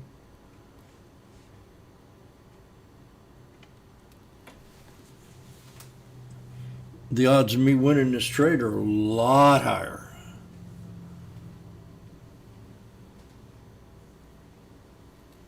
And I can simply push the button right here.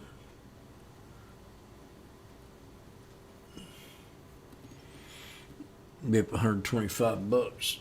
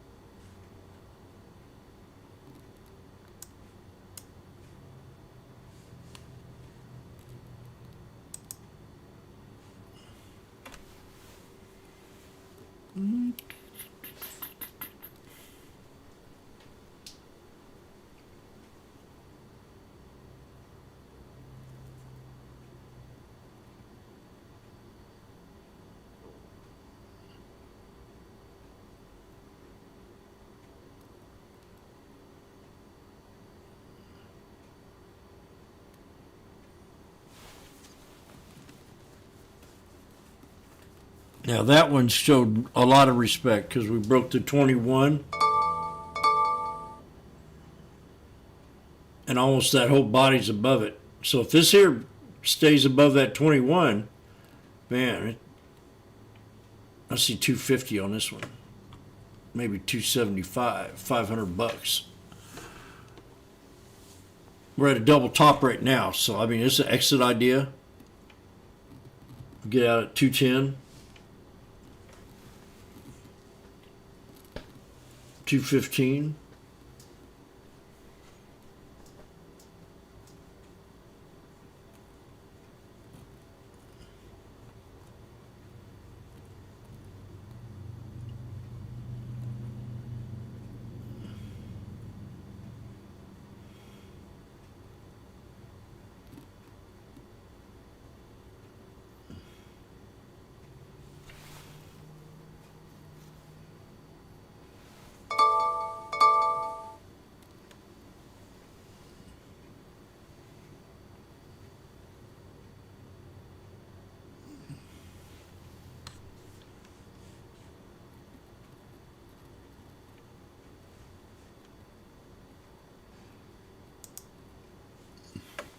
Not easy.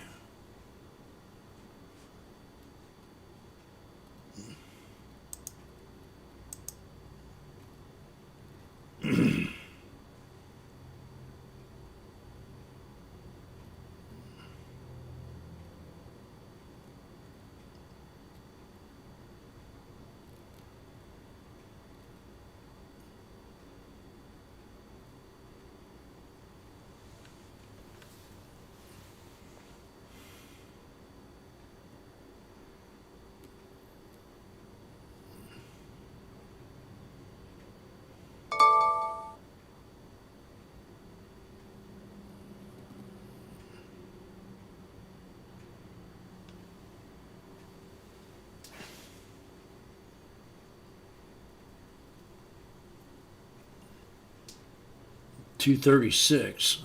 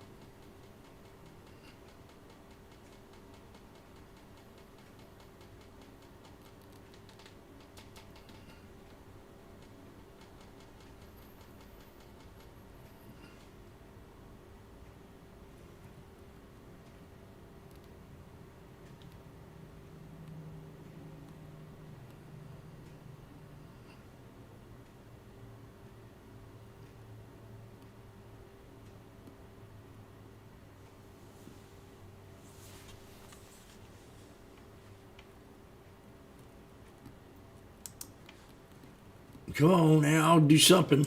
We're just getting started. Charles Schwab offers a web. Well, now I'm stuck in it. Do you like using charts when analyzing your stocks? Our technical analysis webcast series breaks down different charting techniques. I'm gonna check if it breaks out. How many minutes we got? Now I still got a little time. And much more. 21. Best of all, you can ask questions directly to an education coach. It's interactive learning at its finest. Tune in live or on demand. Head over to schwab.com/coaching and start learning today.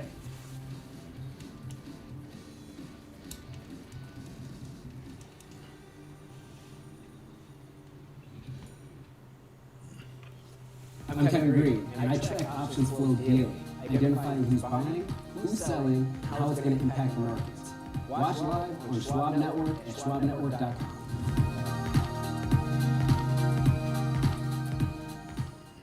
Trading at Schwab is powered by Ameritrade, giving traders even more ways to sharpen their skills with tailored education. Get an expanding library filled with new online videos, webcasts, articles, courses, and more. All crafted just for traders. And with guided learning paths, stacked with content curated to fit your unique goals, you can spend less time searching and more time learning. Trade brilliantly with Schwab. Believe me, when it comes to investing, you'll love Carl's way. Better love my way. But there's a Carl's way is the best way. Is it?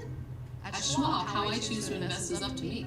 Exactly. I can invest and trade on my own. Yes, and I let them manage some investments for me too. Let's move on, shall we? No can do. I'll get out there. Where are you going? Schwab.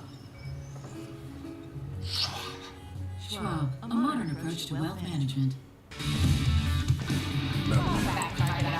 Apple has picked up Google's Gemini to run its AI-powered Siri. The multi-year partnership includes Gemini's models and cloud technology and will power Apple's AI products later this year. Apple has gotten off to a slow start so far in 2026. The shares down about 4%. Now time for Options Corner. Apple, of course, is our focus. Joining us to help us get this all across, Alex. 1.05. So we're at the 200. Apple, I think we've been waiting for this announcement from Apple. Everybody wanted some movement in terms of AI, particularly as it relates to Siri. We finally got it, and we got it in a partnership with what many are arguing is the best AI offering on the market. So for Apple, you see what moved us up? This ain't looking too good.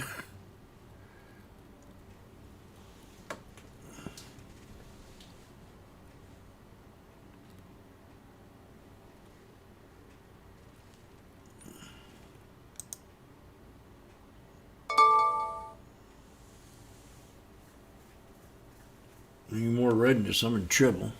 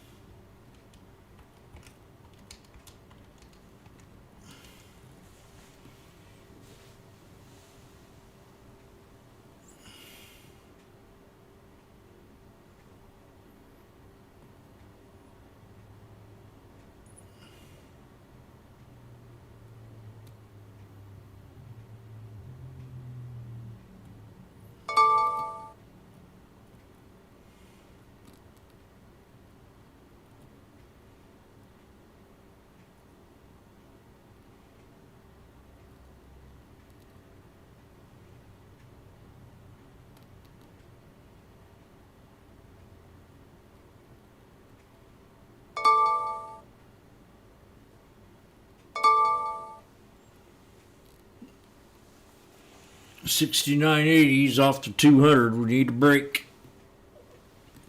Don't have much time. 17 minutes. Actually, to know where I am in 7 minutes would be fine. Oh, here we go.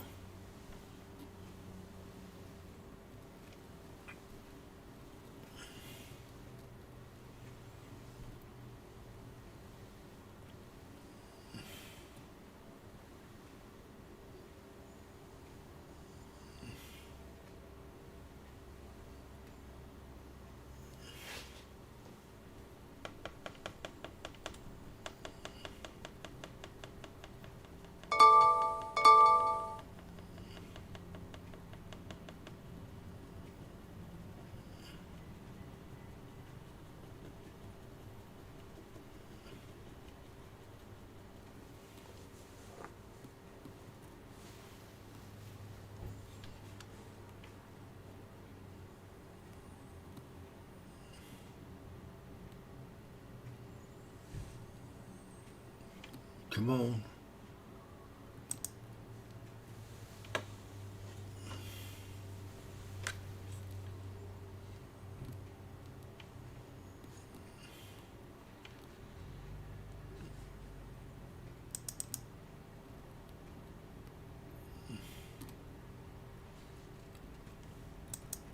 No, no.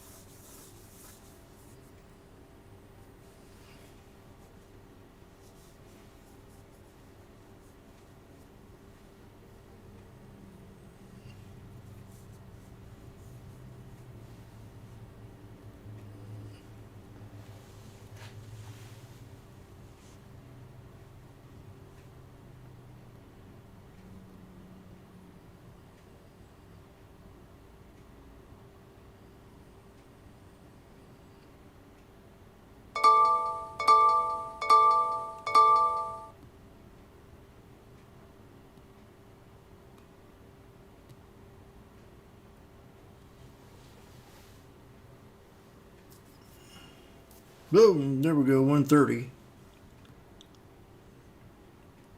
Break it.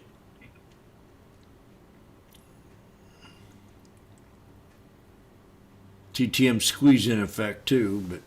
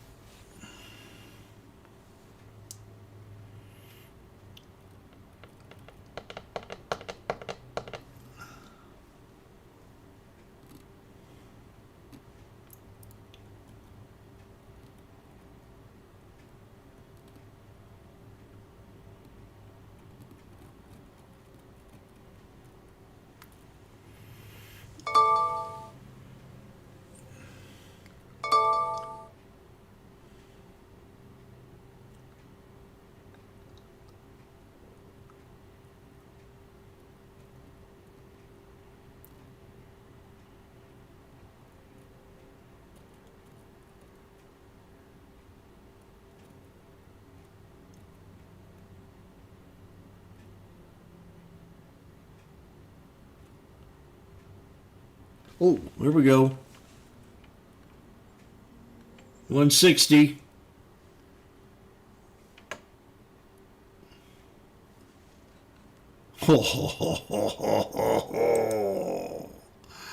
You know what to do. You need the break. Break the 50.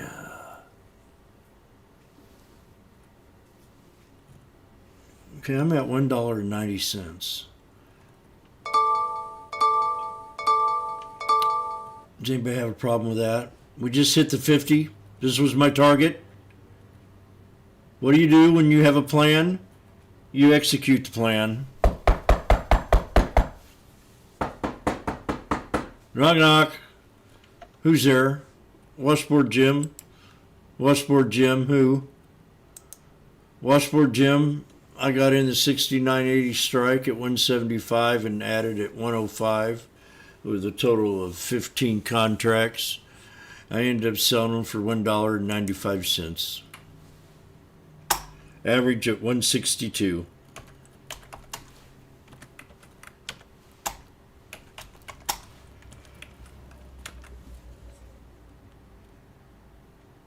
I tried to tell you.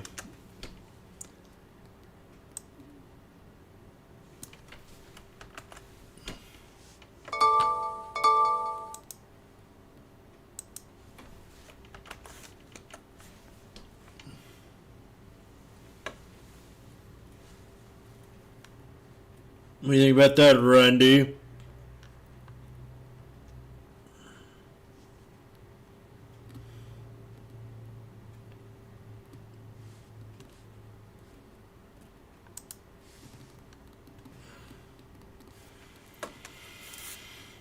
Okay, we got 11 minutes left.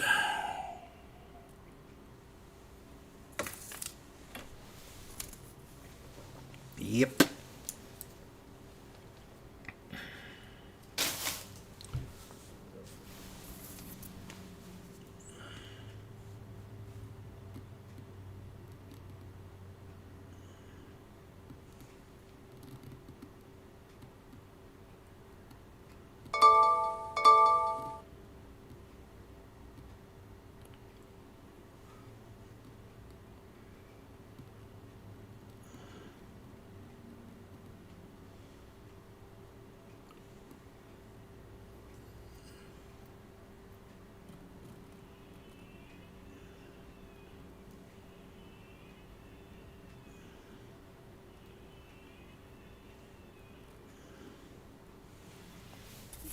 God, look at that knife.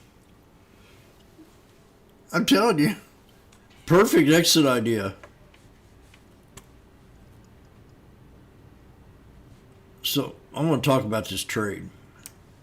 I mean, this is incredible. So I'm sitting here calling it out, talking to everybody about it in the room. And then we finally break out, try to break out. Right here. So we got a snake breakout. And then finally we broke out. Evidence of a bullishness. So on the way back down, I jump in at the double bottom.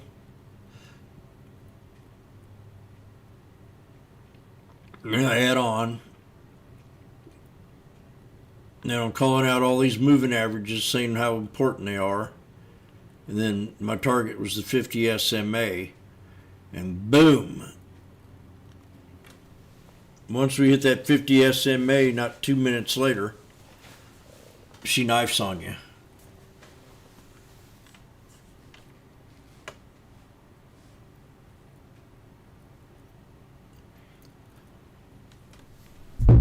I don't know how he does it.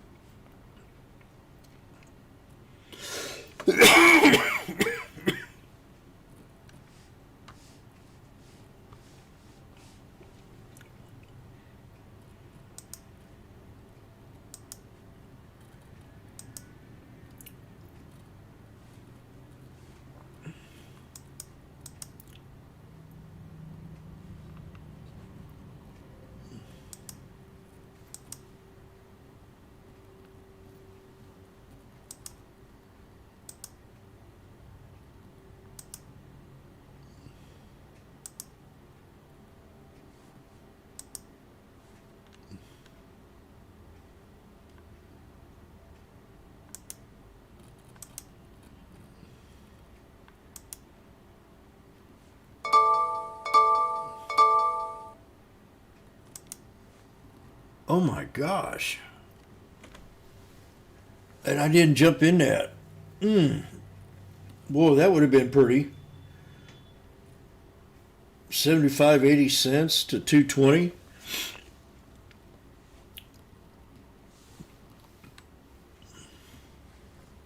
How'd that happen?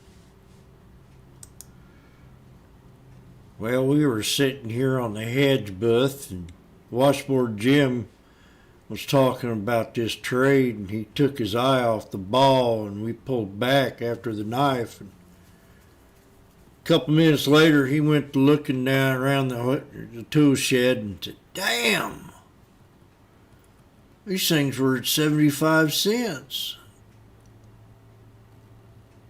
on that knife, and now they're $2.45. So in a matter of just minutes."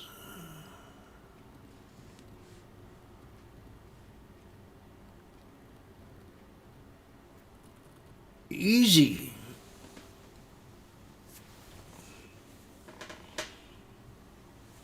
Oh gosh, 245. No.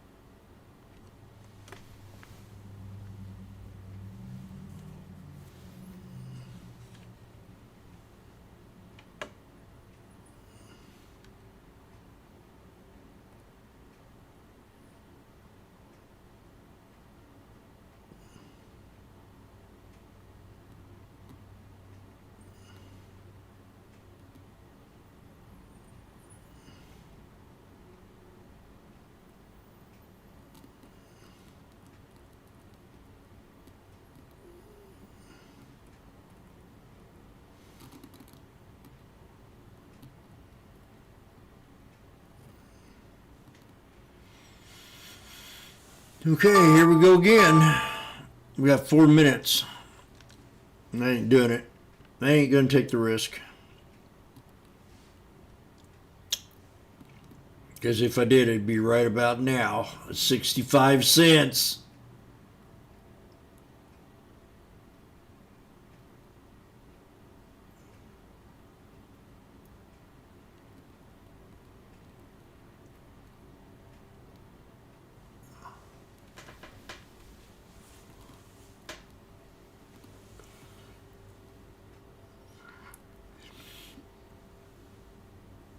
Right about now. See if it reverses here.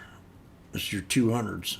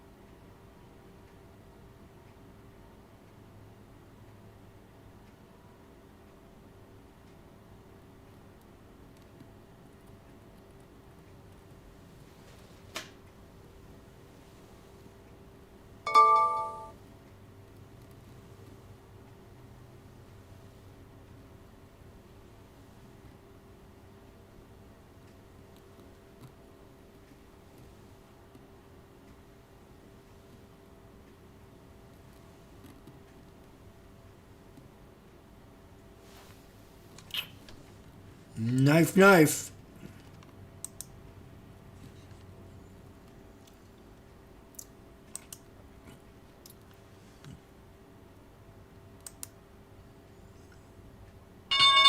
Oh boy. That's it.